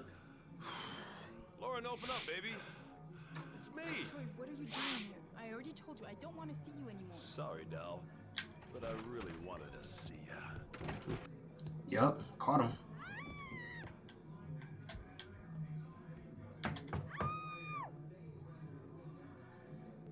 Bro, open the door. She's clearly... What do you want, asshole? Lauren, is everything all right? She's just swell. Now beat it, loser. Come here, Goofy. You again? If you're looking for trouble, you found it. Mm-hmm. I'm gonna beat the shit out of you. What's up? Leave, come here. Weave.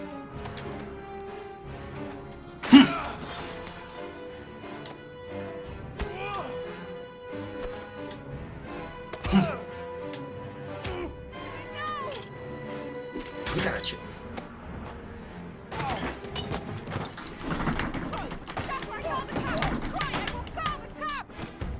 Drop me.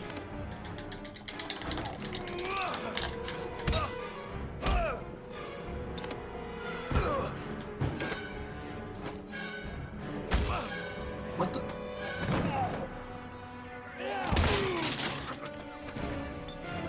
Oh, he trying to. Watch out. Watch out. Watch out.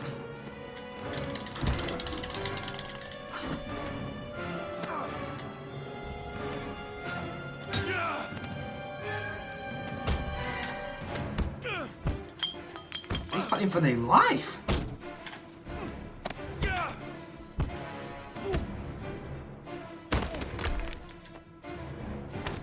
Okay, what is going on?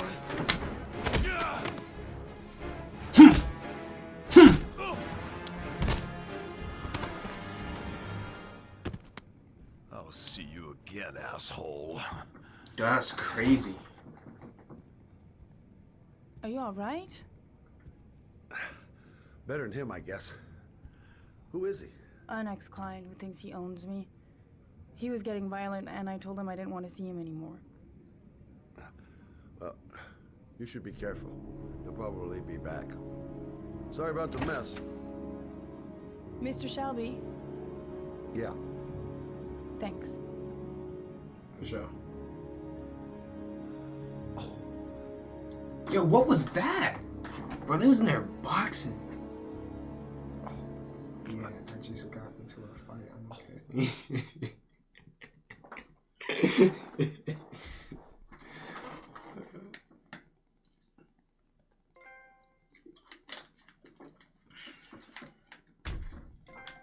Who's this Norman Osborn looking at me?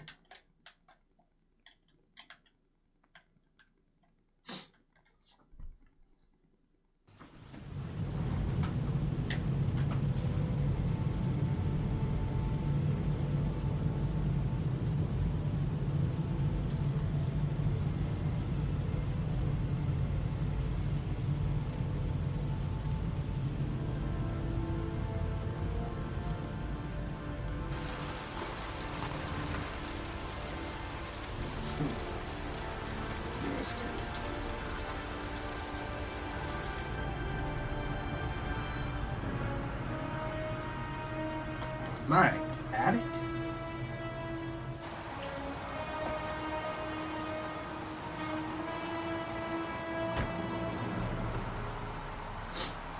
Yo, Smirk, where did you come with these games, bro?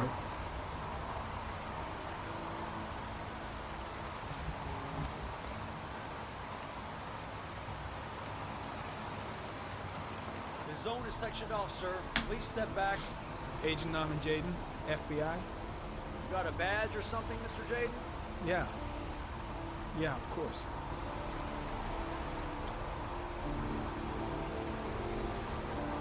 Check. You can pass. I'm looking for Lieutenant Blake. Is he around? I saw him arrive earlier. No, I'm a He's gamer. here somewhere. Still at hurt. Thanks. I know a lot. Ooh.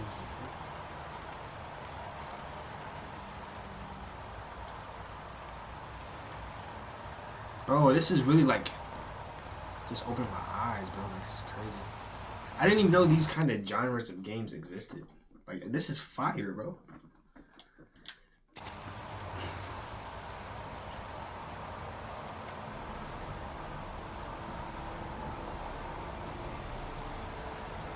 Whoa. Men in Black? Video memo recording. Agent 47023, Norman Jaden. Tuesday, October 4th, 2011. Time is 8:14 a.m. Yo, can we be honest for a minute, bro? I can't even sit here and cap more, bro. I was trying my hardest to keep my composure, bro. I ain't gonna lie, I was mad. Make sure we go. Okay. Bro, I ain't gonna lie, bro. I got a little happy, bro. I ain't gonna lie, like that's like, cause I, you know what I'm trying to say? Like, you feel me? You know, bro, I was trying my hardest to keep it. I'm like, bro, it's hard, bro. My face is stuck, bro. I'm not gonna lie, my face is stuck. I'm trying to go back to keeping straight face. I can't, bro. Cheekbones is stretched already, bro. Ain't no going back. Ain't no going back, bro. Bro, that was different. For your game user, appreciate it. Bro, it was like meeting another you. It was like meeting, you know what I'm trying to say? It was like, cause when I met you, I was like, dang, like that's crazy. Like, I got someone I can chop it up with, cool peoples. And I was like, wow, it's really wild. That's actually crazy. I'm looking for Lieutenant Carter Blake. That's actually crazy, bro. Thanks. And what is he doing? Bro, you're entertaining. That's funny. I just be, I don't know.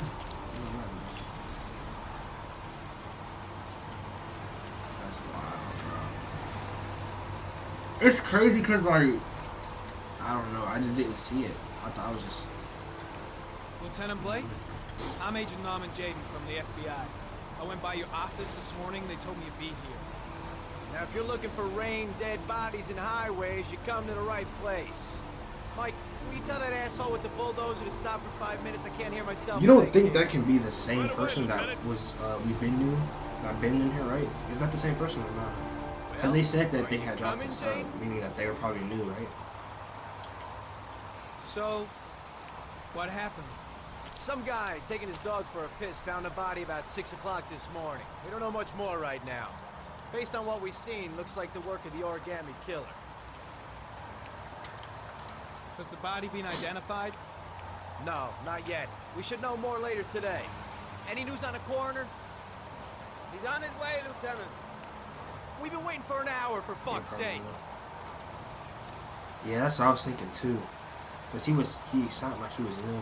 There are like, a lot of he was people on the talking. crime scene. But he came in with such Breaking men might confidence. destroy some Like most clues. people, when they're new, they're not really like that. You don't Like there's find only, proof like I said, sitting a behind handful a of people desk. like that. We're not in the habit of trampling things into the ground, even if we're not in the FBI. Like I remember when I was playing No. like Minecraft No, the of other course day, not. I had someone come in That's who I not what didn't I meant. recognize, but he just said hello. Cody, I don't want to see a single shit stirring And I was like, yo, journalist so within a mile of you. I didn't, Got it? I wasn't as, maybe it's Yes, because I Lieutenant. wasn't as like formal. Because with the other dude I just said was good, but I didn't like really. Has the time of death been established? He said you're. Based on Oh, your so I must know him. Must be less than 6 hours ago. We should know more once the coroner has had That's a look. crazy. Listen, I'm a little busy here. Why don't we discuss all this a little later, back at the office? Oh, no problem. I understand. Do you mind if I have a look around? Be my guest. Hey, Jade, come and see me if you find anything, okay? We're on the same team now.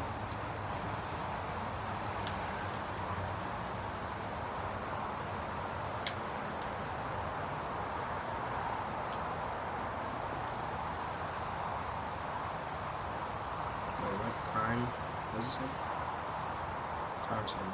The crime scene is compromised by all these people. I doubt there'll be many clues left, if there were any to start with. Police? Way too many people here. They're trampling all over the crime scene. The body is still here.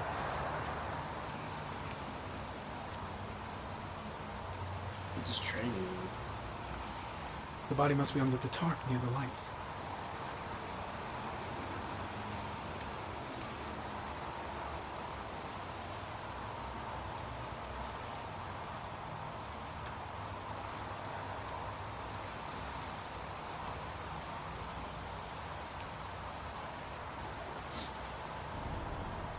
Harry, comment. The victim was lying on his back. No visible signs of violence.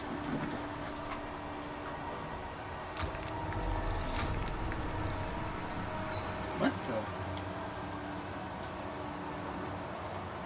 An orchid was placed on the victim's chest.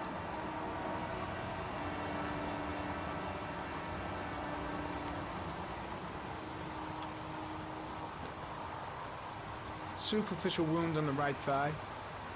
Blood analysis suggests it could be post-mortem. Probably a scratch that occurred when the body was being moved. The blood report indicates an advanced and long-lasting state of exhaustion.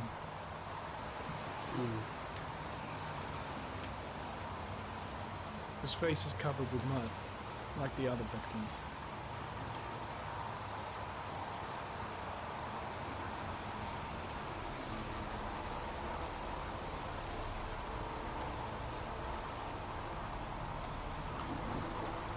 Dude, these game mechanics is different, bro. It's actually crazy. I'm eating a whole cake to myself right now. Yo, can't even blame me. Airy comment, sample of no interest. If you're That's valid, one of the it'd be policemen red velvet. present on the wasteland.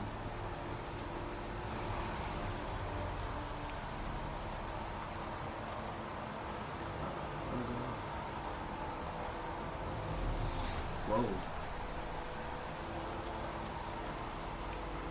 Chocolate. Also understandable. To be honest, I don't like anything with like glaze in it. So anything that's like solid is good. Like chocolate, vanilla, red velvet. Those are all solid. Once you start doing cherry glaze, then you lose me.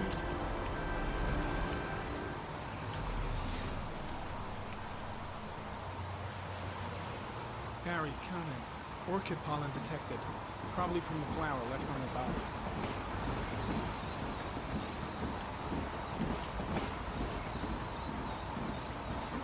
Excuse me.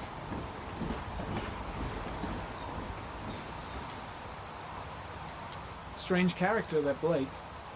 Didn't seem too pleased to see me. The body got scratched when it was moved. There may be more traces of blood around here.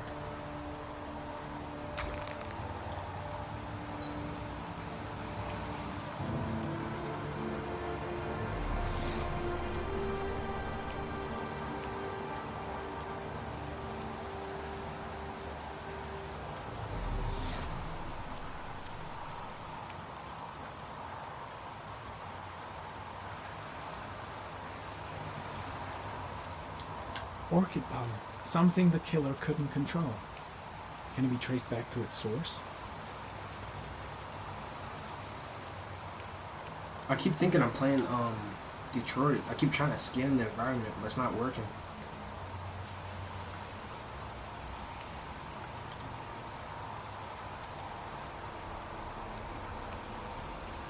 Why is there a DNA right here? I'm trying to look at it.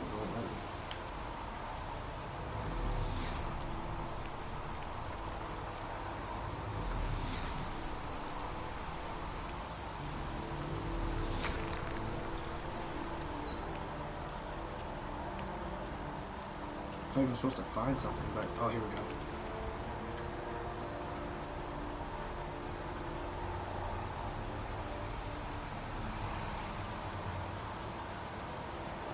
No criminal record. Unrelated to the investigation. So it has to be that. I'm heading back to the office. You staying?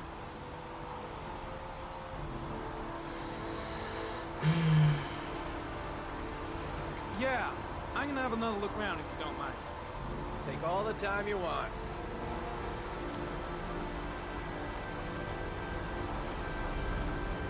It has to be this.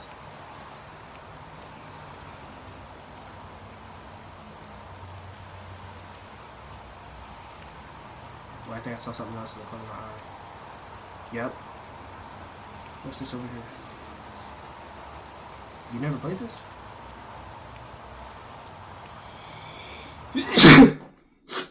Excuse me. Ah, it's a trail. Airy comment. The pollen particles disappear in the tall grass. It's probably the end of the trail. Excuse me. Yo, why am I sneezing so much, bro? Footprints continue just after the pollen. I know I'm not sick. There's a good chance that they're the killers.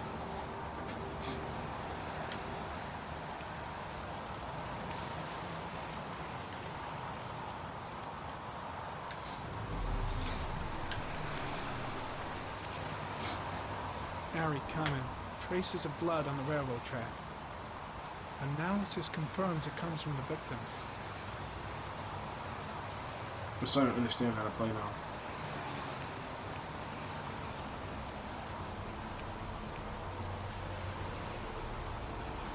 Oh, you watched it back in the day? Oh, is this game old?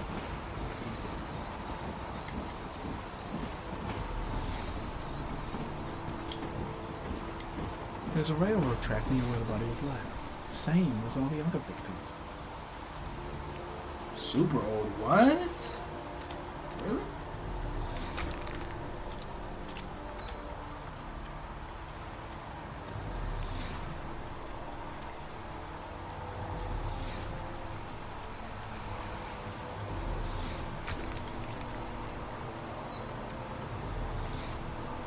I'm trying to scan everything, but I don't see it. Ah, here we go. See? Gotta be consistent. I got his comment. Sample of no interest. Comes from one of the policemen present on the wasteland.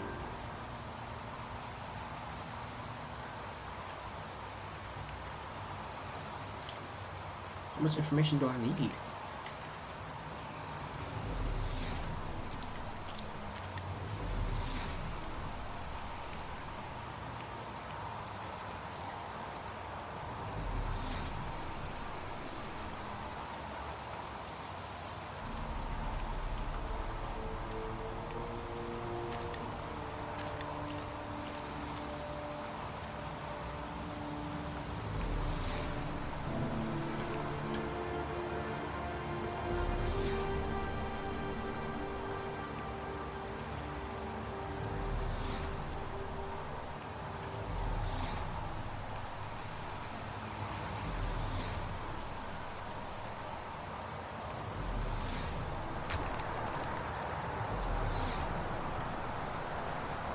When did they find the body?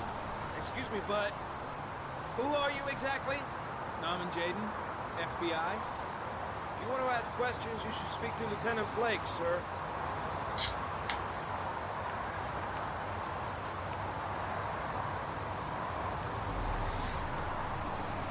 think I found all the clues. Matter of fact, let me check out the train. There might be something on the train that I missed.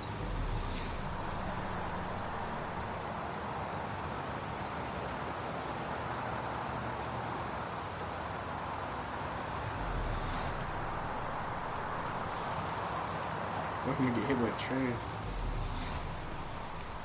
Oh, here we go. I don't think I got this before.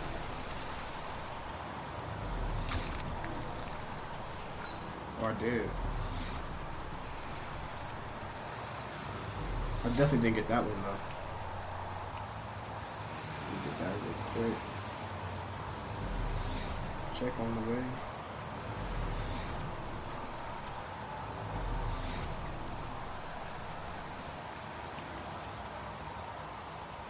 We gotta watch the Dead LGBT cat. fleet and shit. That. The FBI doesn't keep files on dead cats. Not yet.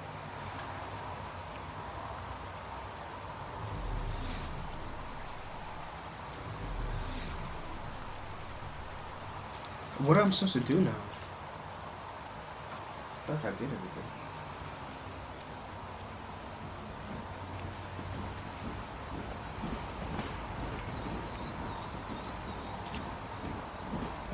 LTG is mad funny, bro. He be having me crying, I'm not even lying. Loki don't even know. I found mad evidence though. So that's gotta be enough. Like there's no way that wasn't enough.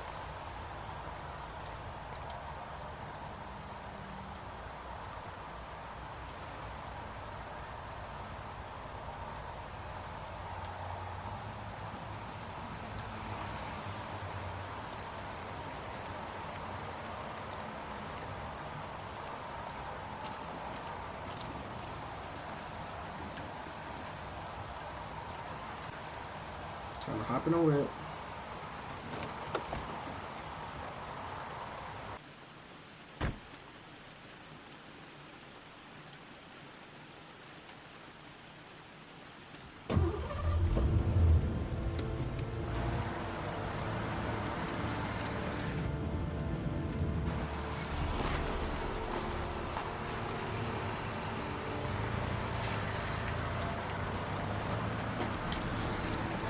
My stomach's starting to cramp. Oh my goodness.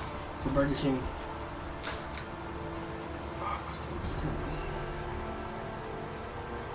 I think it's because I ate so fast. Yeah, I've been live for 3 hours. What? What time is it? It's 12. About to be warm. Insect, butterfly, bat. An insect. No, I'm tripping. That was a bat. A wolf's head. Blades, crab. A crab. Death. Death. Death.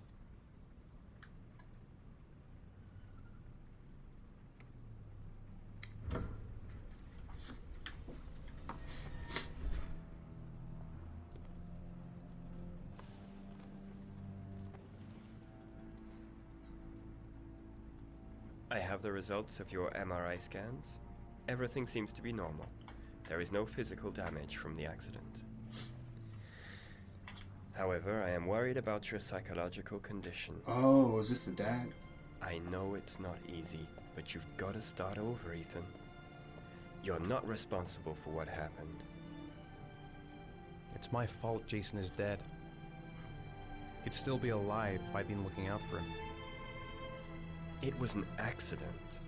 Accidents happen every day. You can't blame yourself forever for your son's death. How is Sean? Distant. He's a very solitary kid, you know, very focused within himself.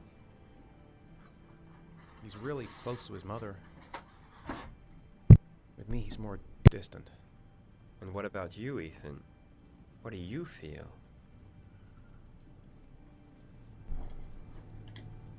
I feel sort of anesthetized, as if none of this was real. Sometimes I tell myself this whole thing is just a nightmare and that I'll wake up at any moment. Is there something else you wanted to tell me, Ethan?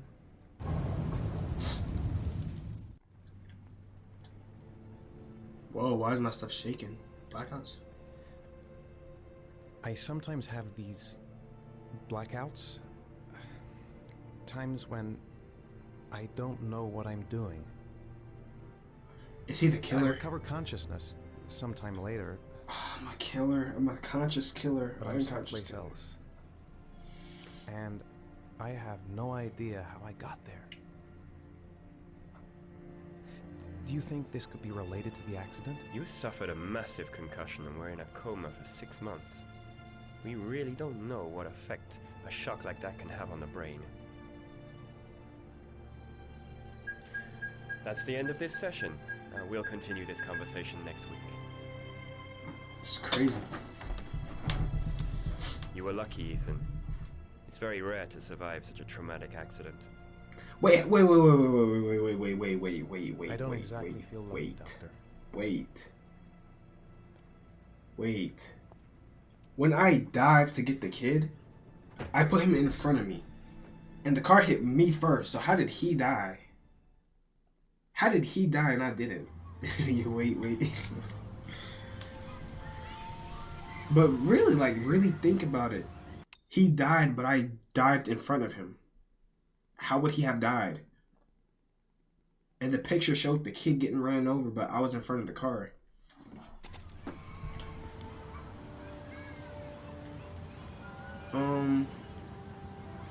Entertain. What am I going to do to cheer him up? Hungry? You want to eat something? Yeah. Play? Aren't you gonna go play with the other kids? I don't feel like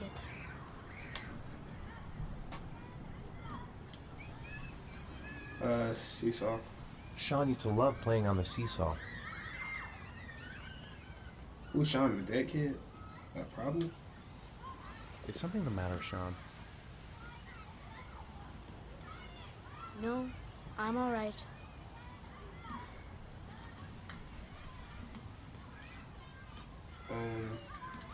Maybe he'd like to have a turn on the swings.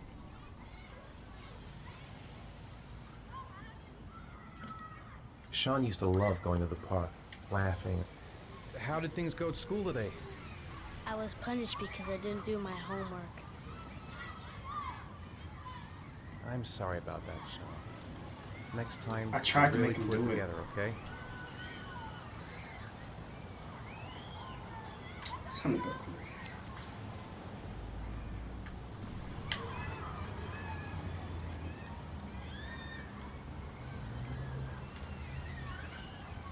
A boomerang? You know how to use it? No, not really. I can never make it come back. Can I give it a try? Mr. has done OG. I mean youngin.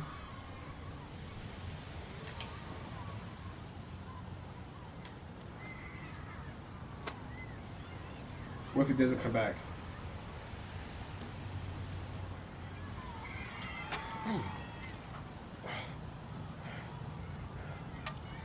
Gotta be able to improve my catch.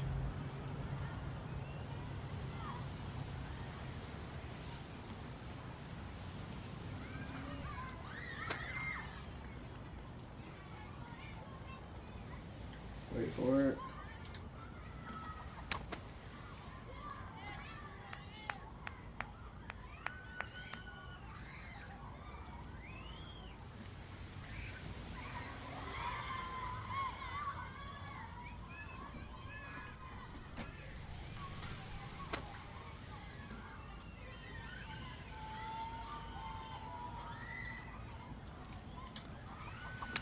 Whoa, you did it, Dad.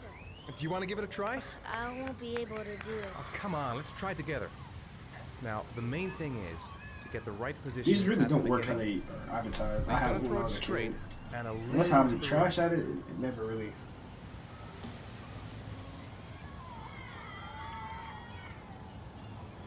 Now, throw it.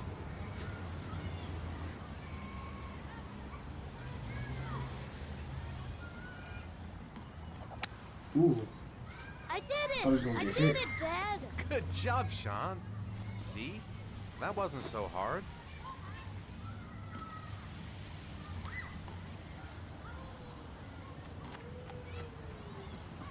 There we go. I got some brownie points.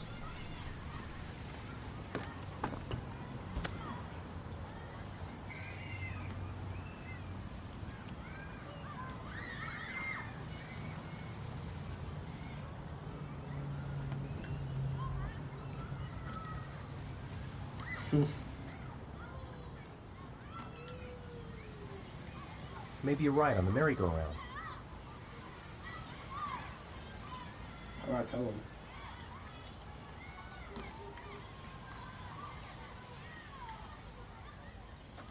I haven't been on a seesaw in a long time. What do you think? Yeah! Mm-hmm. These things are also like really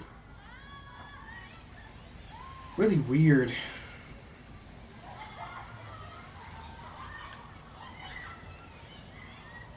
Come on, Dad, make me fly!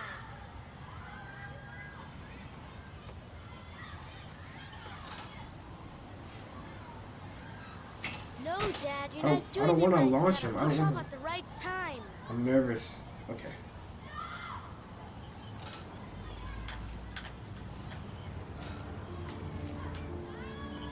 I thought I was gonna launch him. I didn't want to. Come on, Dad. You can do better than that. This is no fun.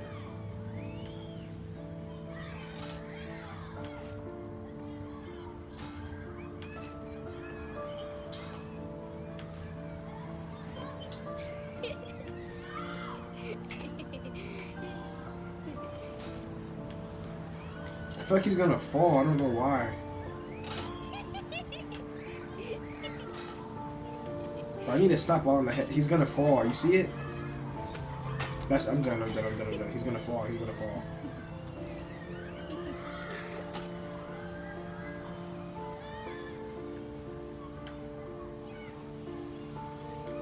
I'll find something else to do with him.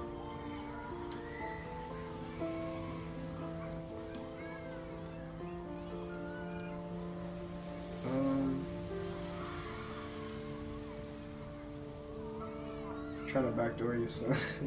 You saw that though? Like it looked like he was gonna fall. What about that merry-go-round? I bet Like bust his so head fast type you won't fall. be Not able to even stay the on. Great!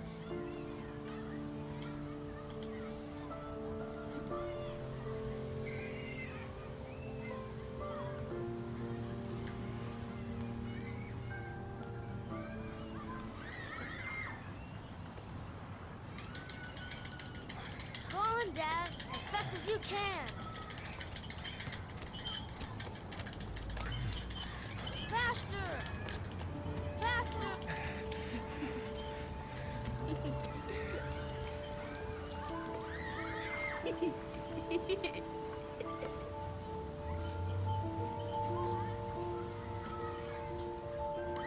I can never go on these again because when I was younger, I had there was a spinning chair I had, and me and my brother just spin around in it all day, and it gave me motion sickness. Yeah, my life is actually so. It sounds like I'm just going through everything. It doesn't, but it's really not like that, bro. Like, I don't know. Looks like rain's coming. I think you better go. Okay. Excuse me. I remember times when I was scared of playgrounds as a You kid. know, Weird, I didn't mean what I said. You were scared of before. them? I was just angry. You were right to be angry. I wasn't very nice to you either. I'm trying to think of what I was scared of to do when I was a kid. Oh, fear of getting hurt? Huh. Now that's actually like that's actually very intelligent for a kid to think that way. Because, you know, kids are carefree. Hey, Dad, can I have a ride on the carousel? Can I? Sure. Go pick a horse and get on. I'll get a ticket.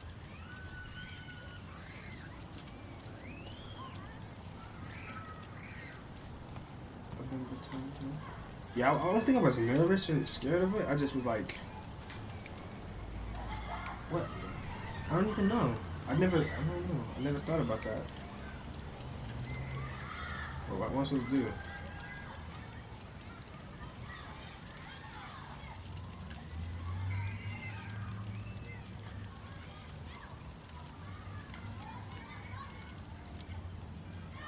That's crazy. We talking like, what age group we talking? Like elementary school, middle school, or like kid, like young? One, please. That's like elementary. Elementary, that's like what, 1 to 5th grade. So understandable.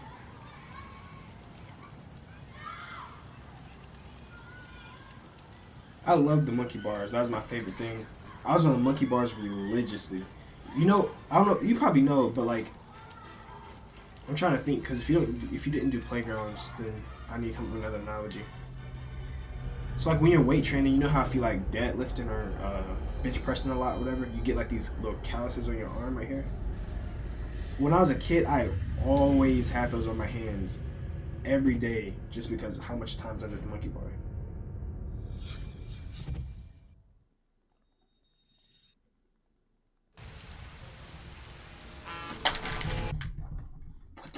Bro, what? Bro, what is that, dude?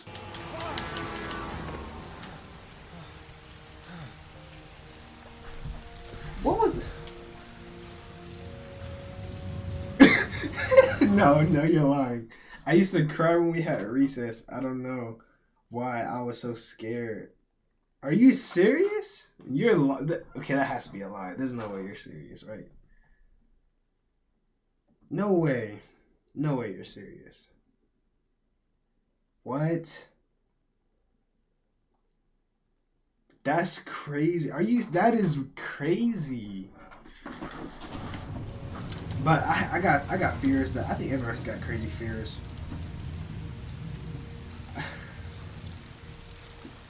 You know what? When I was younger, let me show you.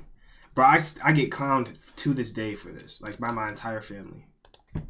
Like my entire family laughs at me for this.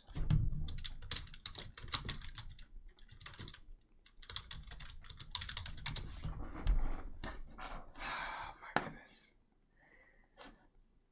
Because all the kids in my school will always get hurt. If you've ever seen this commercial, YouTube is the new home of NFL. This commercial scared me senseless. I would run into walls. I would run into all types of trying to get away from the TV. I'd close my eyes. I'd do anything I could to get away. Okay, Evan, it's time to get another roast out of the... Look, it's Arby's new Italian beef and provolone.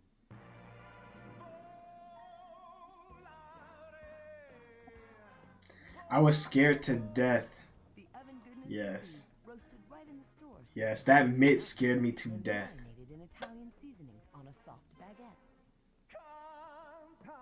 Okay, I'll stop. Try Arby's new Italian beef and provolone. When I look back at it, it's like, why was I scared? Like, I used to go crazy. Like, if I was being bad, they'd put on the commercial or something and try to scare me. But that right there was like, I thought it was the end of the world whenever that commercial came on. But that's not as bad as the rest of my family. We had some crazy stuff. Like, my sister was scared of her shadow. Literally. She would just cry whenever she saw her shadow. Now, that's OD.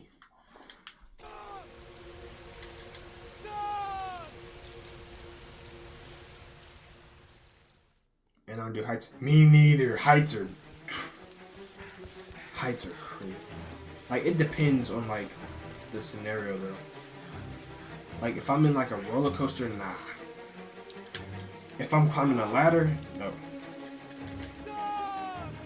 Even if I'm just chilling on top of, like, a building, it's a no-go.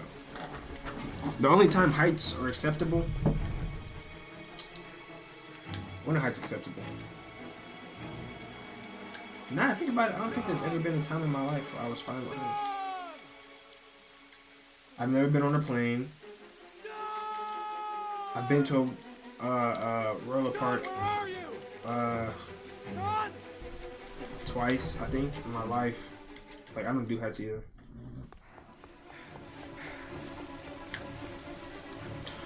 You just gave me an idea. I lost my son. Please tell me this is just a bad dream. You can do roller coasters? Yeah, I've rode in them too. I just don't like it. I'm never gonna do another one though. It depends on the roller coaster, honestly. It depends on the roller coaster.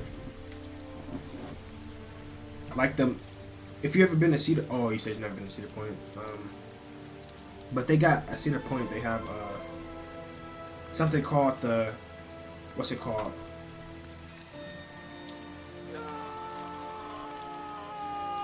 What's that called? Oh, the Top Speed Dragster. It's like a 10-second roller coaster. But you go, bro, you go so high up, it's unreal. It's unreal how high up you go. And it's so fast, you just go, like, and it's over. But it's the speed, bro. It's the speed. Oh, and it's another one called the what's it called? Something. Bro, it goes up like the Top Speed Dragster, but it does it slow. We just chatting and he losing his mind. Yeah. What? Oh, I'm the killer. I knew he was the origami killer.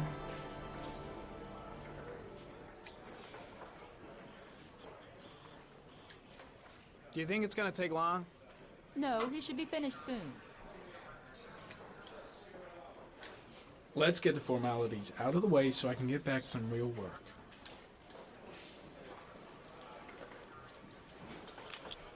Not this detective dude. Ari? Mike can marry me?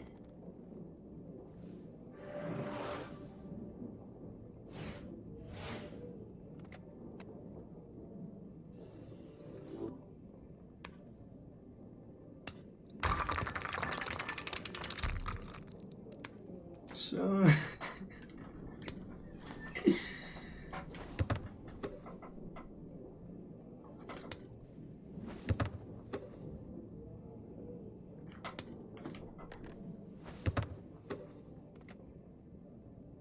I look crazy to them.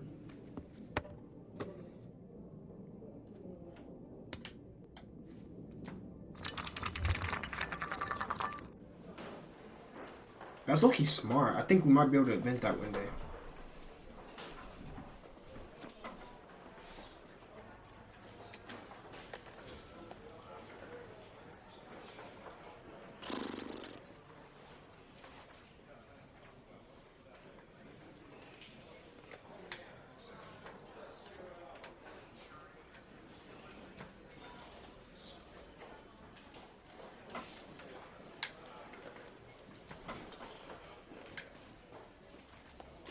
Like, what is taking so long?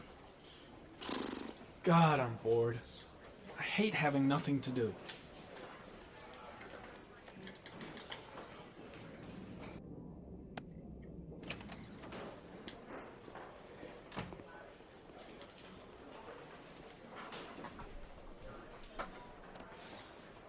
Finally.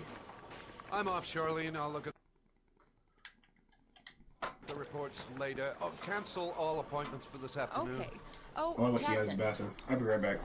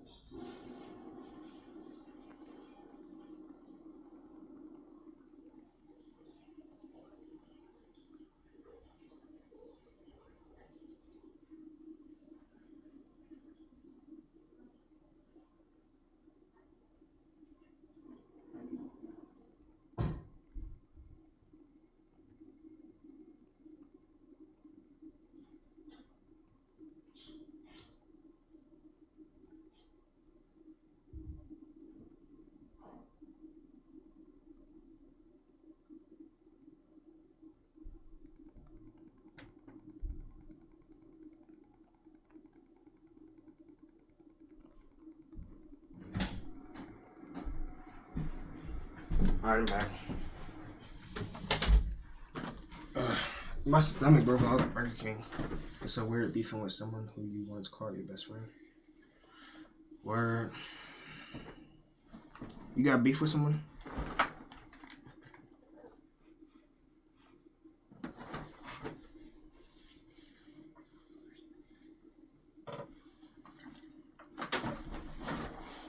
I know that feeling, but it's not a good one. Kinda. Yeah, that's why yeah, I feel you. That's why it's always best to just handle stuff when it happens. I have a friend who I used to beef with. I'm not beef with, but like I hold animosity towards. But then I just decided to just say, it's cool. Like, what do you mean by beefing? Like y'all not messing with each other, or like y'all dead got like static?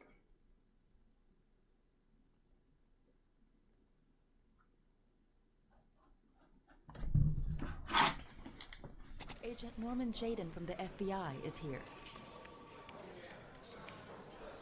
Jaden, of course. We've been expecting you. I'm in a bit of a hurry. Do you It's mind like- tagging it's along? like We he's- can talk oh. as we walk. Yeah, of course. I wanted to Like introduce that, okay. myself before getting started, but I feel you. perhaps there's a better time. No, it's fine. I just have to get the press. It's yeah. We have Yeah, it happens though, honestly. Believe me, it's not always easy finding something to tell. Especially like Hey, have you met Lieutenant? especially people like in high Yeah, school. we met this morning. Of course, like that's way He too has his often. own methods, but he's a good cop. I'm sure you'll get on well together. Do you know how to tie a knot in a necktie? I guess. What? To be frank with you, I could have done without the FBI on this one, but the press, He's on this like they're 9 all years. over us. This origami killer case crept up on us, and it's fast becoming a national concern. 9 years. There are hundreds of killers in this country, but what do you know? This guy is exotic. He leaves flowers and origami figures. Work that one out. Then the press get onto it, and we suddenly become the center of the universe. I'm here to arrest a serial killer. With all due respect, sir, the rest of it, it's none of my business. No, of course not. All I'm asking is that you make progress, and fast. The press want to perpetrate. I don't really know how I would handle that because I have friends for like I think my oldest friend is 6 years. But even then, like if we would ever beef, I'm not good at what's it called?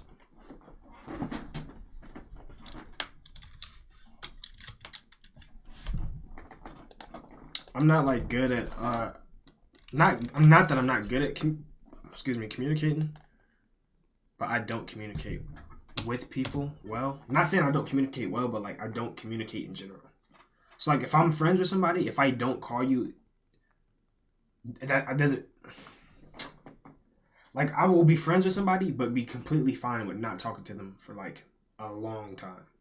And it seems like I'm not friends with them, but I'm friends with them. You know what I'm trying to say? Like I can have a friend and not talk to you for like 6 months, but we still mad cool. Yeah.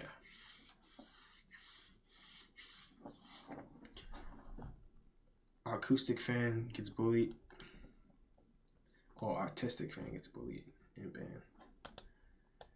But yeah, that's how I am. Like I have friends who I haven't seen or talked to in years, but we still like close.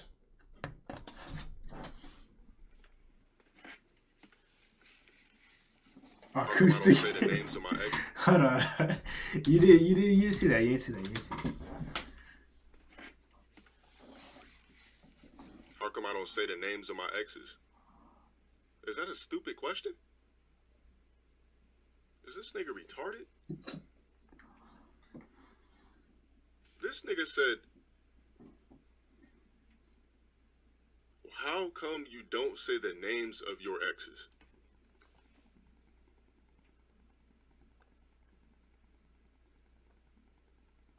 This nigga is a fucking retard. So, here, let me explain to your dumb ass. That black profile picture is real. But if so, you're a dumbass nigga. And I'm gonna explain to you why I don't say the names of bitches that I used to fuck with. I don't give a fuck what you are. You're an idiot and a fucking moron and a dimwit on top of that. So let me explain something and break something down to you since you're a fucking dumbass.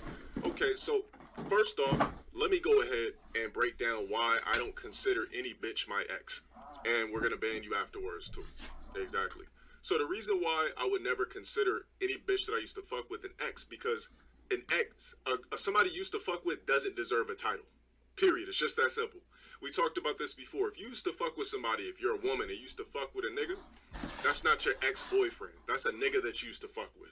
If you're a man and you used to fuck a woman that you were in a quote-unquote relationship with, that's not your ex-girlfriend. That's a bitch that you used to fuck with. It's just that simple. Why give people titles that are not in your life anymore? Period. I mean, I am salty. I keep sucking on your mom's clit after she comes out the shower. She promises me the pH levels are going to be top tier. And I keep fucking tasting nickels and pennies every time I'm sucking on the fucking ball of her clit. The fuck? I would never in my life validate an ex or a bitch I used to fuck with as my ex. You don't deserve that title. It's just that simple. You don't deserve that title. With your ex? I'm not your ex-boyfriend. You're not my ex-bitch. Damn. I'm a nigga you used to fuck with. You're a bitch that I used to fuck with. It's just that simple. There's not a chick alive that's gonna get the title of being my ex.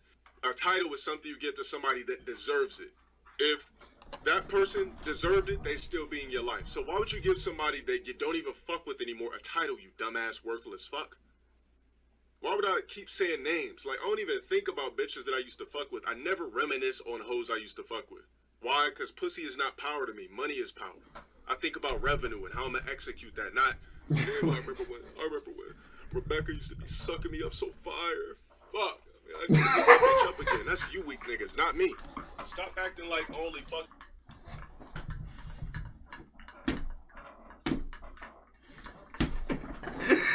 He said, fuck, I'm not sure Rebecca used to be sucking. That's funny, bro. That is funny. But he is not lying. Shit, fuck it. Niggas be on, I ain't gonna lie. Fuck, I remember when Rebecca used to be sucking me up so fire. Fuck. I need to hit that bitch up again. That's you weak niggas, not me. Stop acting like I only fucked a one bitch. Y'all niggas don't know anything about me. I fucked with plenty of bitches in my life, dealt with plenty of hoes in my life, and that's what shaped me into having this strong mind, is dealing with turmoil and shit like that. Now I can't be fazed by a woman, period. I cannot be fazed. There's not a bitch alive that could fool me. Excuse my French, I'm saying a bitch alive because I'm talking about the women that clearly are the types that I wouldn't fuck with in the first place. If you're a lady, you're a lady, but there's a difference between lady, bitches, and hoes. It's different classifications of a woman. Just like every man's not the same. You got fuck boys, you got nice guys, you got arrogant assholes like myself. You know what I'm saying? There's different types of a man, different types of women. There's bitches, ladies, hoes. Stop acting like I only got experience with one bitch. Like, get the fuck out of here, nigga.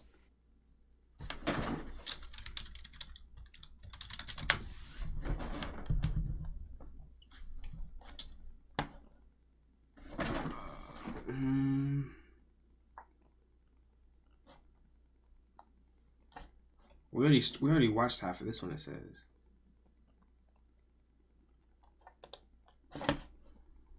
This is low tier. Shut your bitch ass up! Oh my god, it's Tony.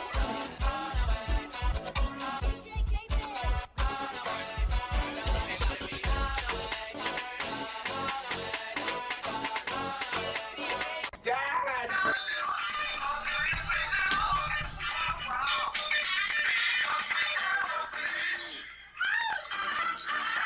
Have ever tried dating a man? I mean, the closest I've ever been to dating a man is when I came over and for some reason your mom chopped all her hair off. And for some reason she still looked like a dude.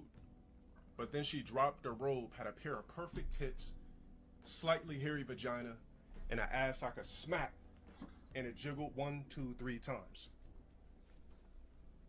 So I looked at her again, spinned her around, and was like, hold on, I don't like the short hair, But I'm loving everything else and dived in the pussy like it was no tomorrow.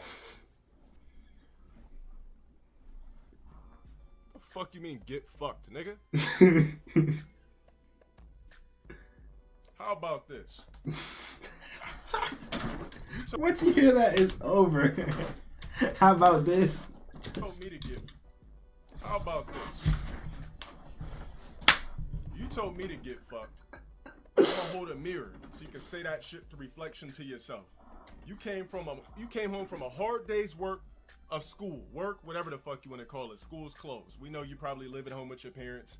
We already know for a fact you don't have a job. You came home from a hard day's work, right? You seen the door cracked late at night. Oops. It was like about 12 p.m. You probably worked one of those sorry ass grave hour shifts. It was about 12 p.m. You came home, you heard something squeaking, but you wasn't sure. The door was slightly cracked. You kind of peeked in, and all you seen was two stallion ass cheeks stroking your fucking mom's cheeks as I kept slapping both ass cheeks and pulling her hair. She fucking projected me to do so. I grabbed her hair deep, stroked her, gave her the BBC deep, kept busting. And I heard somebody crack the door, and I looked back, and it's you just staring at me. So I just grab a whip of your mom's blonde, sandy blonde hair, and I keep stroking deep. And she's like, and I just keep stroking over and over again while you just watch my sweaty ass cheeks backshot and bust your mom, and you can't do shit as you watch my fucking back muscles just chisel and drip with sweat as I bust and fuck your mom, and there's nothing you can do about it. And I just take the door and I gently close it and stare at you and lock it. And there's nothing you can do about it, bitch ass nigga. Get that ass banned. I could have came up with a roast about you saying my sodium boosted, but I'm just not in the mood for it. Why didn't I ask for Sega? Because I didn't want no fucking Sega, nigga. If I wanted a fucking Sega, don't you think I would have fucking got one? Bitch ass nigga. This is how you know you're a retard. Whatever the fuck your name was, Rogue Dungeon or whatever the fuck, you fucking worthless, retarded ass imbecile. Now the reason why I was laughing at that dude rage quitting on me is because I'm the one that always rage quit. So it's funny when somebody decides to rage quit on me because I'm the only nigga that should be rage quitting. You fucking retard, imbecile, worthless dimwit. You not understand the ideology behind it, you stupid fuck? Now go make a goddamn another user and suck my dick every goddamn stream, because you'll be here after I banned you, bitch. I am pretty bad because I promised your mom some of this good pussy eating. Promised her I was gonna suck her clit so good and relentlessly have her oozing and squirting all over my fucking big ass juicy pink lips. And the pussy was so hairy, I couldn't even get past the jungle. I'm like pulling shit. I'm taking out pubic hair out of my teeth, and I couldn't even eat her pussy as good as I was promising the bitch that I was gonna do it. So yeah, I guess I am pretty bad at something. Get that ass banned, bitch ass nigga. Removed. Why would I take the earring out of my ear when your mom bought it? I told her, listen, what type of style would you want to see me perform in? When I'm fucking you, what do you want me to be reminiscent? She said, well, you are very sexy, but on top of that, you happen to be black, and you remind me of like a sexy black boy George that isn't gay. I said, what do you mean? She goes into her, the top of her jewelry drawer, grabs me a George Michael earring that says 14K on it with diamonds, puts it in my ear. I'm a brand new man. I can fuck your mom whenever I want, any day of the week, any hour. Like I said, she just slips a sleeping pill crushed up in your nighttime warm milk. Before you know it, I'm fucking and you know nothing about it. But if you did awake, you'd be curious enough to just watch us screw. You've been banned already. There's no need for me to say anything more. That nigga's garbage. I am the saltiest when I bust them hot nuts down your throat. Fuck your mom, nigga. My have niggas pry your mouth open while I bust a hot ejaculated nut. That's wide crazy. Open. From jaw to jaw. hot nut down your throat while you just choke and have no choice but to drink it and realize you really like it just because it's me, nigga. Oh, look, wait a minute, the algae dish. Pineapples. Faggot ass nigga. Fuck up my shit. Niggas is stupid. Get the fuck off my dick. Sexual ass niggas. What? Just admit that you're gay and I won't say shit. Y'all niggas see this dude just sitting there mashing, crouching like Punch? He was just like, the fuck was this dude doing, man? This is the scrubbiest fucking Street Fighter, dude. This is the content you love to see? Well, go green. You got 5 minutes. Mods, keep an eye on it. You gave him 5 minutes. This is the shit that he comes here for, correct? And he wasn't green. What time did I say that, Mods? 2 minutes. If he's not green in 2 minutes, ban him. Thank you. Somebody else saying they appreciate the entertainment, but not green. Mosh, just ban him off tops. Forcing people to subscribe? Not really doing that. Mods, get that ass banned. I'm not forcing you to do shit. It's free will. I can tell you to go take care of him. I'm not forcing you to do that. Wait, what did he say? He got banned for, he said, forcing people to subscribe. No amount of money is making dad come home. And then he banned them. Not really doing that. Mods, get that ass banned, please. Take care of him. I'm not forcing you to do shit. It's free will. I could tell you to go green. You can still make the decision not to. If you're telling me you enjoy my content and you did not donate and you're not green, I'm gonna ban you. Because you don't just get to sit here and enjoy my shit for free. Contribute. Go to fuck green, bitch ass niggas. I made it affordable for anybody on earth to go green. Don't tell me you enjoy my fucking content. You ain't green. If you enjoy my content, then stay in YouTube video land where you could just comment on my videos and shit. But don't be in my live streams telling me that shit. How much for Instagram unblock? I'll never unblock you on Instagram. Anybody that's Yo, what?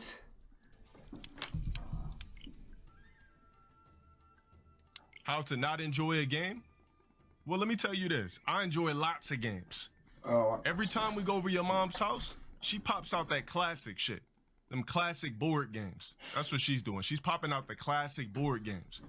I'm going over there. She's popping out Sorry, Monopoly, Mousetrap, Connect 4. She said, pick a game. I was like, all right. I looked around. I said, hold on a second.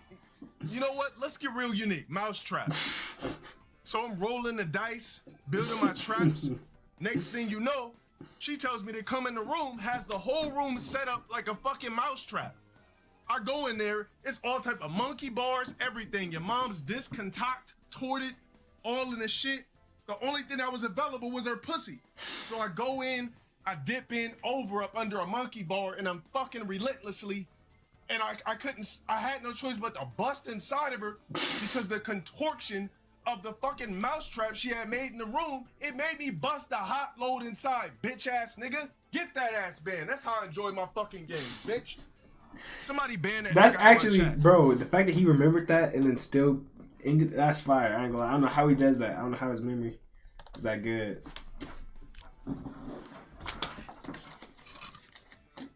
You play your games how you play them, and I play my games how I play them, nigga. When I'm playing versus games, I am not your friend. It is 100% competition. Nigga, I don't play versus games, whether it's a fighting game, whether it's a sports game, none of that. I don't play them for fun, nigga. Mask coming. Nigga, what you say to me? Get that ass banned. You look like the baby low-key. Watch Psycho Rage. You must be out of your fucking mind if you don't tell me. Warzone.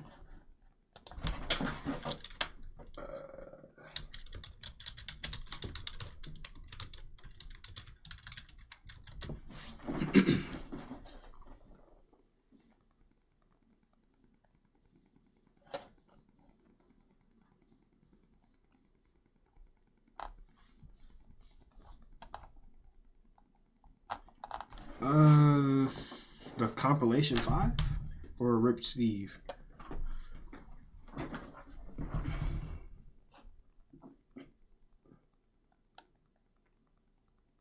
Pick any. Alright, let's see.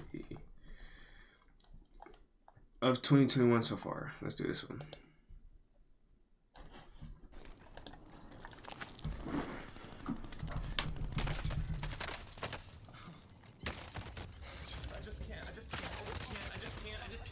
Everything is just fucking goddamn fucking up right now, man. I can't move because the thing and my thing's not reloaded.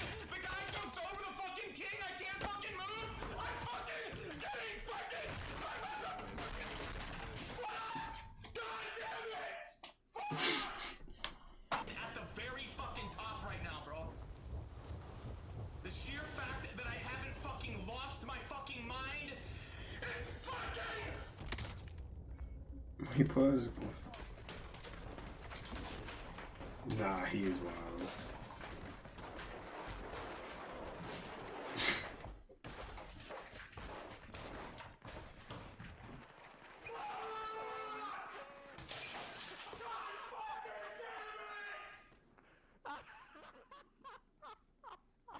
What the?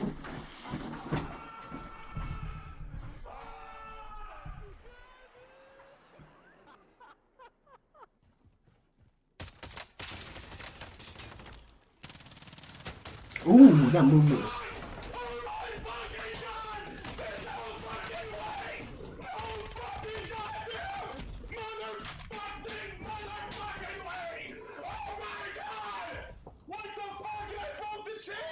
Imagine hearing this on proximity chat after you kill somebody.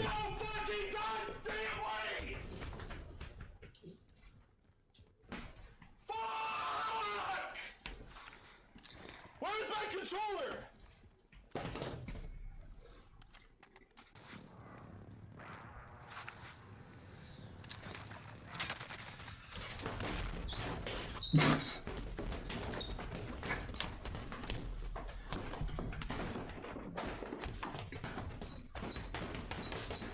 Why his shoes got so much grip?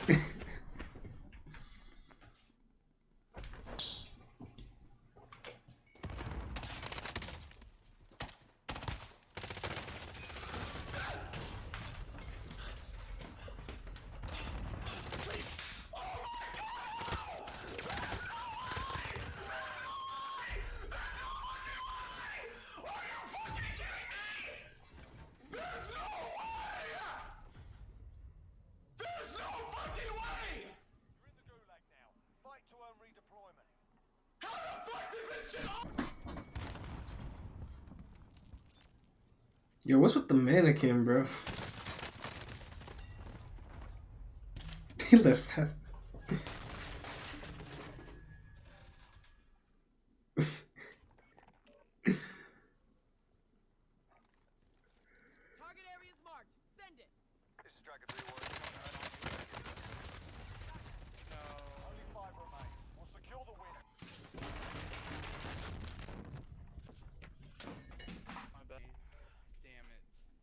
I just broke my monitor, bro.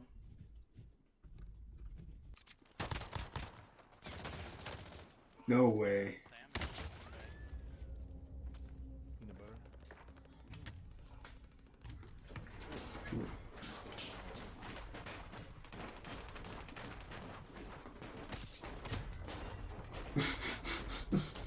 Okay, him kneeing it is actually crazy.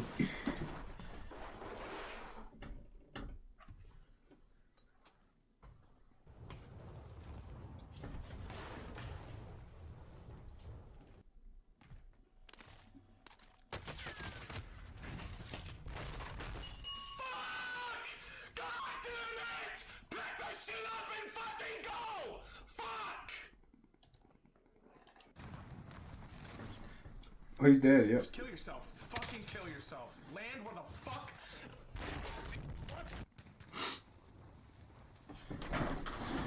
But I don't get how people can break their stuff willingly. Like, whenever I rage, I don't break nothing. I just get a little bit agitated. But I can't be breaking monitors and stuff. Like, they probably got the money to replace it, but still.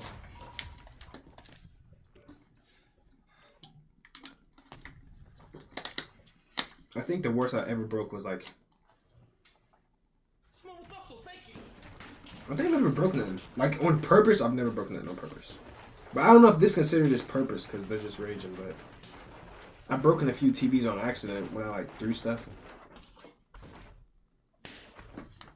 But I felt horrible after it. You broken so many controllers, really? I'm gonna play one more game and then I'm gonna just go back to solos.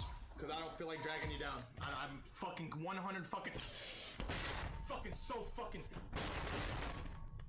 I can't fuck this shit! Fuck! Man! I can't rage how I want to either. Because I'm not like if I could rage how I wanted to, I'd probably have to break it, put a hole in my table or something.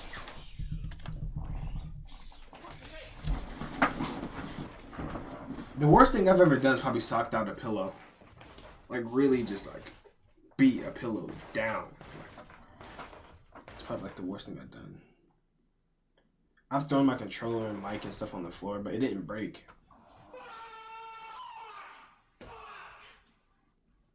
God damn it, dog! I'm fucking getting sick of this fucking shit. The Weeknd art? Yeah, I watched it. You know what's crazy? Isn't The Weeknd the black and yellow? Or no? Watch it. Yeah, you know what it is. Black and yellow. That's The Weeknd, right? Black and yellow. Black and... Well, what the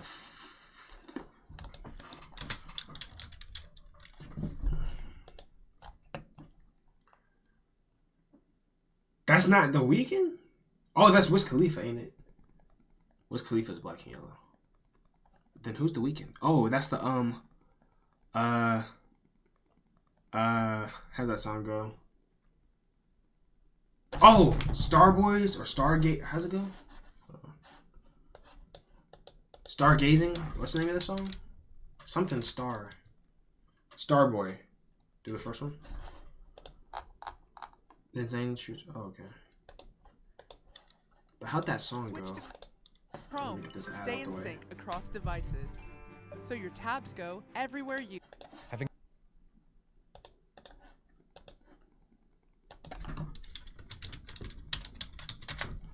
How'd that song go?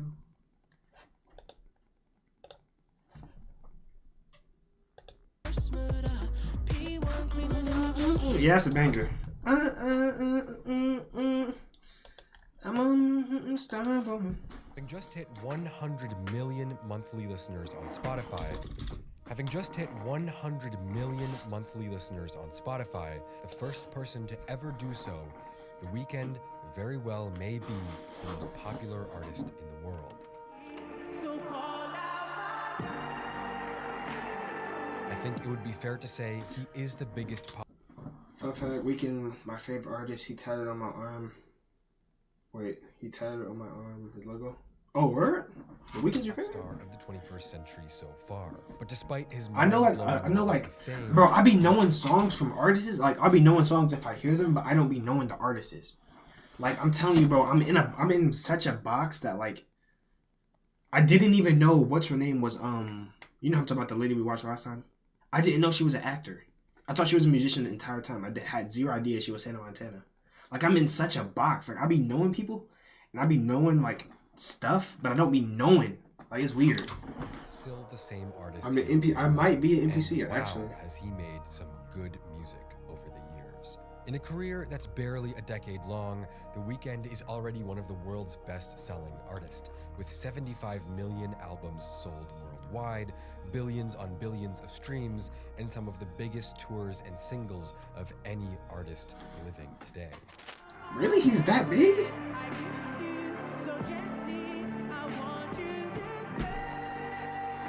But even in a career full of #1 pop hits, he still has a completely unique artistic vision, not just sonically, but visually as well. Because The Weeknd is more than a pop star. He's a creative genius playing a character. You're lying! The world. You are lying. He's bigger than Drake?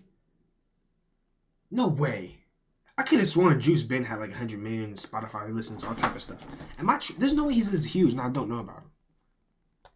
That represents the darkest and most bizarre. This would prove everything right here.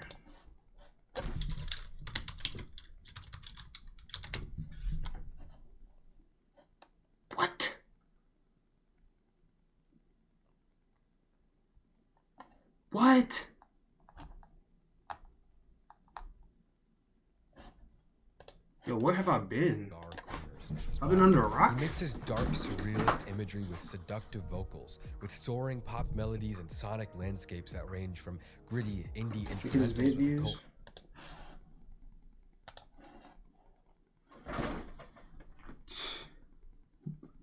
Hold on. Dang, 8.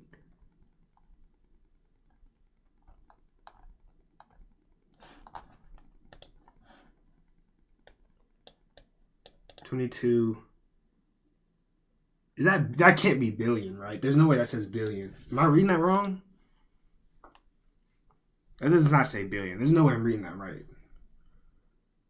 22,447,512,254. 22 billion views. Hold on.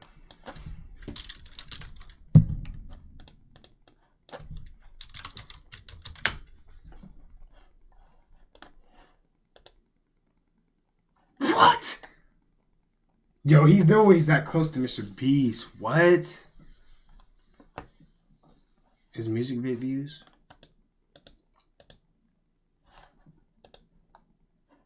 $8.8.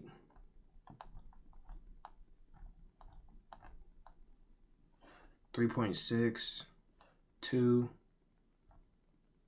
24. 22.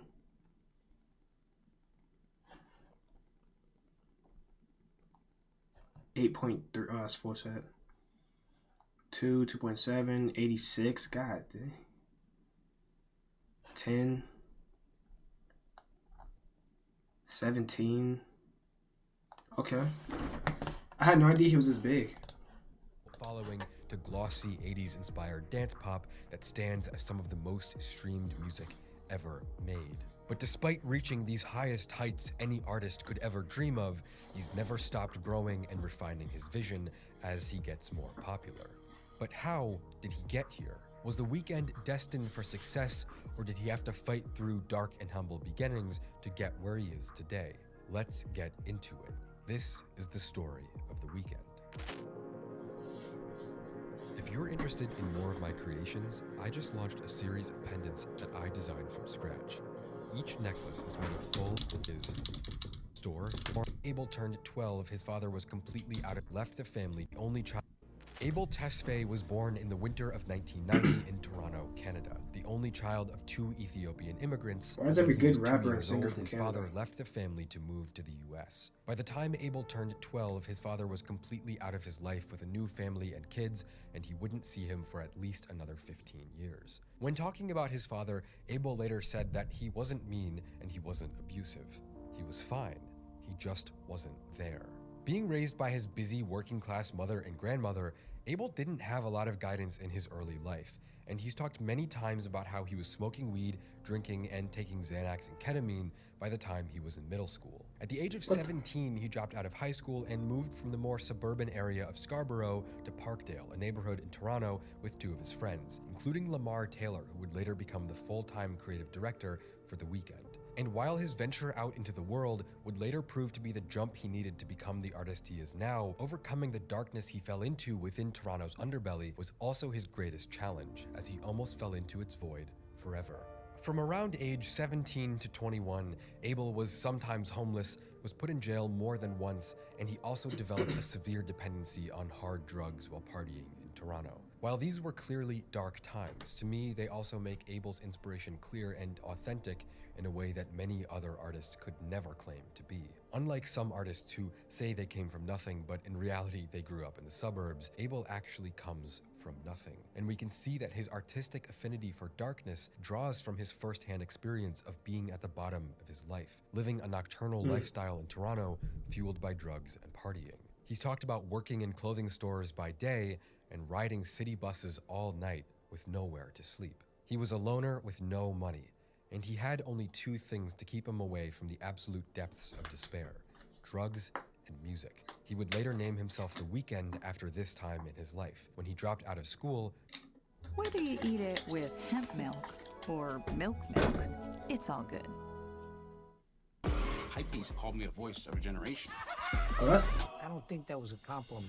Gold Gun. That was tough. Took his mattress and, quote, left one weekend and never went back home. While he floated around Toronto as a teenager, he began to develop a vision for what he wanted his music to sound like. He was discovering the true extent of his musical talent and beginning to create songs that would later change his life. Singing in the dead of night in front of his friends in the freezing streets of Toronto.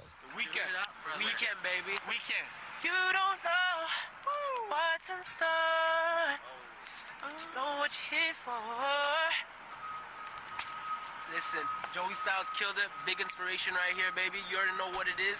He's gonna blow. Kiss Lands is my heart, my baby, my The soul. story goes that he worked at a clothing store during the day and would spend his nights without sleeping, wandering the streets of Toronto by himself. From sleeping on people's couches and having no stability to singing on the bus, Abel was ready to risk it all to make his dreams come true. What he didn't know is that he was about to change the sound of R&B forever. Abel had a few projects early on before he discovered the identity that would take him to the moon. He was making music with people all over Toronto and building a reputation for being an amazingly talented singer. Around 2010, he met the producer Jeremy Rose, who helped him craft 3 extremely important songs. The Weeknd probably never would have taken off without these tracks.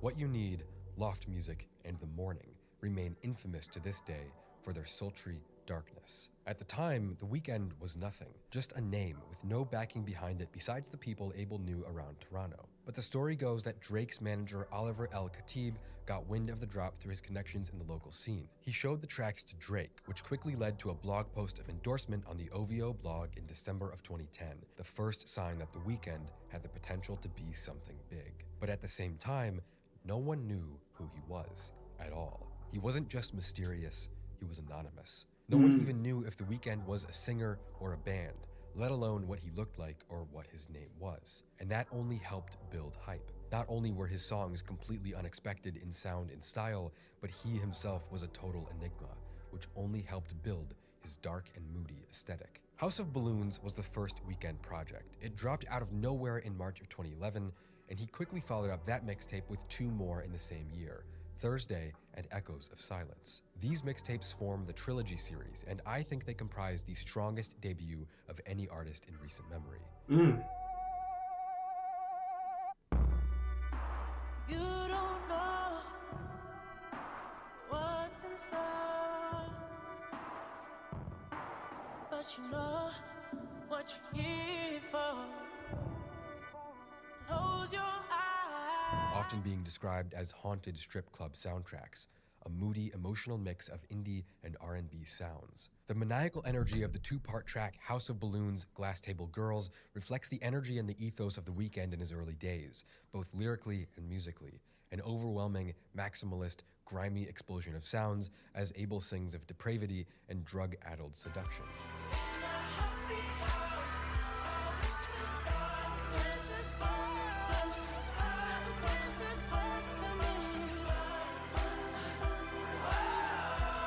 The song midway through switches and becomes more subdued, representing the crash once the high wears off. Abel drops his crooning vocals for a menacing, raspy voice as he raps in detail about his debauchery. I think this reveals a lot of The Weeknd's appeal early on. His stories were ridiculous, explicit, and most importantly, toxic. He was a very self-aware artist, depicting his world exactly the way it was, darkness and toxicity included. His stories felt too specific and raw to not be real. Of course, it's not like he invented R&B. These themes have been around music for a long time. What he did do was pair that dark sound with an indie style, inspired by legendary bands like the XX and the Cocteau Twins, creating a fusion and aesthetic that was previously altogether unheard of.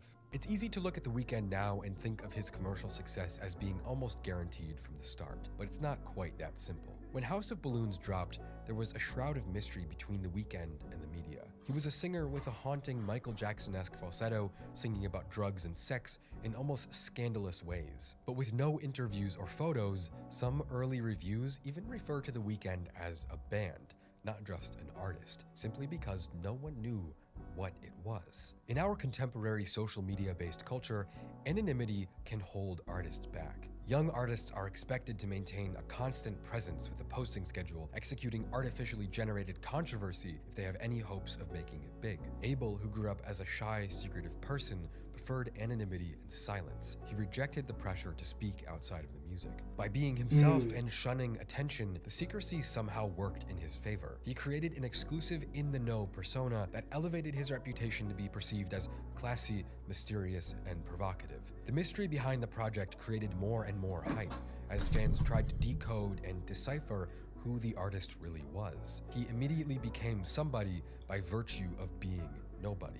The Weeknd represented mystery and secrecy, and people loved it. The level of influence that The Weeknd immediately spread throughout the music industry can't be ignored. Even in the first few years of his career, before he had any real mainstream notoriety, he was inspiring tons of artists who would later go on to create their own careers, with the recipe combining dark R&B with indie instrumentals and moody vocals. Dark, atmospheric, alternative R&B became a huge force in the industry thanks to The Weeknd, and Abel did open the door for many different artists like Brent Faiyaz, Party Next Door, Division, Giveon, and even Drake, who contracted Abel to help write and feature throughout his career-defining album Take Care, just a few months after House of Balloons was first released. Abel created a new sound for R&B that was quickly and widely embraced, soft and emotional, but toxic at the same time. The first official Weeknd album was Kissland, released in the fall of 2013. Kissland, this is the song During a 2013 interview with Complex, The Weeknd said, "Kissland symbolizes the tour life,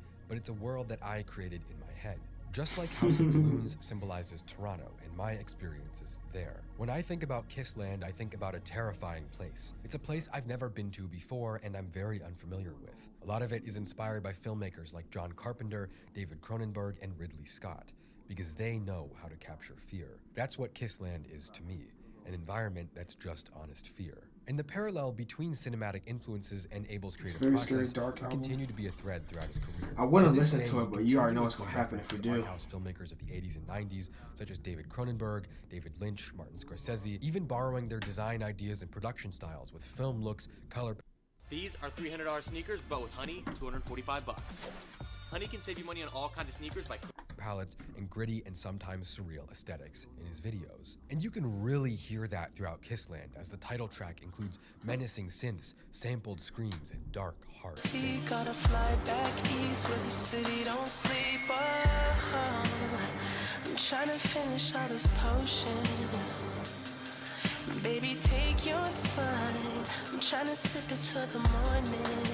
But while Kissland beat Trilogy in chart performance, debuting at number 2 on the Billboard 200, the reviews weren't nearly as good as the previous 3 mixtapes. The critical consensus considered it lacking in the bite and catchiness of its predecessor. People said that it repeated too many similar beats, and it emphasized concept and storytelling rather than the music itself. In a 2021 GQ interview, Abel would look back on Kissland and consider it a transitional point in his career, stating that, "By the time I got to make Kissland, I was emotionally tapped out. I did 3 albums in 1 year, plus I was working on Take Care at the same time. And me not yet fully transitioning into a pop star, I was in a middle ground. I feel Kissland was that.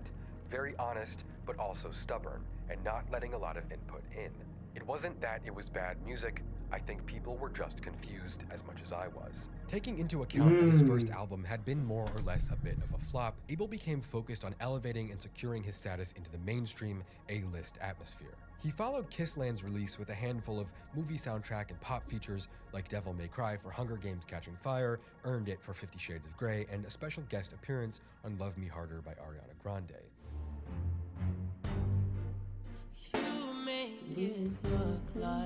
I know that song. I see nobody but you. I'm never confused. The latter two become. See, I be knowing the songs, I just don't be knowing the people. Love Me Harder charting at 7 and Earned It charting at number 3.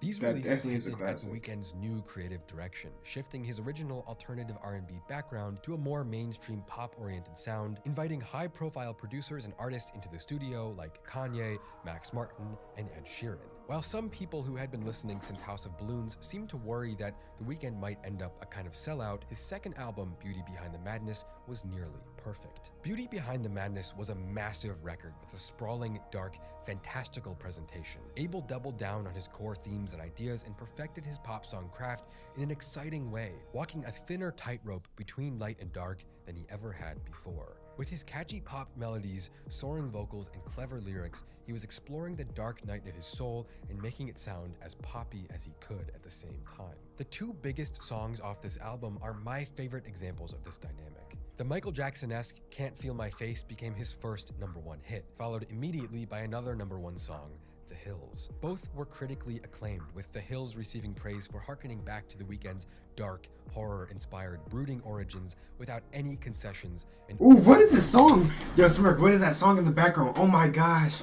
Yo, that song was going crazy, and I didn't even hear no vocals. Yo, what is that song? I need to know that song. What is this song? Both were critically acclaimed, with The Hills receiving praise for harkening back to... Yo, what is that song, bro? Please tell me you know what that song is. I need to know. Yo, that beat. And you're lying. Oh my god. Why is that? Bro, you can't tell me that's not fire though. Just like really listen to it. Just really listen to it. Weeknd's dark, horror-inspired, brooding origins without any concessions, and ultimately becoming Abel's first diamond record.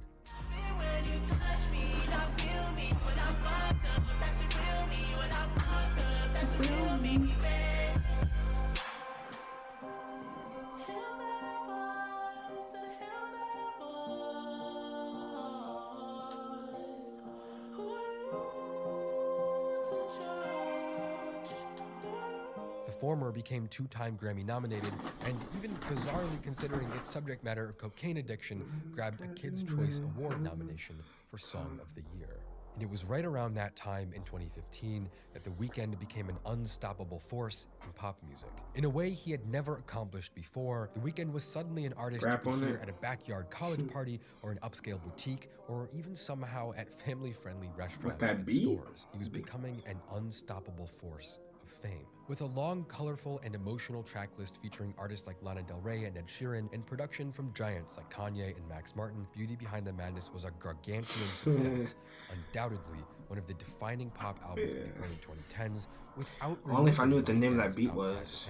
I think he was definitely still on the outside of the mainstream, not for any reason of sales or streams or fame, but simply because he remained something of a mystery. The feeling of being a strange and mysterious character, more than a real person or celebrity, kept him an outsider even when he was blasting into unprecedented mainstream success. Beauty Behind the Madness debuted at #1 on the Billboard 200, initially selling nearly 500,000 copies in its first week, and it was The Weeknd's first #1 album after 4 previous projects. He became an icon overnight with the hair, the voice, and the moody sounds, without sacrificing his OG fans for even a minute. Even his biggest hits from this time hold up as cult classic tracks and radio hits at the same time. I still love to hear Hills, Real Life, Tell Your Friends, even despite their mainstream oversaturation. That's a once-in-a-generation musical accomplishment.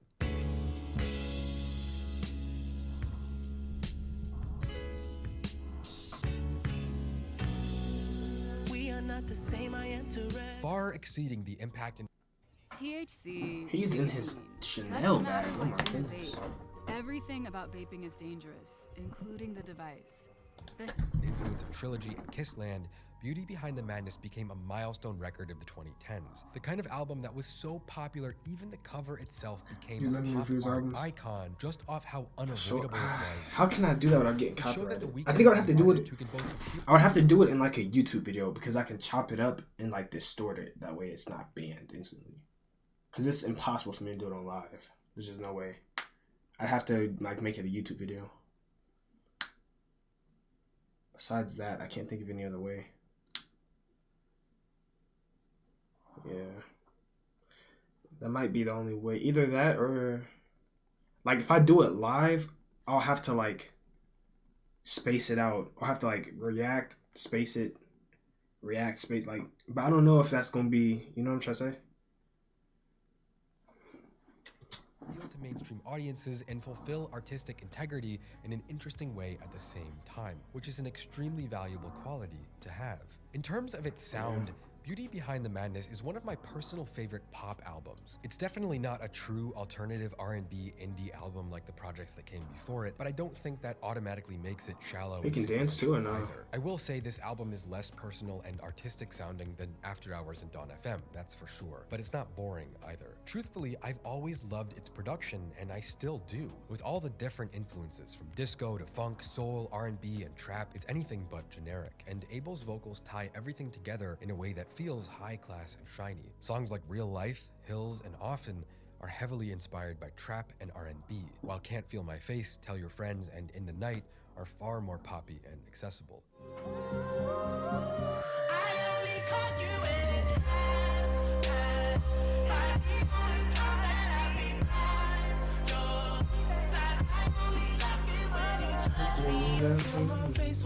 With you, this is not him, but I love it. But I love it. I can feel my face when I'm with you. But I love it. That is not The Weeknd, bro. Stop playing with me, bro. That is not The Weeknd. There's no way that's The Weeknd, bro. Impact on me as a teenager, and I still love it today. From the harsh noise to the smooth sounds, it's a very grand. Yo, you're right. I lucky want to listen to this, bro. I can't make it copyrighted. Don't do it. Don't do it. The star he is I want you so bad. After Beauty Behind the Madness, The Weeknd only continued to get more and more popular as a mainstream pop star, headlining multiple festivals, having a few extremely public I want to listen to it so bad. and also continuing his streak of memorable collaborations, appearing on Kanye's FML from The Life of Pablo, Pray for Love This from is Travis definitely Scott's Dr. Rodeo, and 6 Inch by Beyonce from Lemonade, which all made him more of a topic of discussion than ever before. He was a true character at this time. He was the guy with the shadowy outfits, the giant hair, and the beautiful voice, a newcomer with an edge, and the industry just couldn't get enough. But even through all the wild success Abel found with Beauty Behind the Madness, it would be barely a year before the next Weeknd album completely destroyed expectations and succeeded even more than he had before. The Weeknd was once again inspired for a change. While his image and style had become iconic, he knew he had to grow if he wanted the success to continue. He needed a new identity. He got rid of the freeform hairstyle that had almost entirely defined his image for the last 5 years. And should I get freeforms?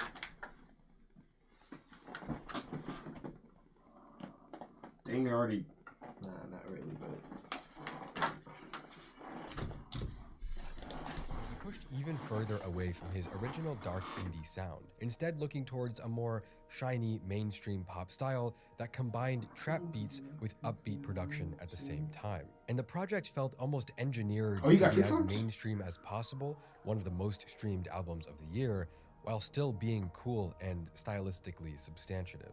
Somehow it worked perfectly. Starboy became a celebration of Abel's newfound stardom, creating a character who was confident, egotistical, and outrageously successful. Building off the lavish collaborations of his previous album, he brought even more high-profile and eclectic names: Daft Punk, Lana Del Rey, Kendrick Lamar, Future, and Diplo. Abel transitioned from being indie-inspired to making full-blown blockbusters. Starboy was a commercial success, and it got good reviews too, but it did get some criticism. A lot of people felt that Starboy was too polished and that it pushed too far into pop, sounding almost bland or nondescript. And I think that's a fair opinion to have. If there were any Weeknd album that could be considered not great or not amazing, I think Starboy would be that record. But at the same time, you know, Abel is a pop star looking to make pop hits, but nothing on Starboy doesn't follow his heart and his vision. Starboy is a really interesting album full of themes of hard-earned success, the feeling of going from a homeless drug addict with a dream to one of the world's biggest pop stars in 6 short years. To imply that Starboy is shallow shows lack of willingness to really engage in the songs. Let's talk about the title track. Yes, he's singing about having a collection of luxury cars, but his tone, 6 years on pushing 30. Through the chorus, it hints back at that melancholy and depression that was much more prolific in his earlier work. He says, "Look what you've done here. I'm a Starboy." Wow. Almost like a sarcastic taunt to the listener and even himself. He's achieved his dreams of being one of the biggest pop stars, but in the end, Was all the partying, was all the empty relationships really worth it? Does he even really want this anymore? And the darkness of his visuals continues as well. He visualizes his own death multiple times in the videos for False Alarm and Starboy, the latter in which his new persona suffocates his old one to death. While these ideas and themes are subtle, they're strung throughout the album and would bubble over completely with his next release. In terms of sound, it's similar to Beauty Behind the Madness. The songs on Starboy are a perfect sonic time capsule from 2016. The title track, False Alarm, Party Monster, I Feel It Coming, these were inescapable hits and they're inseparable from their time. See, I didn't hear this one. This is one I didn't hear. Really understand. I just need a girl who gon' really understand. And I seen her get rich here in the pool. I seen her, I knew she had to know. I seen her. Still, though, a lot of fans were clamoring for the old Weeknd, the man who sang about pills and toxic relationships with a dark, gritty sound. In many ways, that was missing from Starboy. It's up to you whether or not you like it.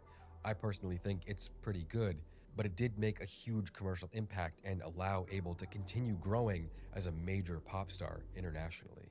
The Weeknd's next album, After Hours, may be his magnum opus. Every single theme he's ever written about, it culminates on this record with brilliantly concise, beautifully heartbreaking After Hours lyrics, gives you about PTSD. loneliness, and heartbreak. And his love of movies and visual storytelling is right there too, with gorgeous music videos and a psychedelic Can't play aesthetic it the same unlike anymore. anything else. Oh, what inspiration from happened? movies It's like bad. Gems, Fear and Loathing in Las Vegas, and Casino. But most of all, his pop appeal. After Hours had the biggest debut of the Weeknd's entire career with almost 500,000 sales in the first week. And his production, it mixes insanely catchy synthwave pop sounds with off-the-beaten-path dream pop and drum and bass in a way that makes it feel like a gigantic feat of pop appeal and a work of substance at the same time. After Hours is by far one of the greatest pop masterpieces released in the 21st century so far, if not the absolute best. So what made After Hours so incredibly successful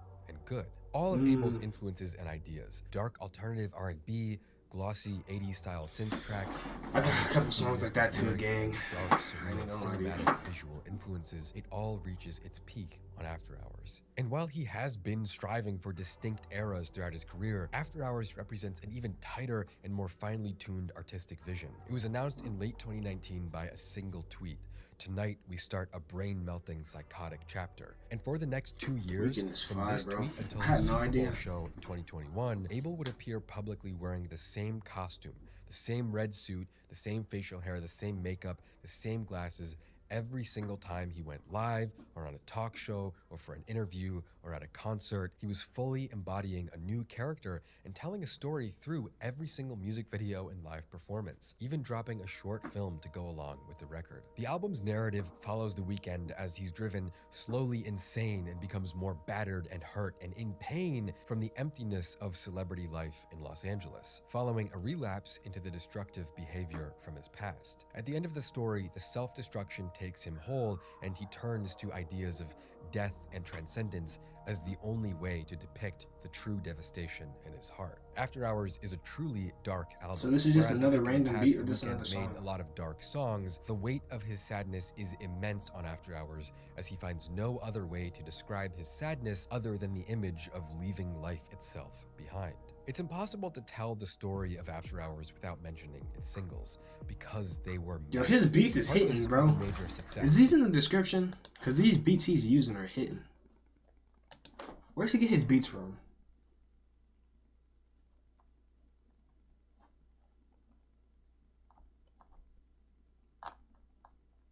Yo, his beats are hitting, bro. I ain't gonna lie. If I had some motion, I'd DM him. So, yo, bro, plug me with the beats. Abel's fourth #1 hit, but Blinding Lights was on a whole different scale. It's one of, if not the biggest pop song of the 21st century so far. It hit #1 for 4 weeks. It spent more weeks in the top 10 than any other song in history, and it spent a total of 90 weeks on the charts, making it the longest charting single of all time. That's nearly 2 years on the charts. It topped the charts in Canada and England and dozens of other countries. And to this day, Blinding Lights is the most streamed song in Spotify history with over 3.4 billion streams. But even above all that, Blinding Lights is still a good track. You know, most extremely popular songs just aren't that good, but these— How's that go? I must have heard that one before. Blinding Lights.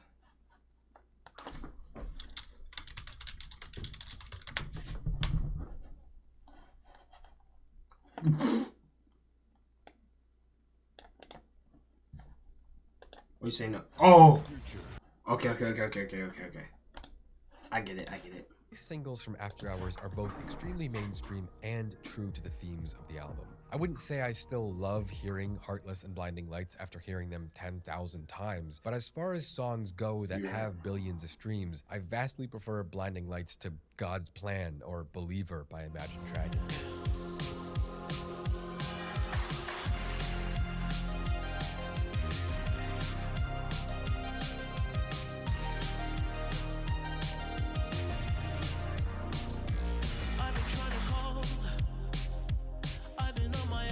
After Hours debuted at #1 with almost 500,000 copies sold in a week, producing 3 #1 hits and giving The Weeknd enough cultural cachet to perform the Super Bowl halftime show in 2021.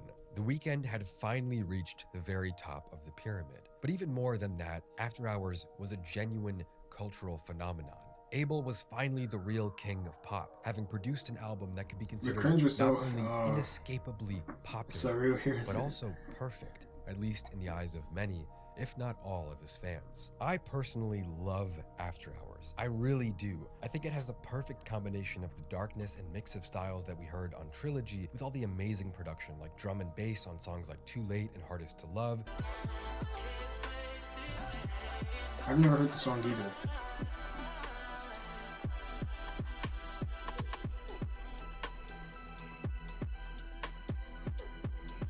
(24/7) in 2020. Or the dream pop sounds on tracks like Faith. Yeah, I know what you're talking about. I know what you mean. Like, you play a song so much, it doesn't sound the same. Like, there are certain songs I cannot listen to today. Like, I just have to skip them because it just doesn't sound the same. I know exactly what you mean. Empty feel. Not even saying it don't sound the same because it's not. But it's like, it sounds worse than what it sounded, you know? After Hours is so accessible, yet there's so much going on at the same time in a way that very few albums ever achieve. I think it's a lot more balanced than anything Abel made before. Beauty Behind the Madness and Starboy were incredibly successful projects, and there are lots of songs I love from those albums, but ultimately I think the production on those records is a lot less cinematic and timeless than After Hours. There are some iconic moments on both of those albums, but I think overall it's a bit too shiny, and I don't want to say bland, but it's not exactly spicy either. Whereas I think After Hours really uses its production to create a much darker atmosphere than Abel had in a long time, while also reaching to much higher commercial heights than Trilogy or Kissland. And I think his vocal performances, lyrics, and persona also improved a lot between 2016 and 2020. In some inexplainable way, I think the Weeknd character didn't feel that convincing until After Hours, probably in a lot of ways because he hadn't quite fleshed out the themes of suffering until this point. Yeah, his songs could be pretty messed up and pretty dark, but the lyrics and presentation weren't always there to sell the atmosphere. After Hours, though, is full of real suffering. It contains by far his deepest meditations on sadness, with songs like Snow Child diving into his troubled past, and Escape from LA reflecting on his adult regrets more so than ever before. Dude, this doc is actually amazing. I This used dude to is... pray when I was 16. If I didn't make it, then I'd probably make my wrist bleed. Not to mislead, turn my nightmares into big dreams. The story of After Hours really follows the Weeknd's character in a meaningful way. It shows how all the drugs, all the partying, all the women led him to a dark and hopeless place. And everything about After Hours feels more intense than whatever he'd done before. After Hours sustained massive commercial success for around 2 years after it came out. This album was everywhere. But that didn't stop Abel from seeking out yet another artistic rebirth. In January 2022, Abel dropped Dawn FM with just a week's notice, as not just a new album, but a direct sequel to After Hours. Pushing even further into the 1980s sound that After Hours dabbled in, Dawn FM leans heavy on house, synth pop, new wave, and even some disco sounds. The album also represents, in my opinion, Abel's biggest thematic growth. The nihilism he's always relied on is deconstructed as a response to the themes of After Hours. And at the same time, he continued to push boundaries with the production, the concepts, and the presentation of the record, being a huge departure from anything he'd done in the past. What you have to know is the concept and motifs of Dawn FM are pretty important to any understanding of what it's really about. So let's break it down. Dawn FM is themed as a ghostly radio show that plays as you follow the light through the tunnel into the afterlife. Not to sound like you're listening to the radio, but that the album is the radio. And Abel went all out to make sure that the effect wasn't a gimmicky trick, but instead he used it as a way to make Dawn FM a beautiful existential odyssey. And we have to start with Jim Carrey.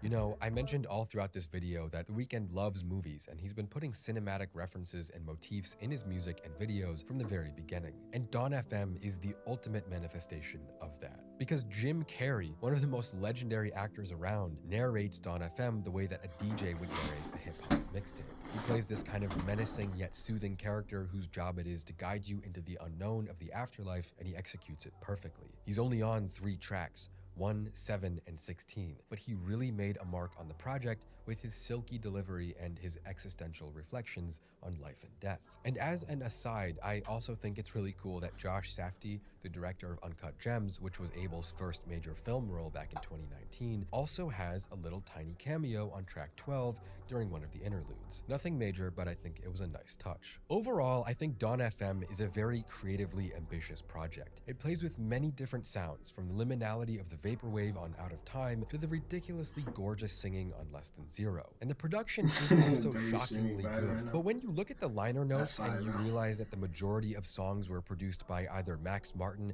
or Daniel Lopatin, the composer of the Uncut Gems soundtrack, also known as One Tricks Point Never, it's not a big surprise that Dawn FM is downright gorgeous. I personally don't like synthwave sounds. I usually think the songs can be pretty corny and more or less tasteless, but tracks like Gasoline, Sacrifice, and Take My Breath do a great job at feeling shiny and retrofuturistic without ever venturing into the territory of sounding like a video game soundtrack.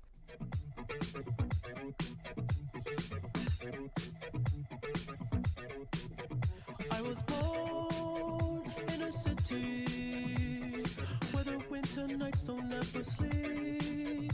So this life. And I also love the city pop, the soft rock, and the disco inspirations that can be found throughout the album.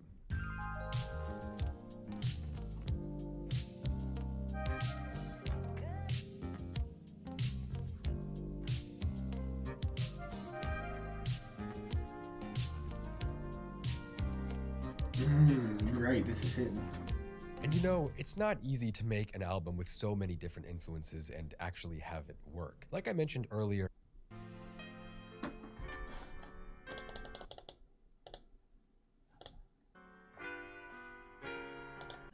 I just usually associate synthwave with the background of a YouTube commercial or a video game montage, and I really don't like the sound of the genre. I really feel like synthwave is one of those Reddit genres like electro swing or chiptune that isn't really a bad concept, but somehow no one has ever executed it in a way that sounds good. But if there's any producer who could take a played out and contrived sound and really make it beautiful, of course it would be One Tricks Point Never. If you listen to his past work, whether it's his own work or his work on soundtracks for the Safdie brothers, he really knows how to add amazing atmosphere into a song.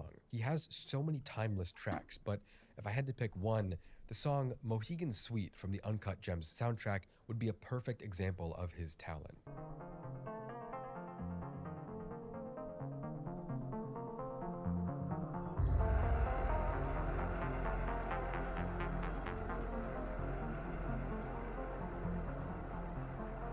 I think popular synthwave tracks like Night Call can be so in your face and unrefined, but The Weeknd and One Tricks Point Never had a great idea to mix this synthwave sound with disco and R&B and soul to keep it smooth, classy, classic, and fun, instead of making Dawn FM sound like a Rocket League montage. And I think that The Weeknd's collaborations with Daft Punk from Starboy may have given him some major inspiration in this way. The way that Daft Punk can throw a billion different effects, instruments, and samples into What's one the name of song it? I'm and gonna make watch it it sound tonight. fun reminds me of the same way later that on. Dawn FM doesn't take itself too seriously. It has a beautifully possible. serious sound, but at the same time, the tracks are full of little quirks and effects and small pieces of uniqueness everywhere you look. And speaking of the record sounding smooth and fun, I think overall Dawn FM is a much lighter album than any Weeknd Uncut project Gems. before it, in every way, from the production being more lighthearted to the lyrics feeling more optimistic than ever before. There is still nihilism and suffering and darkness on songs like Gasoline or Sacrifice, but the general story arc of Dawn FM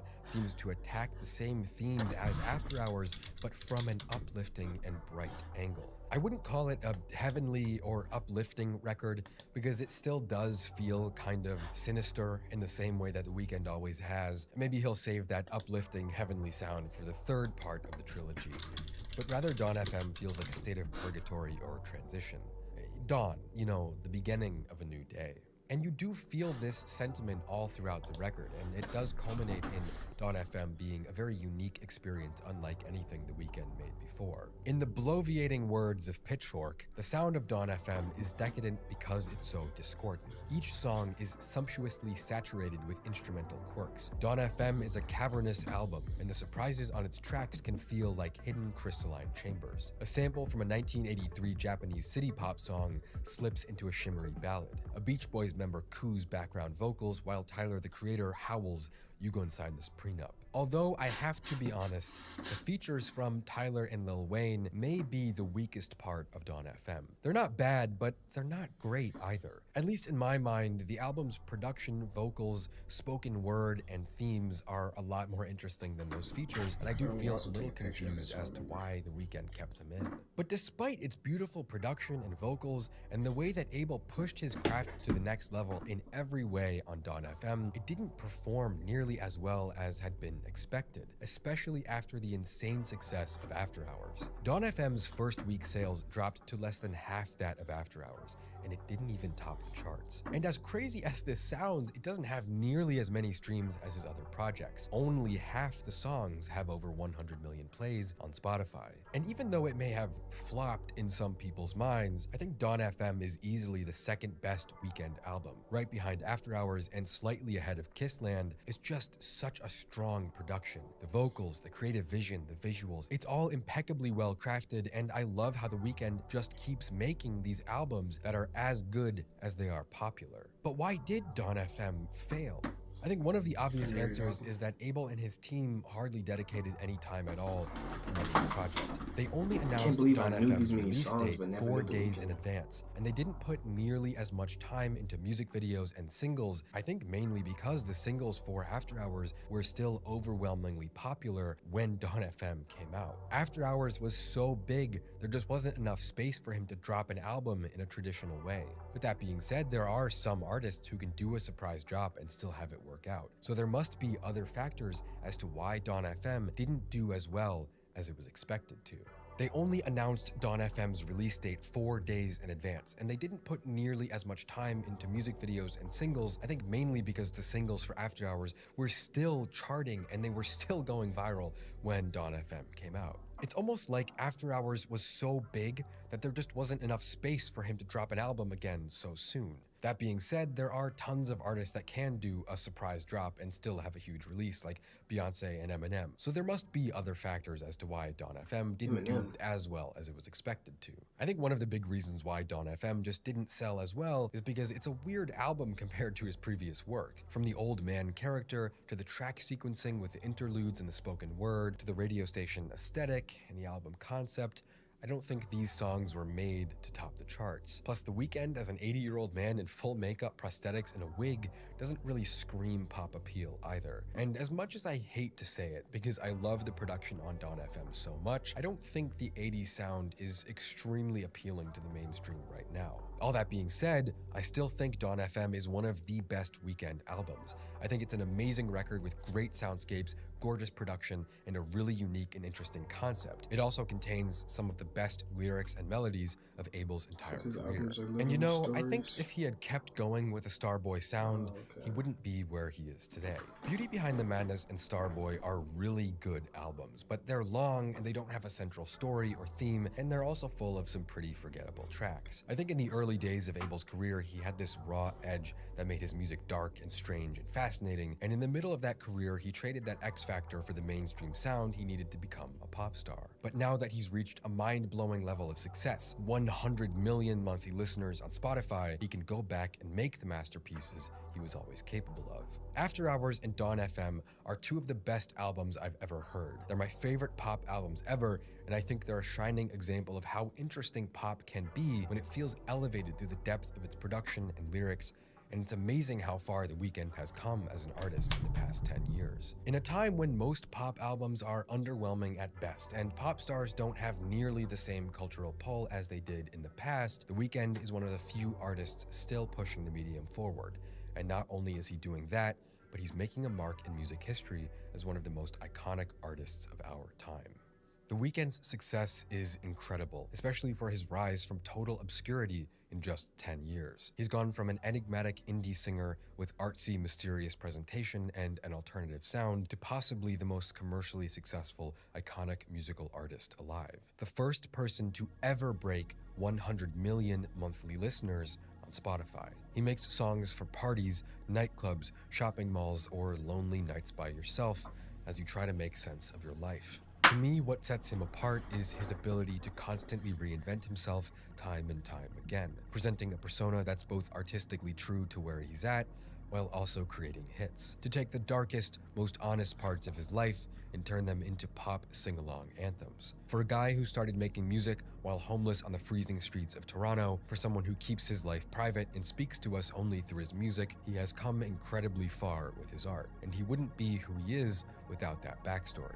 You couldn't make what he makes if you're just some boring industry plant. When you see the videos of Abel singing in the cold in the middle of the night with no money or fame to his name, you can see that he always had what it took to truly become someone. Not just anyone, but an artist that would change the face of pop music by making some of the best albums of his entire generation. From the enigmatic strangeness of Trilogy to the immense grandeur of Beauty Behind the Madness and Starboy to the cinematic journey of After Hours and Dawn FM, he's made a huge impact on the world of music, especially because he's never given up on his vision and only continues to improve on the sound and presentation of his work. The Weeknd is a timeless artist. He's one of my favorite singers of all time, and with such an amazing vision for his work, the fact that he's the most streamed artist in the world with over 100 million monthly listeners is just a nice bonus on top of his incredible work that only gets better and better with time. This has been the story of The Weeknd. I'm Philip. This is Volksgeist. Thank you for watching. Man, that was a good documentary. And of course, bro. don't forget that my new necklace, The Darkest Night and the Brightest Day, That was a really is good now available documentary. with free shipping in the US. It's gonna be one to listen to. For watching this far into the video. Listen to him so bad. I got an idea. I just want to listen to like 5 seconds. I'm not gonna copyright it though. But what's it called? Hold on. I'm gonna mute the desktop audio so it doesn't copyright.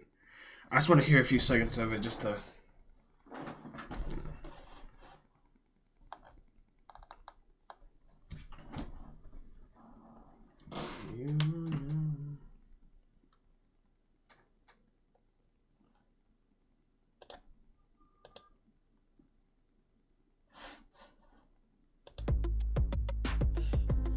I'm trying to put you in the worst mood. Just to hurt you. I want to listen to it so bad, Smirk. You don't understand. I just want to full commit. I want to full commit. I'm not gonna lie.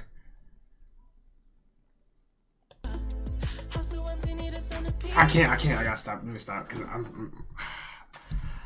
I want to so bad.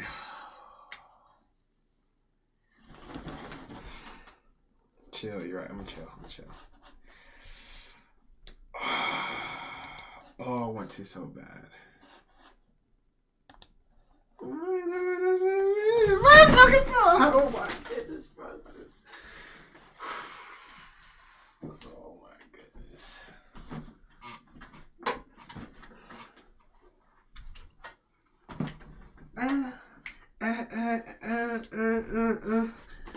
I'm on the other side.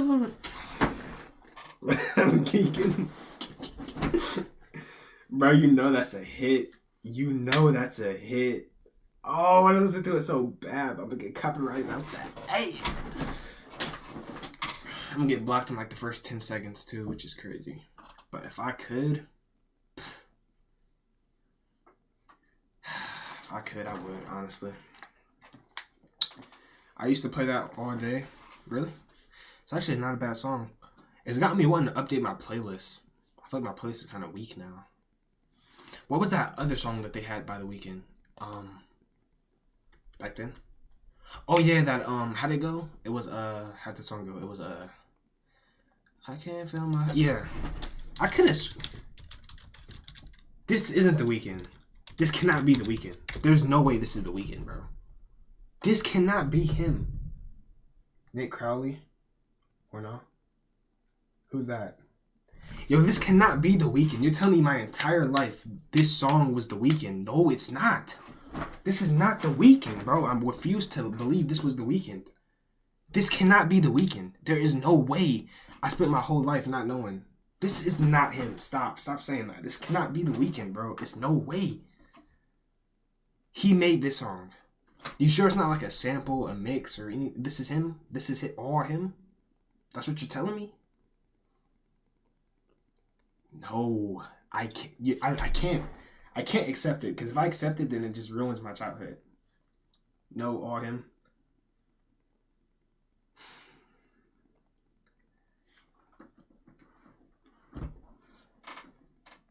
Botane to Gara? What does that mean? Botane to Gara. Is that Spanish for something?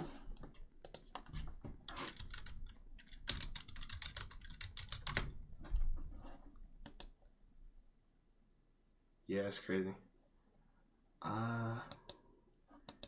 Wait. Botane to throw me away?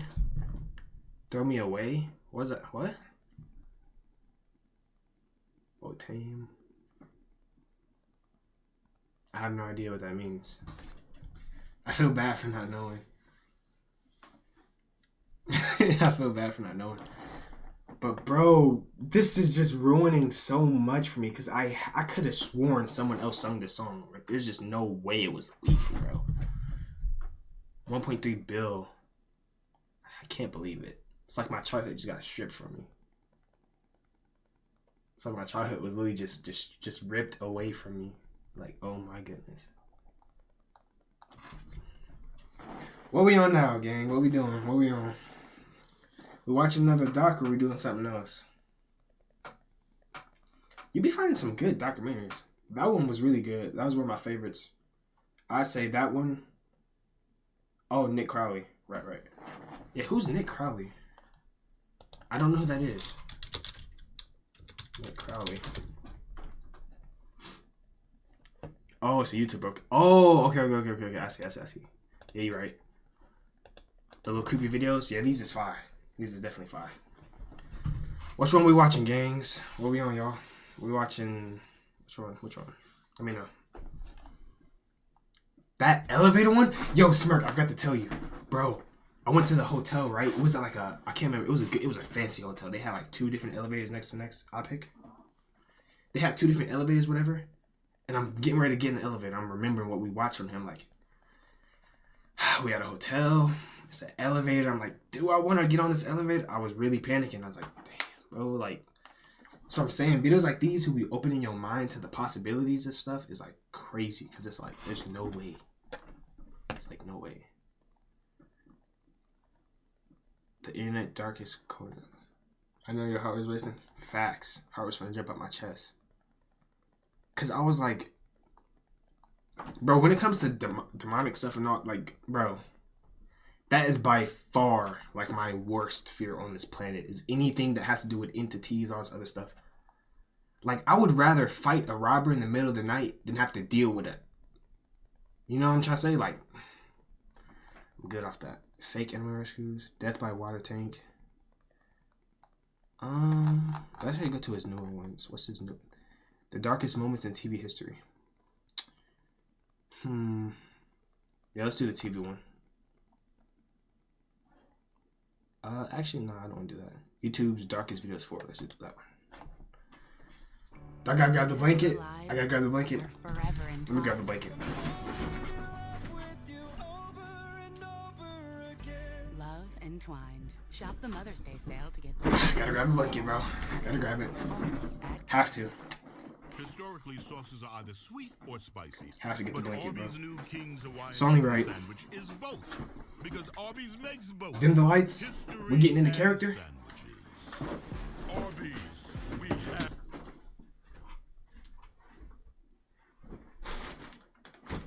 Yo, where's my LED light at? Hold up, y'all.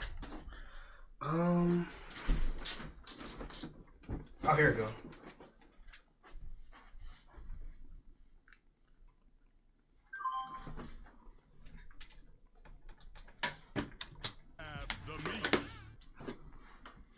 Yes, sir.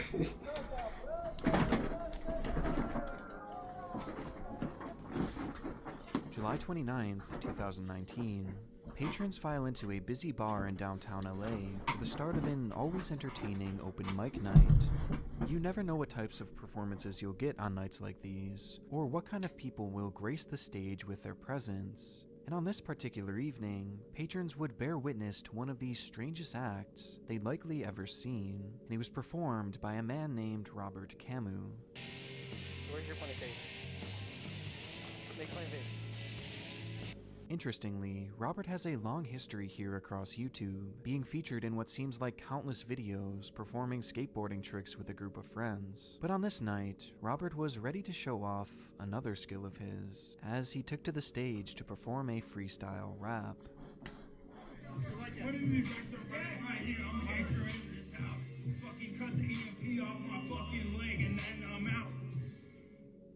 Starting out, the performance was, well, a little shaky to put it nicely, which was at least partially to blame on Robert's apparent drunken state. But a bad night of karaoke in isolation is nothing all that noteworthy. In fact, despite the lethal doses of cringe, many would actually view this as a great time, a funny memory, and even respect Robert for being so willing to go up there and just give it a try.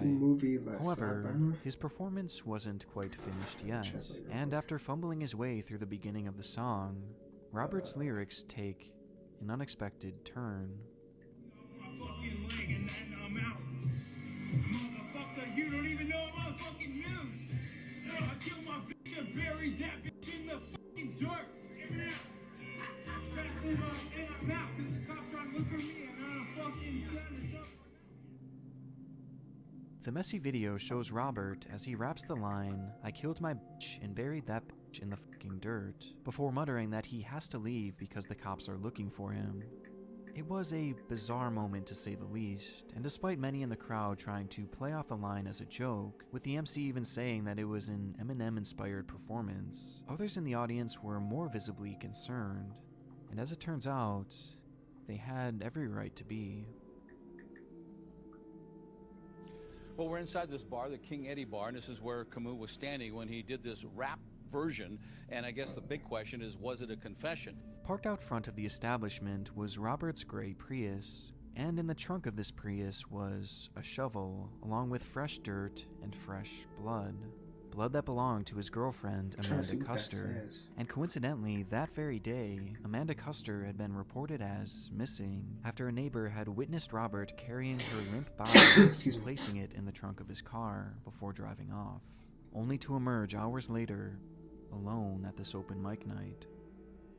In the moment, a bizarre performance was all this seemed to be, but today, many refer to this rap as being an actual confession, and in the end, this footage would ultimately be used in court and lead to Robert's conviction for the murder of Amanda Custer, even though to this very day, her body has never been found. But if the words of Robert are to be believed, then it's sadly very likely that she's out there somewhere, buried deep in the dirt. Now, if you've seen Amanda Custer, police want to hear from you. It has been 3 days since Amanda Custer's been seen.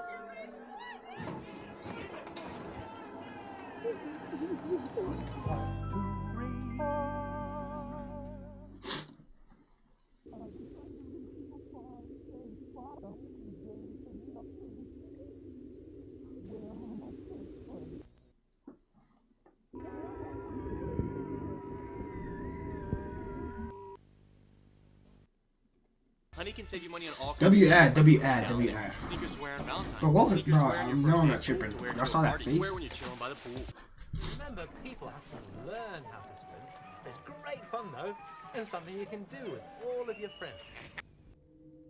During the summer of 2022 in Karei Yosef, Israel, a popular corporate villa had been rented out by a local marketing agency to host a company event. The location was highly sought after due to its large outdoor pool area, making it the perfect spot for employees to unwind and connect outside of their typical working environment. And on this day, the 21st of July, 50 employees of this company would gather at the party to enjoy the hot summer sun and the cool water of the pool. And by all accounts, the party had been going off without a hitch. Until it happened. As unsuspecting partygoers were hanging in and around the pool, some began to notice that the water level appeared to be receding, with one keen witness pulling out their phone to record the unfolding ordeal. And just as they hit that record button, things would fall into complete chaos.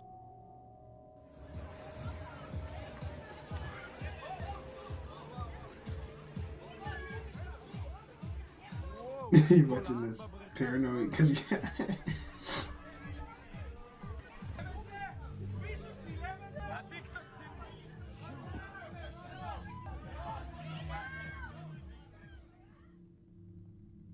Suddenly, a large sinkhole opens up beneath the pool, in turn creating a massive vortex and an impossibly strong current, dragging essentially everything in its path down towards the opening.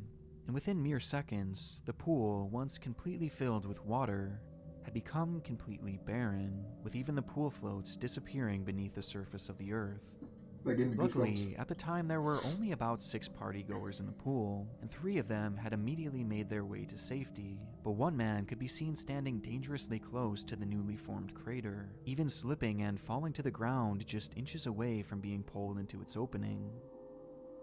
Thankfully, he too had managed to make his way to safety, but the 2 others weren't so lucky, as in the moments immediately before this video began, they had been sucked into the depths of the sinkhole.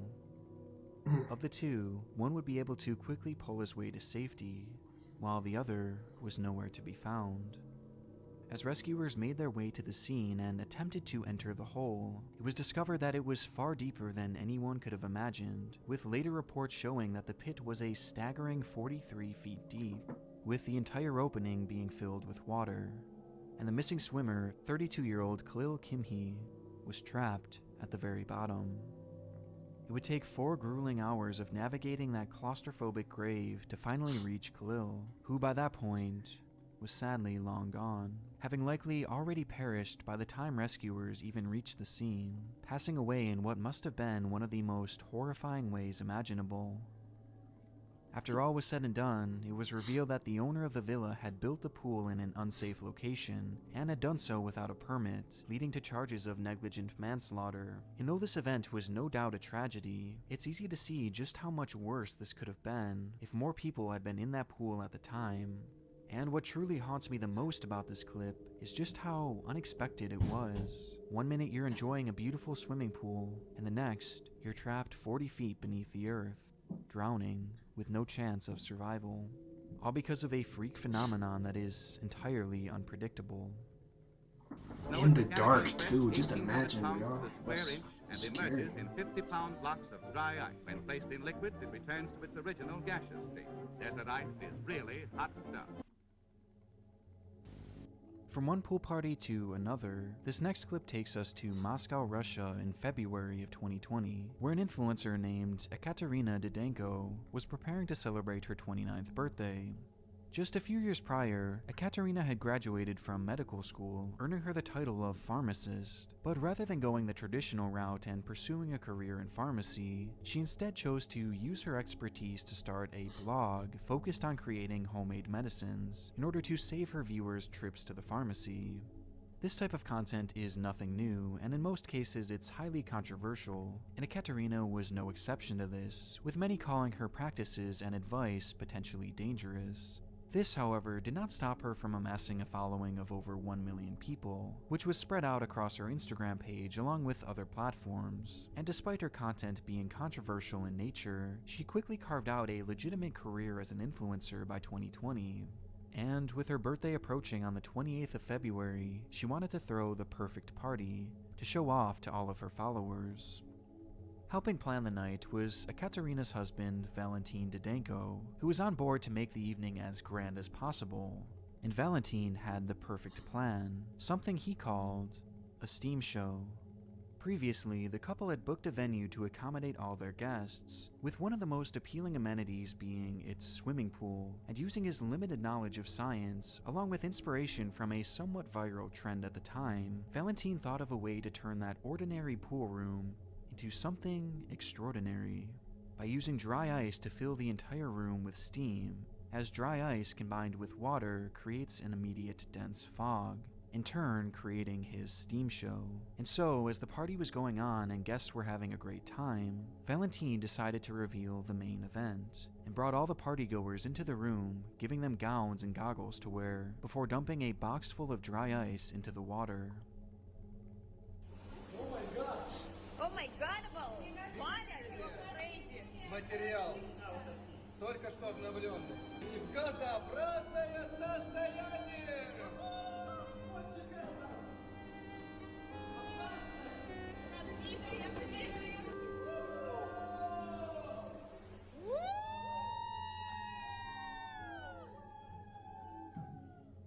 It's a lot. Instantly, the pool disappears within a cloud of gas, creating the incredible show that both Ekaterina and Valentin had dreamed of, with Ekaterina herself pulling out her phone to record the moment.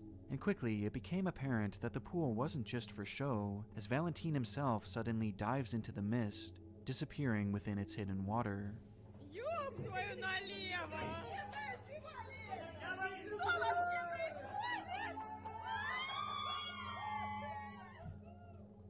But there was just one problem. The chemical reaction that happens when dry ice and water connects doesn't just cause the formation of mist.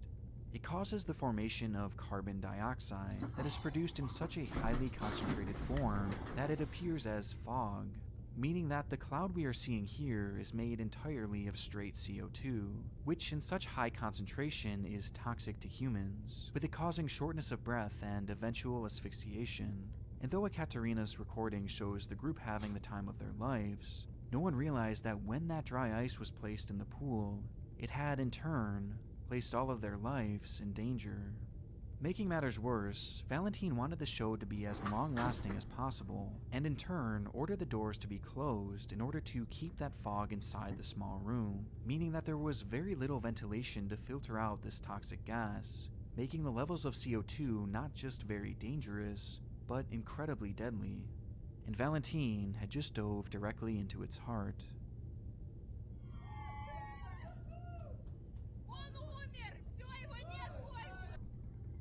Nah, I ain't gonna lie, that is kind of stupid. I mean, even in science class, they told us not to touch dry ice. And he just dives in that pool of it. Took the surface just one time after this, and although the crowd cheers him on, believing he's just splashing around and having some fun, at this moment, his lungs were filling with fluid, and he was suffocating to death, as below the water, he was drowning, and on its surface, he was suffocating. He was trapped, with the only outcome being death. Ekaterina then turns the camera on herself, revealing another man entering the water, as she's laughing and yelling in amusement. And behind her, all of her friends are seen recording the ordeal, oblivious to the fact that Valentin was now dying at the bottom of the pool. They were far too distracted trying to get the perfect shot for their own social media pages. In the end, it truly was the spectacle that Valentin and Ekaterina had dreamed of. Shortly after the recording had ended, partygoers would finally realize that something was terribly wrong, as some began to experience shortness of breath that eventually caused them to pass out. Meanwhile, others began to feel sharp pains throughout their body that were eventually learned to be the result of chemical burns. Once the room was finally evacuated, 3 partygoers would be unaccounted for, as Natalia Manakova, Yuri Elfarov, and Valentin were left in the foggy room, dead at the bottom of the pool.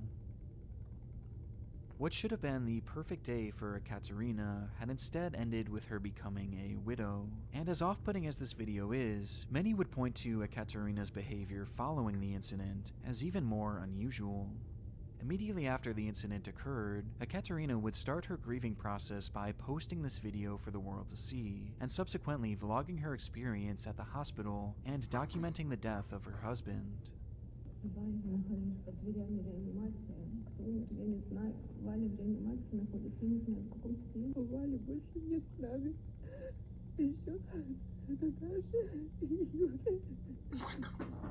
Bro, this can't be real. It was admittedly a bit bizarre, as many accused her of exploiting the death of her husband to gain internet followers, with further questions being posed as to why she hadn't considered the deadly effects of dry ice and water, as after all, she was an expert in the field of science. The scrutiny towards Ekaterina became so intense at one point that Russian authorities launched an investigation into her actions, claiming that it may be possible to charge her for causing death by negligence, though to my knowledge, nothing ever came of this. Just 5 whole months after the incident, Ekaterina would remarry, with those initial posts documenting the death of her first husband, leading to her gaining an additional 500,000 followers. She's a scientist? I'm an astronaut. Like, there's no way, bro. Like, what? This vertical city, a machine has come to life. A machine with a terrible secret. Take the stairs. For God's sake, take the stairs. It was a quiet January night in the Yuanlin Finance and Economics building, located in western Taiwan. The 16th-floor tower held its fair share of both office spaces and residences, though as the clock reached past midnight, only the building manager would be awake in its lobby. As he settled in for another uneventful night, the silence was suddenly broken by a woman rushing in with a small child. The man didn't recognize her as a resident, and given that the offices were closed for the night, he stopped her and questioned why she was there. The woman, however, brushed him off in a hurry, stating that they were only there to meet a friend, before entering the elevator and disappearing out of view. According to the man, he felt a bad omen in the air after the encounter, and only grew more concerned as the morning arrived and the woman had yet to come down and exit the building. So out of curiosity, the manager turned to the building's CCTV footage to determine where the two had gone, only to see this.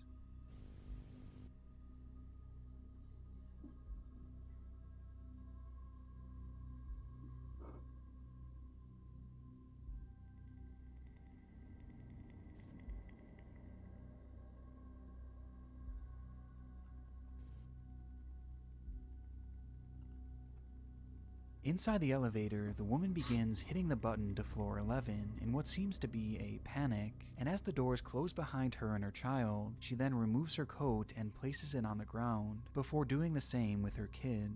When the elevator then reaches their desired floor, she quietly slips off her shoes and exits in a hurry. It's unusual footage, as their behavior just seems slightly off, and it's made all the more disturbing due to what they could or couldn't see on the cameras after that. Upon exiting the elevator, the pair are seen walking down the hallway on floor 11 in this grainy footage recaptured by the man's cell phone, with the two heading in the general direction of the stairwell, which also happened to be the sole entrance to the roof.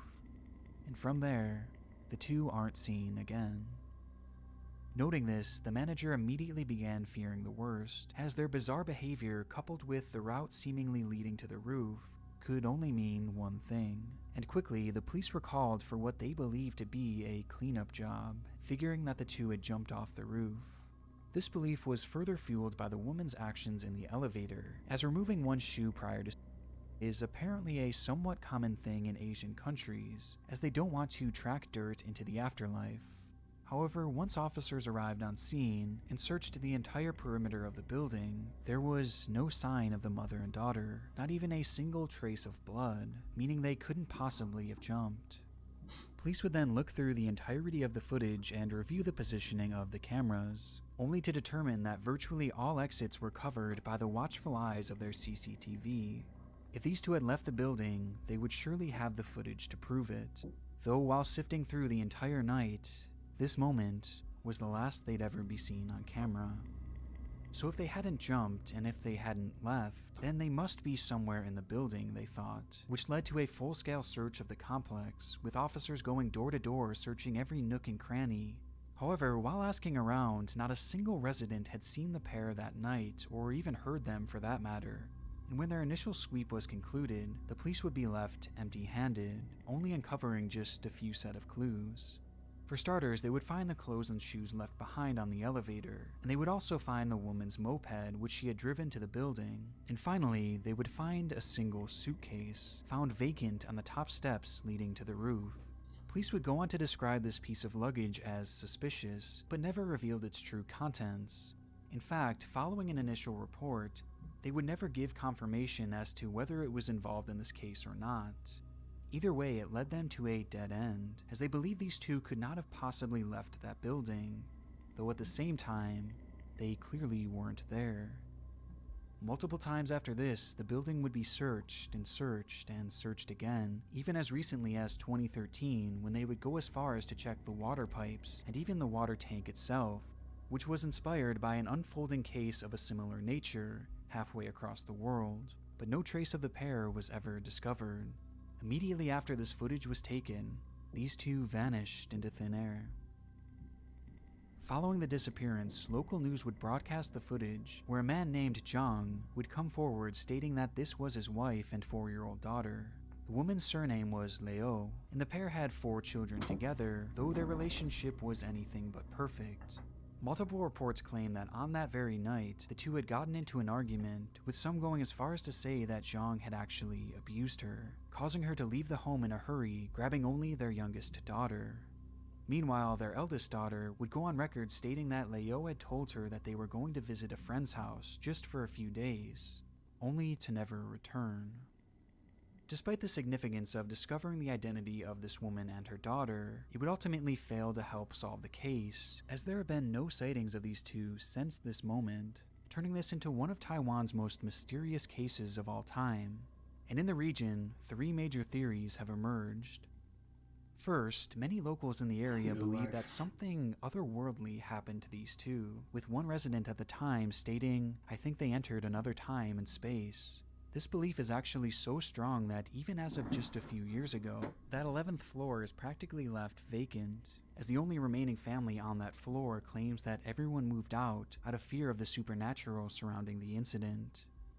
Another long-lasting theory was that the two were still somewhere in the building, having potentially taken their lives or just gotten stuck there. And officials believed this for years after the case, assuming that eventually someone would happen upon them. Though that day has never come, and due to the extreme summer heat in the region, it's likely that the smell alone would have led to their discovery by now. Which brings us to our third theory, that somehow the two had actually managed to leave the building without detection. Due to the camera positioning in the hotel, this seems rather unlikely, but some claim that there is a specific route that potentially could have provided just enough cover for them to avoid all the cameras. But this would have had to have been precise and seemingly deliberate. What makes this so strange, though, is that Leo apparently had limited to no knowledge of this building beforehand, begging the question how she could navigate in such an efficient manner, or why she would want to for that matter. And this is far from the only questions regarding this, like, why would she even enter this building to begin with if she was just going to leave, and why go to that 11th floor in particular and remove those articles of clothing? And maybe most importantly of all, if she had somehow snuck around those cameras, how had she or her child never been seen again? Nothing about this case makes any sense, and honestly what happened to these two at this point is anyone's guess, as this is practically all the information available on their disappearance. Since then, there have been no sightings, no use of their health insurance, no use of their bank account, and their daughter's records show that she has never been enrolled to another school. It's almost as if they evaporated into that cold night air. Part of me hopes that this was all an attempt to flee an abusive relationship, and that somehow this was all just a distraction for these two to escape and start a new life elsewhere, which could explain that supposed friend they were going to meet, why they shed their coats, and how they managed to sneak out of there in the first place. But things of that nature are easier said than done, and I can't help but get a sinking feeling that they are no longer with us, as surely at some point, some trace of them would have appeared by now. But unfortunately, an absolute conclusion is something that perhaps we may never get, and instead, we're simply left with this chilling video, which is undoubtedly one of YouTube's darkest. Yo, New I and am existing bugging customers can choose hard the right phone they now. want, like the incredible iPhone I'm 14 tweaking. on us. Not to brag, but I'm on Verizon now. And I got to choose the phone I wanted for free. Not that you're bragging. Choose the phone you want on us. Verizon. Now, James, bring on those babies. Okay, this is baby Logan. Logan? So baby should probably face me. I am bugged out. Yo, I'm wildin'. Sending some water. It's downstairs. I'm scared to go. Bro, I'm scared to go get water, bro. And I gotta use the bathroom.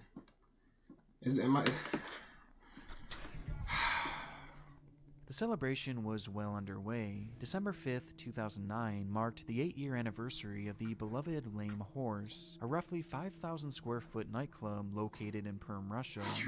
On the evening of the 4th, the club began to fill with partygoers keen on joining in on the massive party. To commemorate the night, a cameraman and an interviewer would be on scene to document the events of that evening, which they did by first speaking to patrons as they roamed the club, getting their thoughts and opinions on the celebration.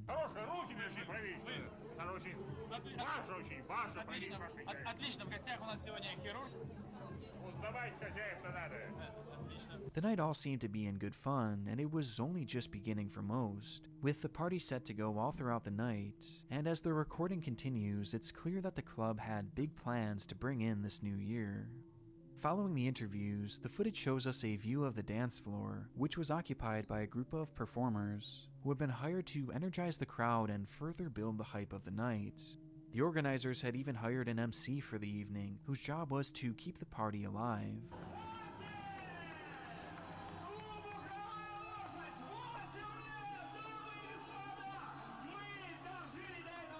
By this point, over 300 people had made their way into the building, as the MC continues the show by joking around with two young women, who were clearly guests of the bar, with the cameraman fixing his lens on the three as the crowd watches on in amusement.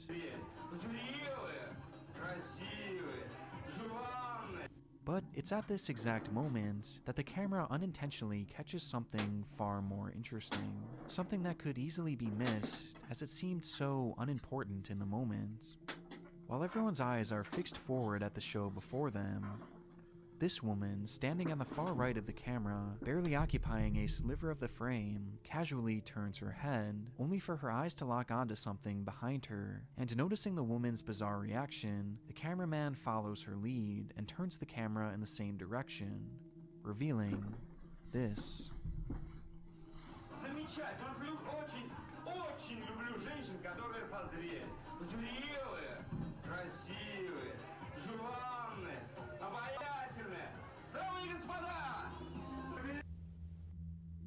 Unbeknownst to pretty much everyone in the club at that time, a spark from the show's pyrotechnics had made contact with the club's ceiling, which was covered in decorative twigs for the party, and within a split second, a fire would erupt.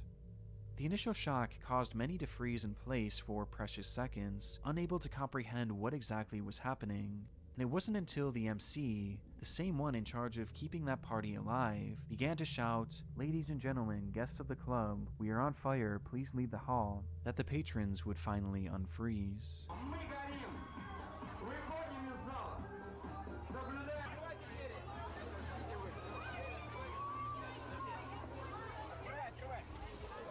Bro, leave. Why are you still trying to stare there? Why are you leaving? Following this announcement, the crowd flew into a panic, desperately making their way to the exit, which is where the first fatal issue arose. The club supposedly had 2 exits, one through the front door and the other located behind the stage. However, that second exit had no signs indicating where it was, meaning that practically no one in the room knew that it was even there. Because of this, most of the patrons began pushing towards that one main exit. Upon making his way into the hallway, the cameraman reveals the exit and, in turn, another devastating issue. In order to control the crowd going into the venue earlier that night, one of the 2 doors at the front entrance was locked, meaning that this small opening was the only means of escape for the 300+ people trapped inside. And to make matters worse, by this point, the entire venue was now shrouded in smoke.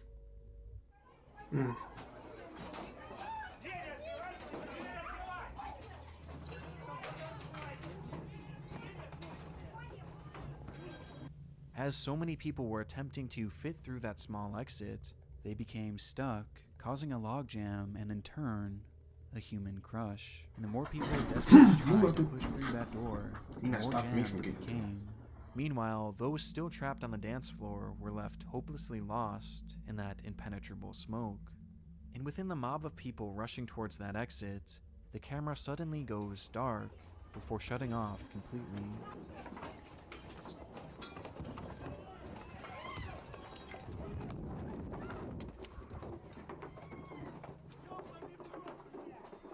No force in this world stopping me from getting through that door. There's no place to land. I don't care how many people I got to uppercut. I'm getting through that door. He's coming for you with everything. Ready for the big show? Is this another Fast and Furious? Oh my goodness. I'm gonna hit people with Tyson hooks. It's your Telling time you. to make a greater impact. U.S. Army Reserve.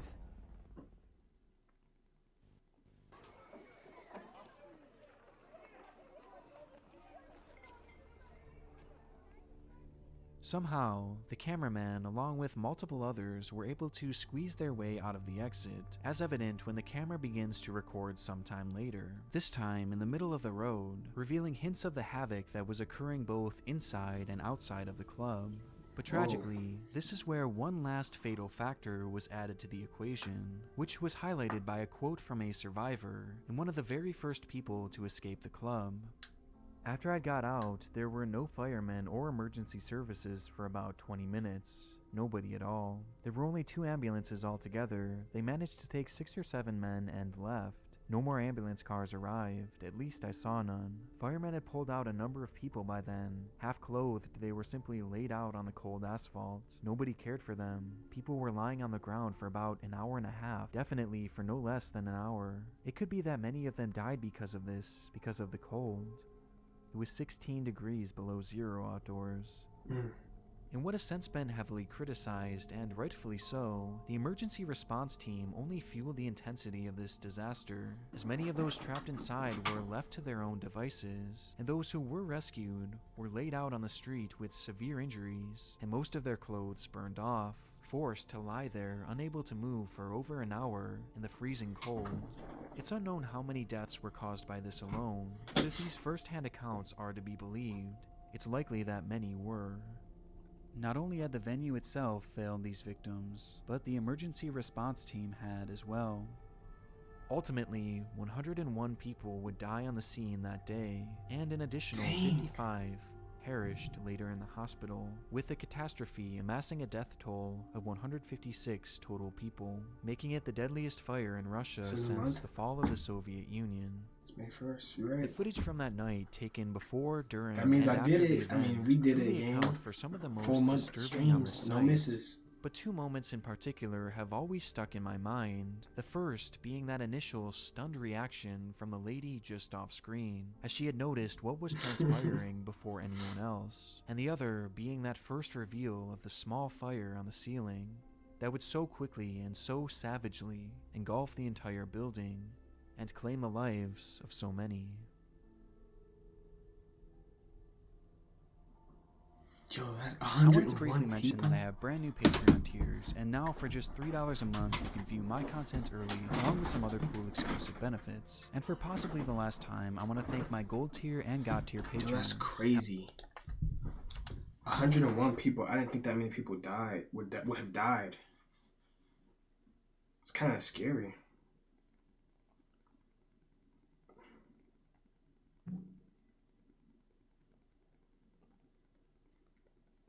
I think my dad's downstairs.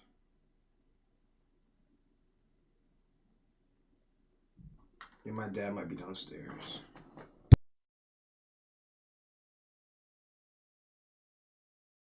Alright, wait for it to stop lagging. Alright, we good.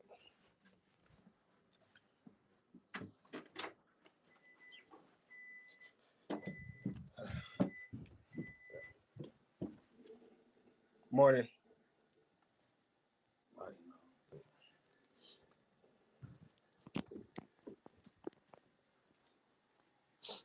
I'm still on live right now. I figured out how to do it on my phone.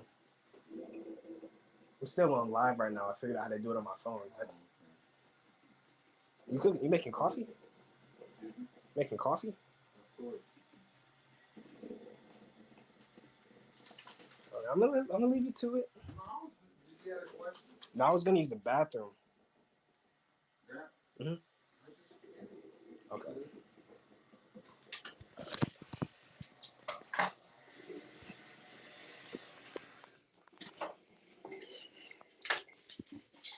I figured it because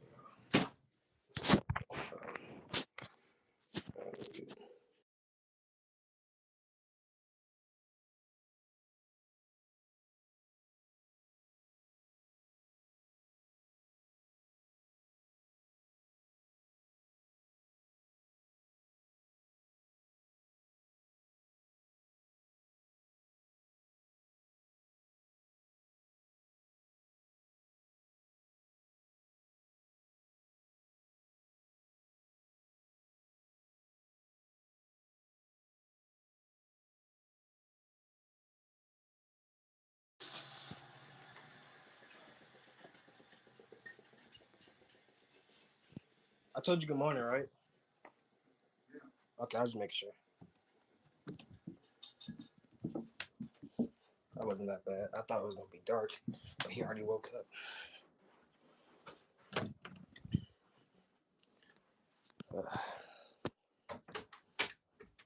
This room is crazy.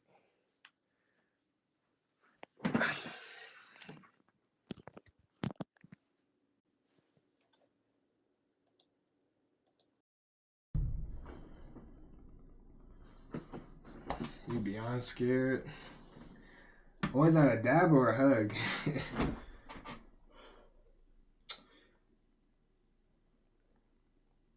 Alright.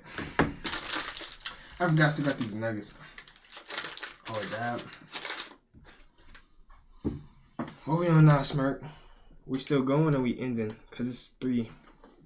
No, I'm fine. I ain't got nothing to do, but I finished all my homework today. That's why I streamed so late. I did 4 assignments. I did 4 assignments and a quiz. Like a test. I cleared all my homework for like the next week. So now all I gotta do, you said one more? Okay. One more of these, the Nick Cowley or something else.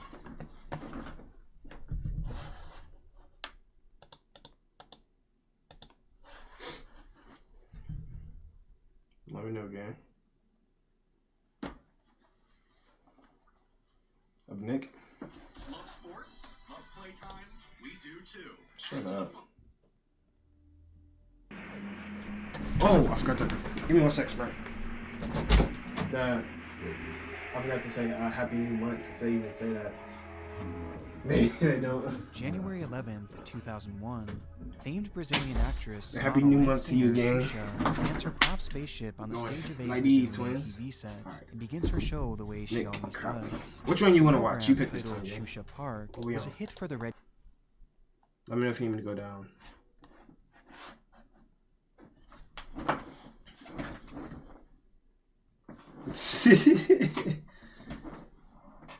Down. Alright, let me see.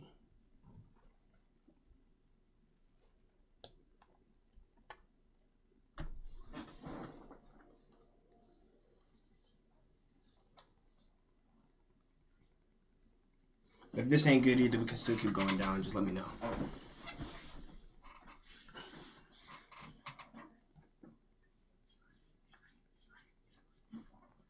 YouTube Darkest Channel 5.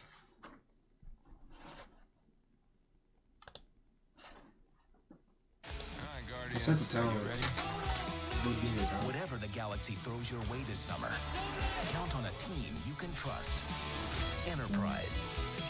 And see Red looks so crazy. Galaxy Volume 3 in theaters. Probably, I don't know if it's picking up on the camera how it is, and it probably is, bro.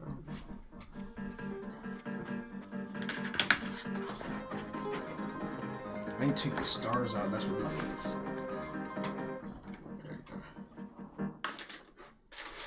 The following video is sponsored by Keeps. In the sky, where the sun shines all day, every day. I heard about 15 The to site's called 20 gunshots. youtube.com, and that's YOU.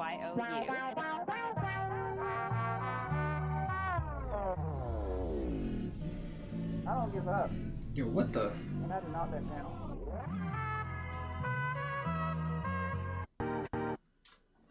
And now, our feature presentation.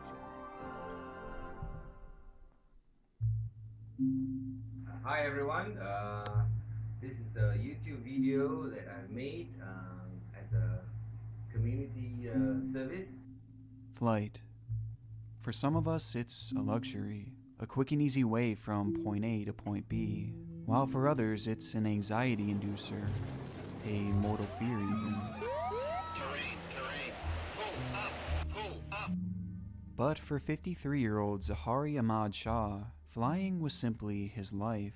His passion started at the age of just 20, when Zahari would begin studying and training to become a pilot, until eventually becoming a full-time captain years down the line. He went on to log over 18,000 hours of flight time, without receiving so much as a single blemish on his record. As a pilot, his skills and work ethic were impeccable, earning him great respect among his peers. While outside of work, he was really just a normal guy. He had a flourishing family with a wife and 3 children, as he spent most of his free time either with them or fishing, cooking, and perusing social media, with one of his favorite sites being YouTube. Not only was Zahari an active user, but he would also post an occasional video or two of himself, of which very little ever stood out. And this is how it looks like. As at the time, his channel seemed destined for obscurity. However, it wouldn't turn out this way, as in the end, it would take just a single day for his channel to become one of YouTube's darkest. Ladies and gentlemen, for your safety, please observe the presentation of safety procedures on the screen at the front. April 27th, 2010, Zahari's channel is launched, at first being primarily used to listen to music, as well as watching the latest viral video that the site had to offer. And it wasn't until the start of 2013 that he would begin uploading videos of his own. And when I previously mentioned that very little stood out in these videos, that may have actually been an understatement, since they all came across as almost painfully normal. His first upload was the first of a 2-part instructional video on how to save money on your air conditioning, and in it we see his wife occasionally jump in to help Zahari as he shares his tips on reducing the cost of electricity bills. Now you need to push the blue line of the air, so she's gonna do it for 1 second. The 2 videos were certainly informative, but visually there isn't much to unpack here, with the exception of one detail. As behind Zahari was what appeared to be a massive flight simulator right within his home. Fix the leakage or fix any problem that is in the system. It was a device that Zahari had put together himself and used both for fun and to hone his skills. And considering his line of work and what we know about him, this wasn't all that surprising, as he not only took his job very seriously, but he also just genuinely loved to fly. From there, Zahari would go on to publish 5 other videos following this same formula. Low-quality tutorials like how to properly seal your windows, And it's very effective. and how to clean your air conditioning unit. Lift up the bottom pipe. None of which ever really had a chance of making him rich or famous, but that was never the point. As for Zahari, this channel really only served as a way to help others, going out of his way to make useful videos for those who could really benefit from them, and he did so only out of the goodness of his heart, as he received nothing in return. And to those who knew Zahari at the time, this was exactly the kind of man he was, a good and honest person, always wanting to provide others with a helping hand. Breaking news tonight. But that was then. And today, Zahari is viewed much, much differently, with it all going back to one day. A day in which Zahari's life and the world itself would forever be changed. I will now brief you on the safety procedures to be observed on this airplane. March 8th, 2014. Captain Zahari clocks in for duty at the Kuala Lumpur International Airport, with his first flight being a roughly 6-hour trip to Beijing International Airport. In the cockpit alongside him would be 27-year-old Farik Abdul Hamid, a first officer partaking in his final training flight before facing examination to become an official captain. Together, the pair was well-versed and well-equipped, as Zahari himself had made this trip countless times before. And by 12:42 a.m., the massive Boeing 777, its 12 crew members, and 227 passengers would take to the sky en route to yet another routine trip to Beijing.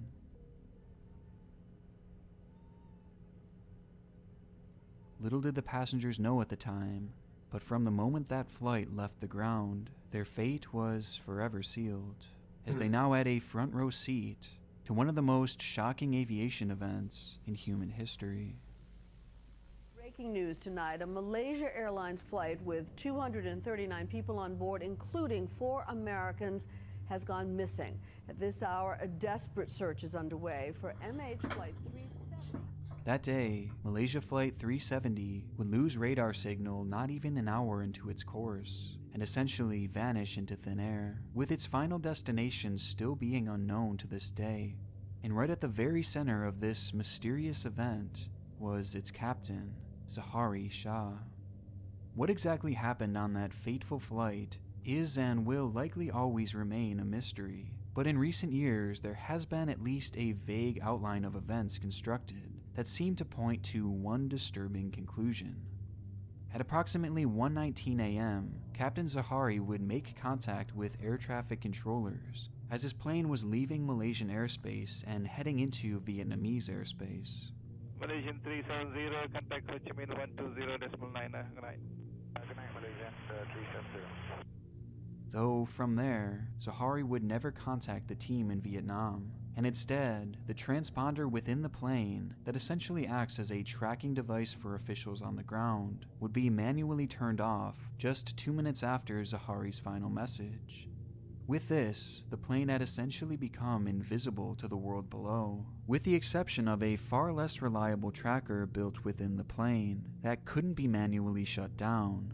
The device works by sending out a ping with the plane's coordinates once every hour, which, when analyzed, showed investigators that rather than heading towards Beijing, the plane had instead done a complete 180 immediately following Zahari's final transmission, and was actually heading in the direction of Australia before the signal was lost for good somewhere over the Indian Ocean. This information would only grow more concerning, as in 2015, small pieces of the craft began washing ashore in various locations, some of which showing damage consistent with a plane that had struck water at high speeds. Taking all this into consideration, it does seem likely that the plane had ultimately crashed into the Indian Ocean, with the larger parts of the craft likely having sunk to the bottom around the location of that final ping. With deep sadness that I must inform you, flight MH370 ended in the southern Indian Ocean. And with the depths in that area reaching over 3 miles deep, it's very likely that these parts may never be found. But though this seems like a logical conclusion, this theory fails to provide an explanation as to how the plane got so far off course, as no navigational or electrical failure could have ever accounted for the bizarre movement of the flight, which is where Captain Zahari comes into play. For starters, that transponder was turned off immediately after he had given that final message, which was then followed by the plane turning 180 degrees and heading in the complete opposite direction, ultimately to its demise. Both of these actions are extremely noteworthy, as they were not only undoubtedly deliberate, but they also could have only been done from inside the cockpit, a place in which only Zahari and Farik had access to, immediately making the two pilots the primary suspects, with Zahari quickly emerging as suspect number 1. According to those close to Zahari, his mental health had seemingly been on the decline for months, and potentially even years leading up to the event, and according to his own daughter, her father had become quote-unquote unrecognizable, with others adding that he was in no mental shape to be flying. Along with this, Zahari had seemingly been having struggles with his marriage, as he had been caught on numerous occasions flirting with other women over social media, causing a rift that you would never sense by watching his videos. And Nur Hayati here, my helper. And on the subject of these videos, one of the most damning pieces of evidence used against Zahari had actually made an appearance in his very first upload. Upon investigators searching Zahari's home for clues, they would analyze the flight simulator seen in the background of this video, where they discovered a disturbing clue. Within the data of the flight simulator, it was found that Zahari had charted a course and practiced flying a route that matched nearly identically to the one Flight 370 was said to have taken that fateful day. And given just how obscure that route was, investigators believed that this couldn't have been a coincidence. As to make matters even stranger, Zahari had actually tried to scrub the data from the device just 1 month before that fateful flight. Some data has been deleted from the simulator, and forensic work to retrieve this data is ongoing. Taking all of this into consideration, the narrative was quickly formed that Captain Zahari had premeditated this entire disaster as some sort of murder-suicide mission, with this now becoming the most widely believed and currently most likely theory to explain the mystery of Flight 370. Though it is important to remember that this is just that, a theory, and it is in no way a concrete conclusion. However, if this were to be true, that would make Zahari Ahmad Shah the most prolific killer in YouTube's history, by a huge margin, as he would have been responsible for the deaths of over 238 people, with his channel potentially featuring the very device that this whole event was plotted on. But he dang near did do it then, because that evidence is overwhelming. People get locked up for way less than for murder cases. For murder, like. Do you want to hear something truly horrifying? 2 out of 3 men will experience some form of hair loss by the age of just 35. But thankfully, best part to recommend the farm hair special come a react as the result of your first in. Pretty amazing place. October 2nd, 2010, a bizarre 7-minute video titled "America, Your Last Memory in a Terrorist Country" is posted to YouTube, depicting a masked man in a robe setting fire to the American flag. The video is accompanied by a rambling description stating, "I want you to imagine a comet or meteoroid coming through the atmosphere. On the other hand, welcome yourself to the desert. Maybe your ability to protest is from the brainwashing of the current government structure." This incoherent writing and strange video would be the only content featured on a channel called Star Hitchnaz, but it would be far from the only upload that its creator would make to the platform in general.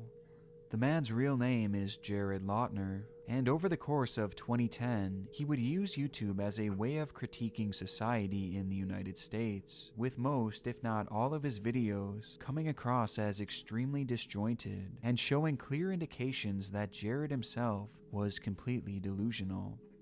However, he wasn't always this way, as growing up, he lived a fairly normal life in Tucson, Arizona, becoming a decent student and even a talented musician. And it wasn't until high school that things would really take a turn for the worst, when his then girlfriend, a young lady named Kelsey Hawkins, would unexpectedly end their relationship. Yo, Something that Jared would never recover from. As immediately following this, he would fall into a deep depression before eventually turning to drugs and alcohol to cope. With this, his once kind and caring personality would become bitter and defiant as he began lashing out against his teachers and bosses, something that first led to Jared losing his job at Quiznos and his position at a local animal shelter. With this trend continuing on into 2006, when Jared would leave high school and never return, instead becoming a social recluse within his parents' home. There, Jared's only interaction with the outside world would come in the form of conspiracy forums and blogs, as Jared not only became more and more detached from the world around him, but he also became more and more angry at it as well, with a specific hatred developing for the government, an idea that was only amplified on the date of August 25th, 2007. And today, a chance to bring those kinds of concerns straight to Representative Gabrielle Giffords as she brought Congress to the corner of Grant and Craycroft. That day, Jared would attend an event in the Tucson area held by the then Arizona Senator Gabrielle Giffords, where local citizens could ask questions or raise concerns directly to the senator herself. And on that day, Jared would be given a chance to speak briefly with her, which he'd take advantage of by asking the question, "What is government if words have no meaning?" It's unknown exactly how Senator Giffords responded to this, but according to Jared, he felt as though she had brushed aside his question and essentially ignored it altogether by moving right on to the next person, clearly not taking Jared seriously, which was said to have infuriated him, as his hatred for the government that had been brewing for some time had become even more justified in his mind, and things were about to get much worse. As after the event, Jared would receive a letter from Senator Giffords' team thanking him for attending the function, only to have his last name misspelled on the document. For Jared, the whole ordeal with this senator was too much for him to bear, as he believed that the government was run by incompetent and illiterate people who were nowhere near his intelligence level, with the misspelled name becoming a fixation of his, as he slowly began to believe that he was the only literate person left throughout the world, with this going on to inspire the content he'd create here on YouTube. The video created by Jared showing him burning an American flag features a pretty self-explanatory message on how he felt about America as a whole, but this clip was far from his most scathing upload, with that having come just a few weeks prior. Isn't that illegal? I'm in a terrible place. This is my genocide school. At the time, Jared had been attending Pima Community College, a school featuring a program designed to help high school dropouts get their lives back on track and eventually actually obtain a college degree, which in theory sounded like a great thing for Jared, though in reality, its results only proved to sink him further. During his time at Pima, police would be called to his classes on 5 separate occasions when Jared would protest, argue with, and defy his teachers, as he had major problems with any and all authority figures in his life. After all, he believed that he was by far the most intelligent person on the planet, and feeling wronged and frustrated with his schooling, his feelings would all spill out in one video posted to a now deleted channel, showing Jared behind the camera touring his campus. This is Pima Community College. The students are so illiterate that it affects their daily lives. They're controlling the grammar. They control the grammar. How's it going? Thanks for the B. I'm pissed off. I lost my freedom of speech to that guy. All the teachers that you have are being paid illegally. and have a legal authority over the Constitution of the United States under the First Amendment. It's not hard to understand the concern behind this video, as Jared was clearly mentally ill at the time. If the student is unable to locate the external universe, then the student is unable to locate the internal universe. Where is all my subjects? I could say something sound right now, but I don't feel like it. And filled with so much obvious anger that could be heard seeping out of his voice. And given that no one really knew what he was capable of doing, the video would quickly be sent to school administrators, who immediately perceived it to be a threat. This led to Jared's instant removal from the school, with the option being given for him to return again if he were to receive psychiatric help. This, however, never happened. And instead, Jared would only isolate himself even further, with his internal rage reaching an all-time high, and his delusions as well, all of which would be documented on his final channel called Class It Up 10. The videos here are some of the most bizarre that you'll ever see, as they feature only text writings from Jared, who discusses his problems with society, as well as his ways to fix like it. He needs to get smacked or something. He talks so condescending too. Like he talks like he knows what he's like, you know what I'm saying? You know them people? In his first upload, he tells his audience that he was creating a new currency, a new letter to be added to the alphabet, and even a new number, which he believed would reject the government's authority and give him some control of the currency, the numbers, and the language of society. And his postings wouldn't stop there. He wrote about how he believed he could control every belief and every religion by being a quote-unquote mind controller, of which he offered no other context for. Like if a regular person's getting a disagreement and you catch somebody, you be like, exactly. Like, I got you, like, exactly. He's gonna be like, exactly. Like, he's just, you know what I'm saying? Like, he's just a little weirdo. Like, I don't know. By this point, his words were almost impossible to fully understand, leading to his final video in which he stated, "My ambition is for informing illiterate dreamers about a new currency. In a few days, you'll know I'm concise dreaming. Thank you." What? These were the final words written to the Class It Up 10 YouTube channel, and the final trace of Jared left behind on YouTube, as in his mind, he was now in control of society, and all that was left to do was show the world. In a democracy, people have the power. I forgot about this. They used to make us do the Pledge of Allegiance. In the early morning hours of January 8th, 2011, Jared checked into a motel room where he would post a photo to his MySpace page of a gun on top of a U.S. textbook, along with a series of other lewd photographs of in women's underwear, featuring the message, "Dear friends, please don't be mad at me. The literacy rate is below 5%. I haven't talked to one person who is literate." After this, Jared would go on to attend another political event happening within the parking lot of a nearby Safeway store, with this event being that same one that he had went to years before, with it being hosted by none other than Senator Gabby Giffords, the villain in his story. Every morning. I don't know why they made us do that. Of his rage. You can, because we have people in our class who aren't from the United States and they still had to do it. It happened in just 15 seconds. As the senator was meeting citizens one by one, Jared would promptly cut the line, pull out his pistol, and open fire at point-blank range. His first shot would strike Gabby Giffords directly in the forehead before he turned the gun on the crowd of innocent bystanders and fired at random. In total, 13 people would be struck before Jared was tackled to the ground and restrained. And of those victims, tragically, 6 would lose their lives, quite literally in the matter of a few seconds. A short yet devastating rampage.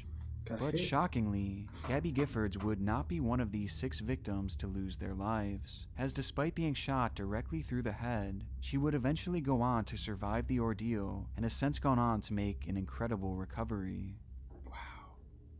Jared's multiple channels remain live and now sit dormant, in a state that will likely never be changed, as he is destined to live out the remainder of his life in prison, with those final videos serving as a brief glimpse into the mind of one of the most disturbed killers in the United States' recent history.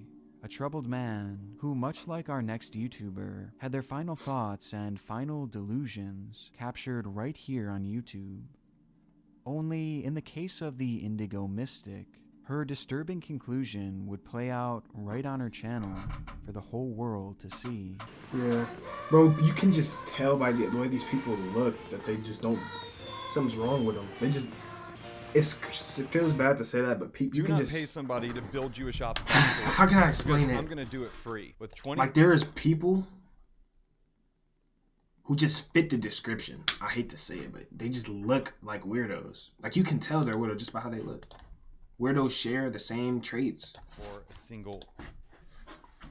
Had always been the perfect mother, but you'll have a hard time keeping this mother down. Hello, everybody. It's the Indigo Mystic. Toodaloo. Her name is Jessica Worsham, a 43-year-old mother of two living in Houston, Georgia. From an early age, Jessica viewed herself as different from most others in the world, believing that she possessed psychic abilities that not many could comprehend, which was ultimately the inspiration behind her YouTube channel, The Indigo Mystic, a page that aimed to open a dialogue with others like her. And from its inception back in April of 2013, her content was apparently very lighthearted, and for the most part, almost entirely positive. A trend that has long since ended. For years, Jessica had been living as an unemployed single mother with her two children, and given her lack of income, she struggled to find permanent residency for her family. Or at least that was until the year 2019, when family friends would allow them to live rent-free in a home they were selling. They allowed Jessica and the kids to stay in the vacant home until someone would buy the property, which ultimately would wind up taking nearly 3 whole years, meaning that all that time, Jessica and her children were able to live there without paying a single dime. The situation really should have been a dream come true for Jessica. Yet, when those 3 years were up, her reaction was far from grateful, as she immediately fought the decision to remove her from the home and refused to leave the premises, eventually going so far as to take these generous friends all the way to court, where unsurprisingly she would lose the case and subsequently be forced to leave the home. This situation was said to be the ultimate tipping point for Jessica's mental health, as she believed that this was all an elaborate plot against her to ruin her life, blaming the courts and the judge specifically for making her homeless. What? You used to be a good person, didn't you, Benji? You did. You used to actually have the desire for justice. See what I mean? See what I mean? There it goes, the little voice.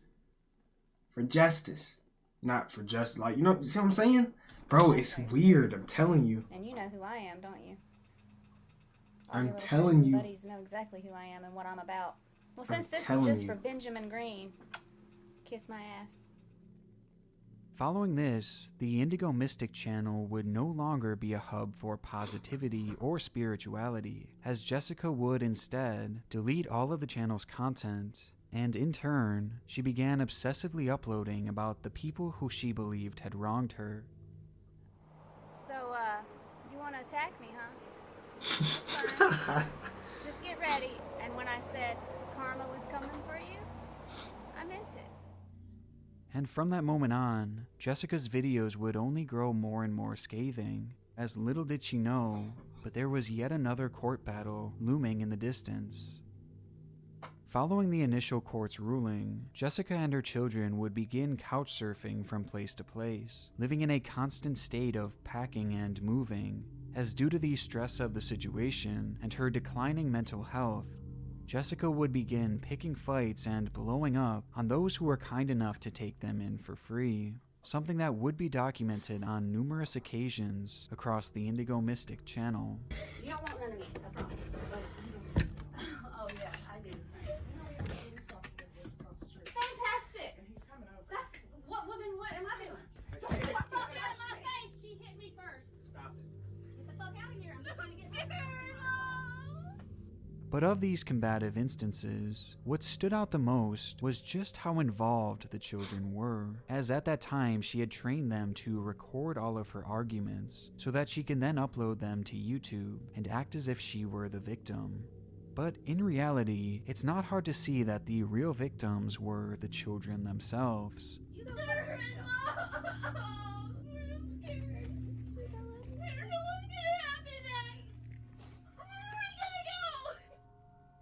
I mean, the pain in their voice and the fear they clearly had, knowing that they were being kicked out of yet another home, is heartbreaking, with this truly being how these kids lived on a daily basis. And others were starting to take notice. Seeing how the children were being treated and what they were living through, their biological father, a man named Sean, would attempt to gain custody to provide the children with a stable living environment, as he, along with many others, believed that Jessica wasn't fit to be caring for children at the time.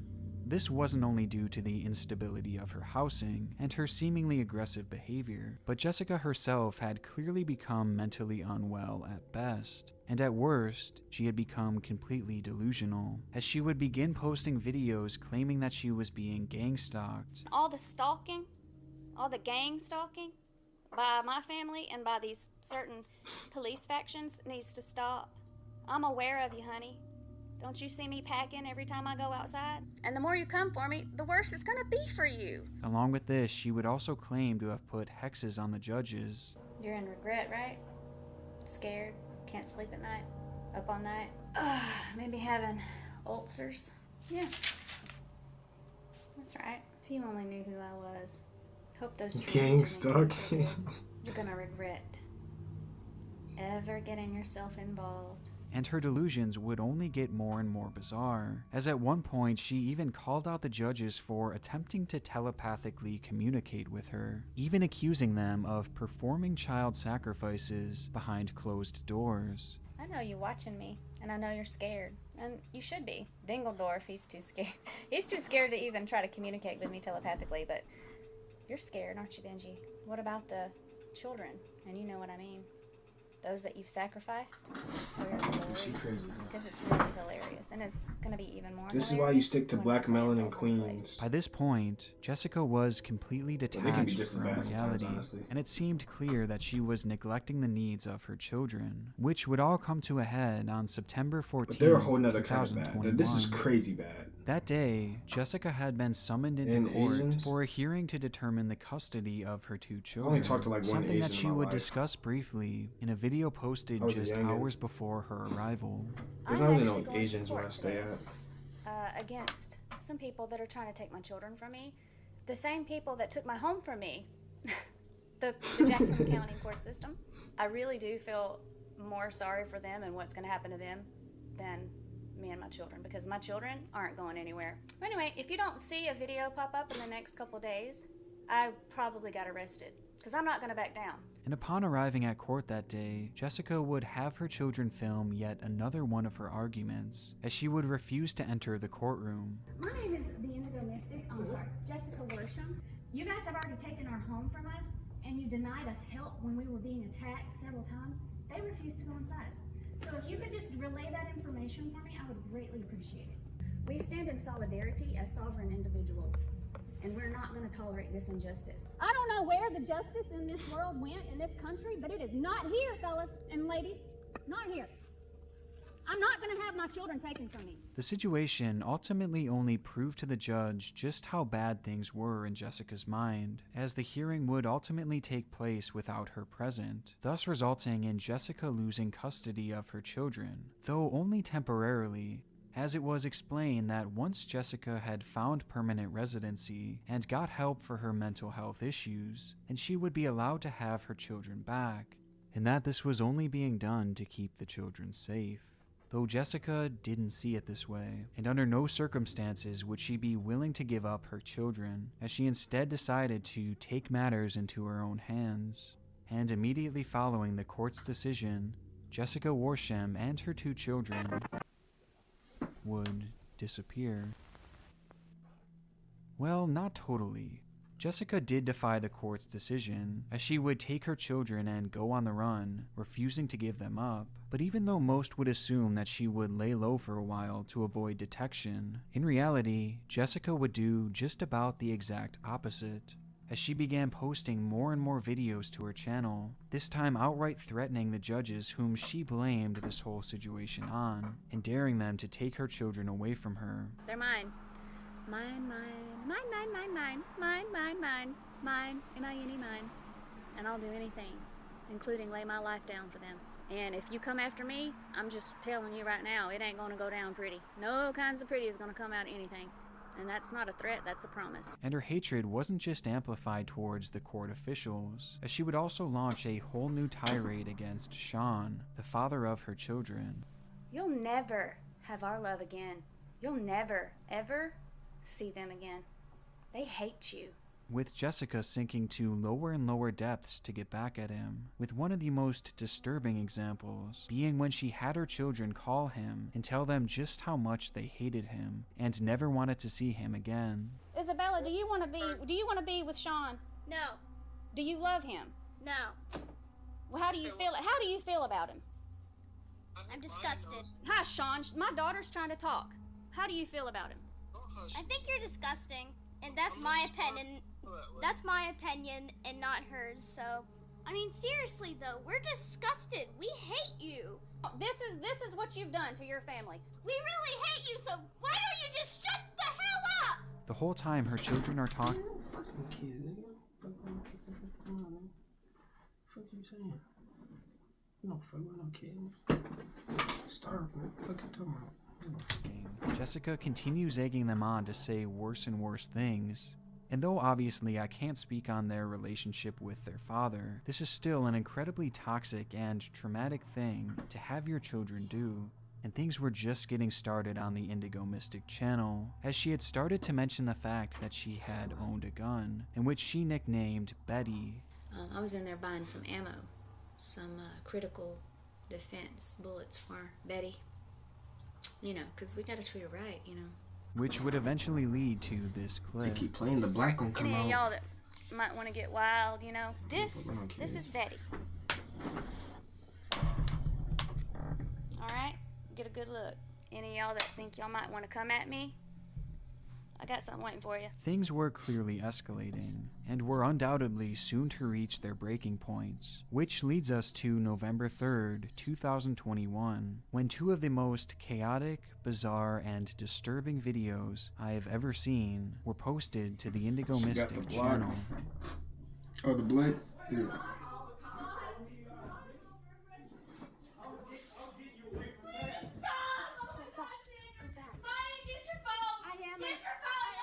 Hold your phone on their faces. I am. On their faces. You need to get out of this house. You need to get out of this house. You want me to call the cops and get you out of this house?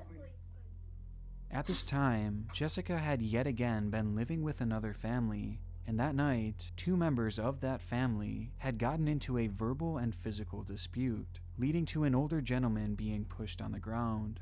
But as the family was fighting, Jessica decided to interject, only escalating the situation even more, as she began screaming at the family before they all lost their patience and demanded she leave the house, with the younger man going as far as to call the police. And in a panic, the children ran upstairs in fear that they had yet again lost another home. Meanwhile, Jessica had remained downstairs as she continued to argue with the family as they waited for the cops to arrive. And when they did, Jessica would be standing at the door to greet them, with Betty in her hand. Noticing the commotion, the children would do as they were trained and grab the camera.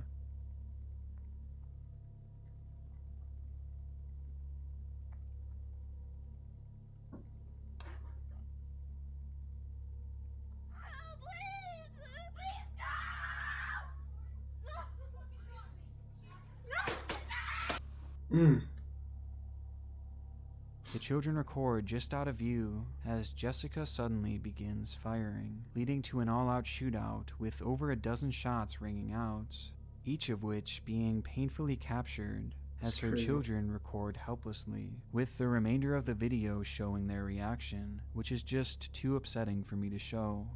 When it was all said and done, Jessica had fatally wounded 49-year-old Deputy Lena Marshall, a mother of 3 who tragically passed on the 18th anniversary of the death of her own son, while on the other side, Jessica Warsham laid dead in the doorway.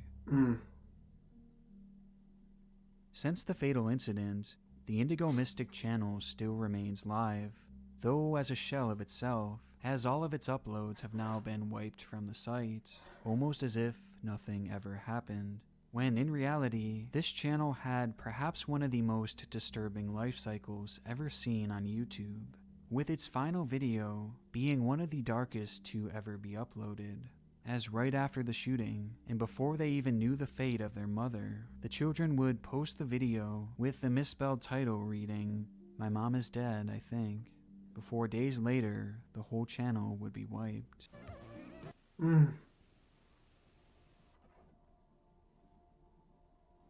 I want to give a huge shout out to my gold tier patrons and my god tier patrons. Bro, them kids, bro. I don't want to talk bad about nobody kids or nothing, but they dumb as fuck, bro. Like, there's just no way. They talking bad on their dad, all this other stuff, and they rather be with their mom, and she got them moving house to house, all this other stuff. Like, come on, bro. Come on. I hate you. You're disgusting. If I was the dad, like, bro, like, if I was the dad, they wouldn't have to worry about it. Trust. They would not have to worry about it. At all. That was a W video. W vid, W stream. Bro, I think we had like, at one point, I think we had like a max of like 5 people here. I was low-key geeking. But you know, I always gotta play it cool. W, appreciate that, smart. W mans, bro. I had to play it cool though. Couldn't geek out too much. But yeah, that was lit. That was lit, bro. 6.5, that's not too bad. 6.5 ain't too bad. Hello, always, for sure. Now what I'm getting ready to do when I get off here is go to sleep to some The Weeknd. That's what I'm finna do. Finna slap all the songs, no cap. I'm finna drag it a little bit because I only got 2 minutes till 6.5. So I'm gonna wait till 6.5 to end just so I can feel better. You do that every night? I gotta incorporate it. Definitely got to. Yo, this was such a fire stream. This like, but I feel like the progression of the streams actually as I do them, I feel like it gets a little bit better low key. Cause like back in the day when I would stream, there was no, I didn't have like a routine, if you will, or like I didn't have a planned out like boom boom boom. There wasn't sections, you know what I mean? It was just me going live doing whatever. Now it's like stuff is planned out, so boom, hop on, do a reaction, play the game, do a reaction, do this, like it's little segments, you feel me? I mess with that.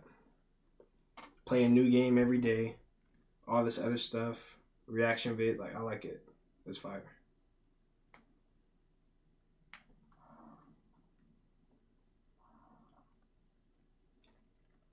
Yeah, you mess with it? Okay, that's fire. It's definitely fire. The 3 constant things we always do is reaction vids, new game, then I order food. Like, it's just a cycle. It's fire, bro. I like the consistency. I don't even be knowing where the 6 hours go. I swear it don't be feeling like that long. It really don't. 6.5 hours? You're lying. There's no way. Where did it go? It's crazy. I couldn't even tell you what we did for the past 6.5 hours. Like, it just doesn't feel like, it feels like at max maybe 2.5, like no more than 2.5 hours.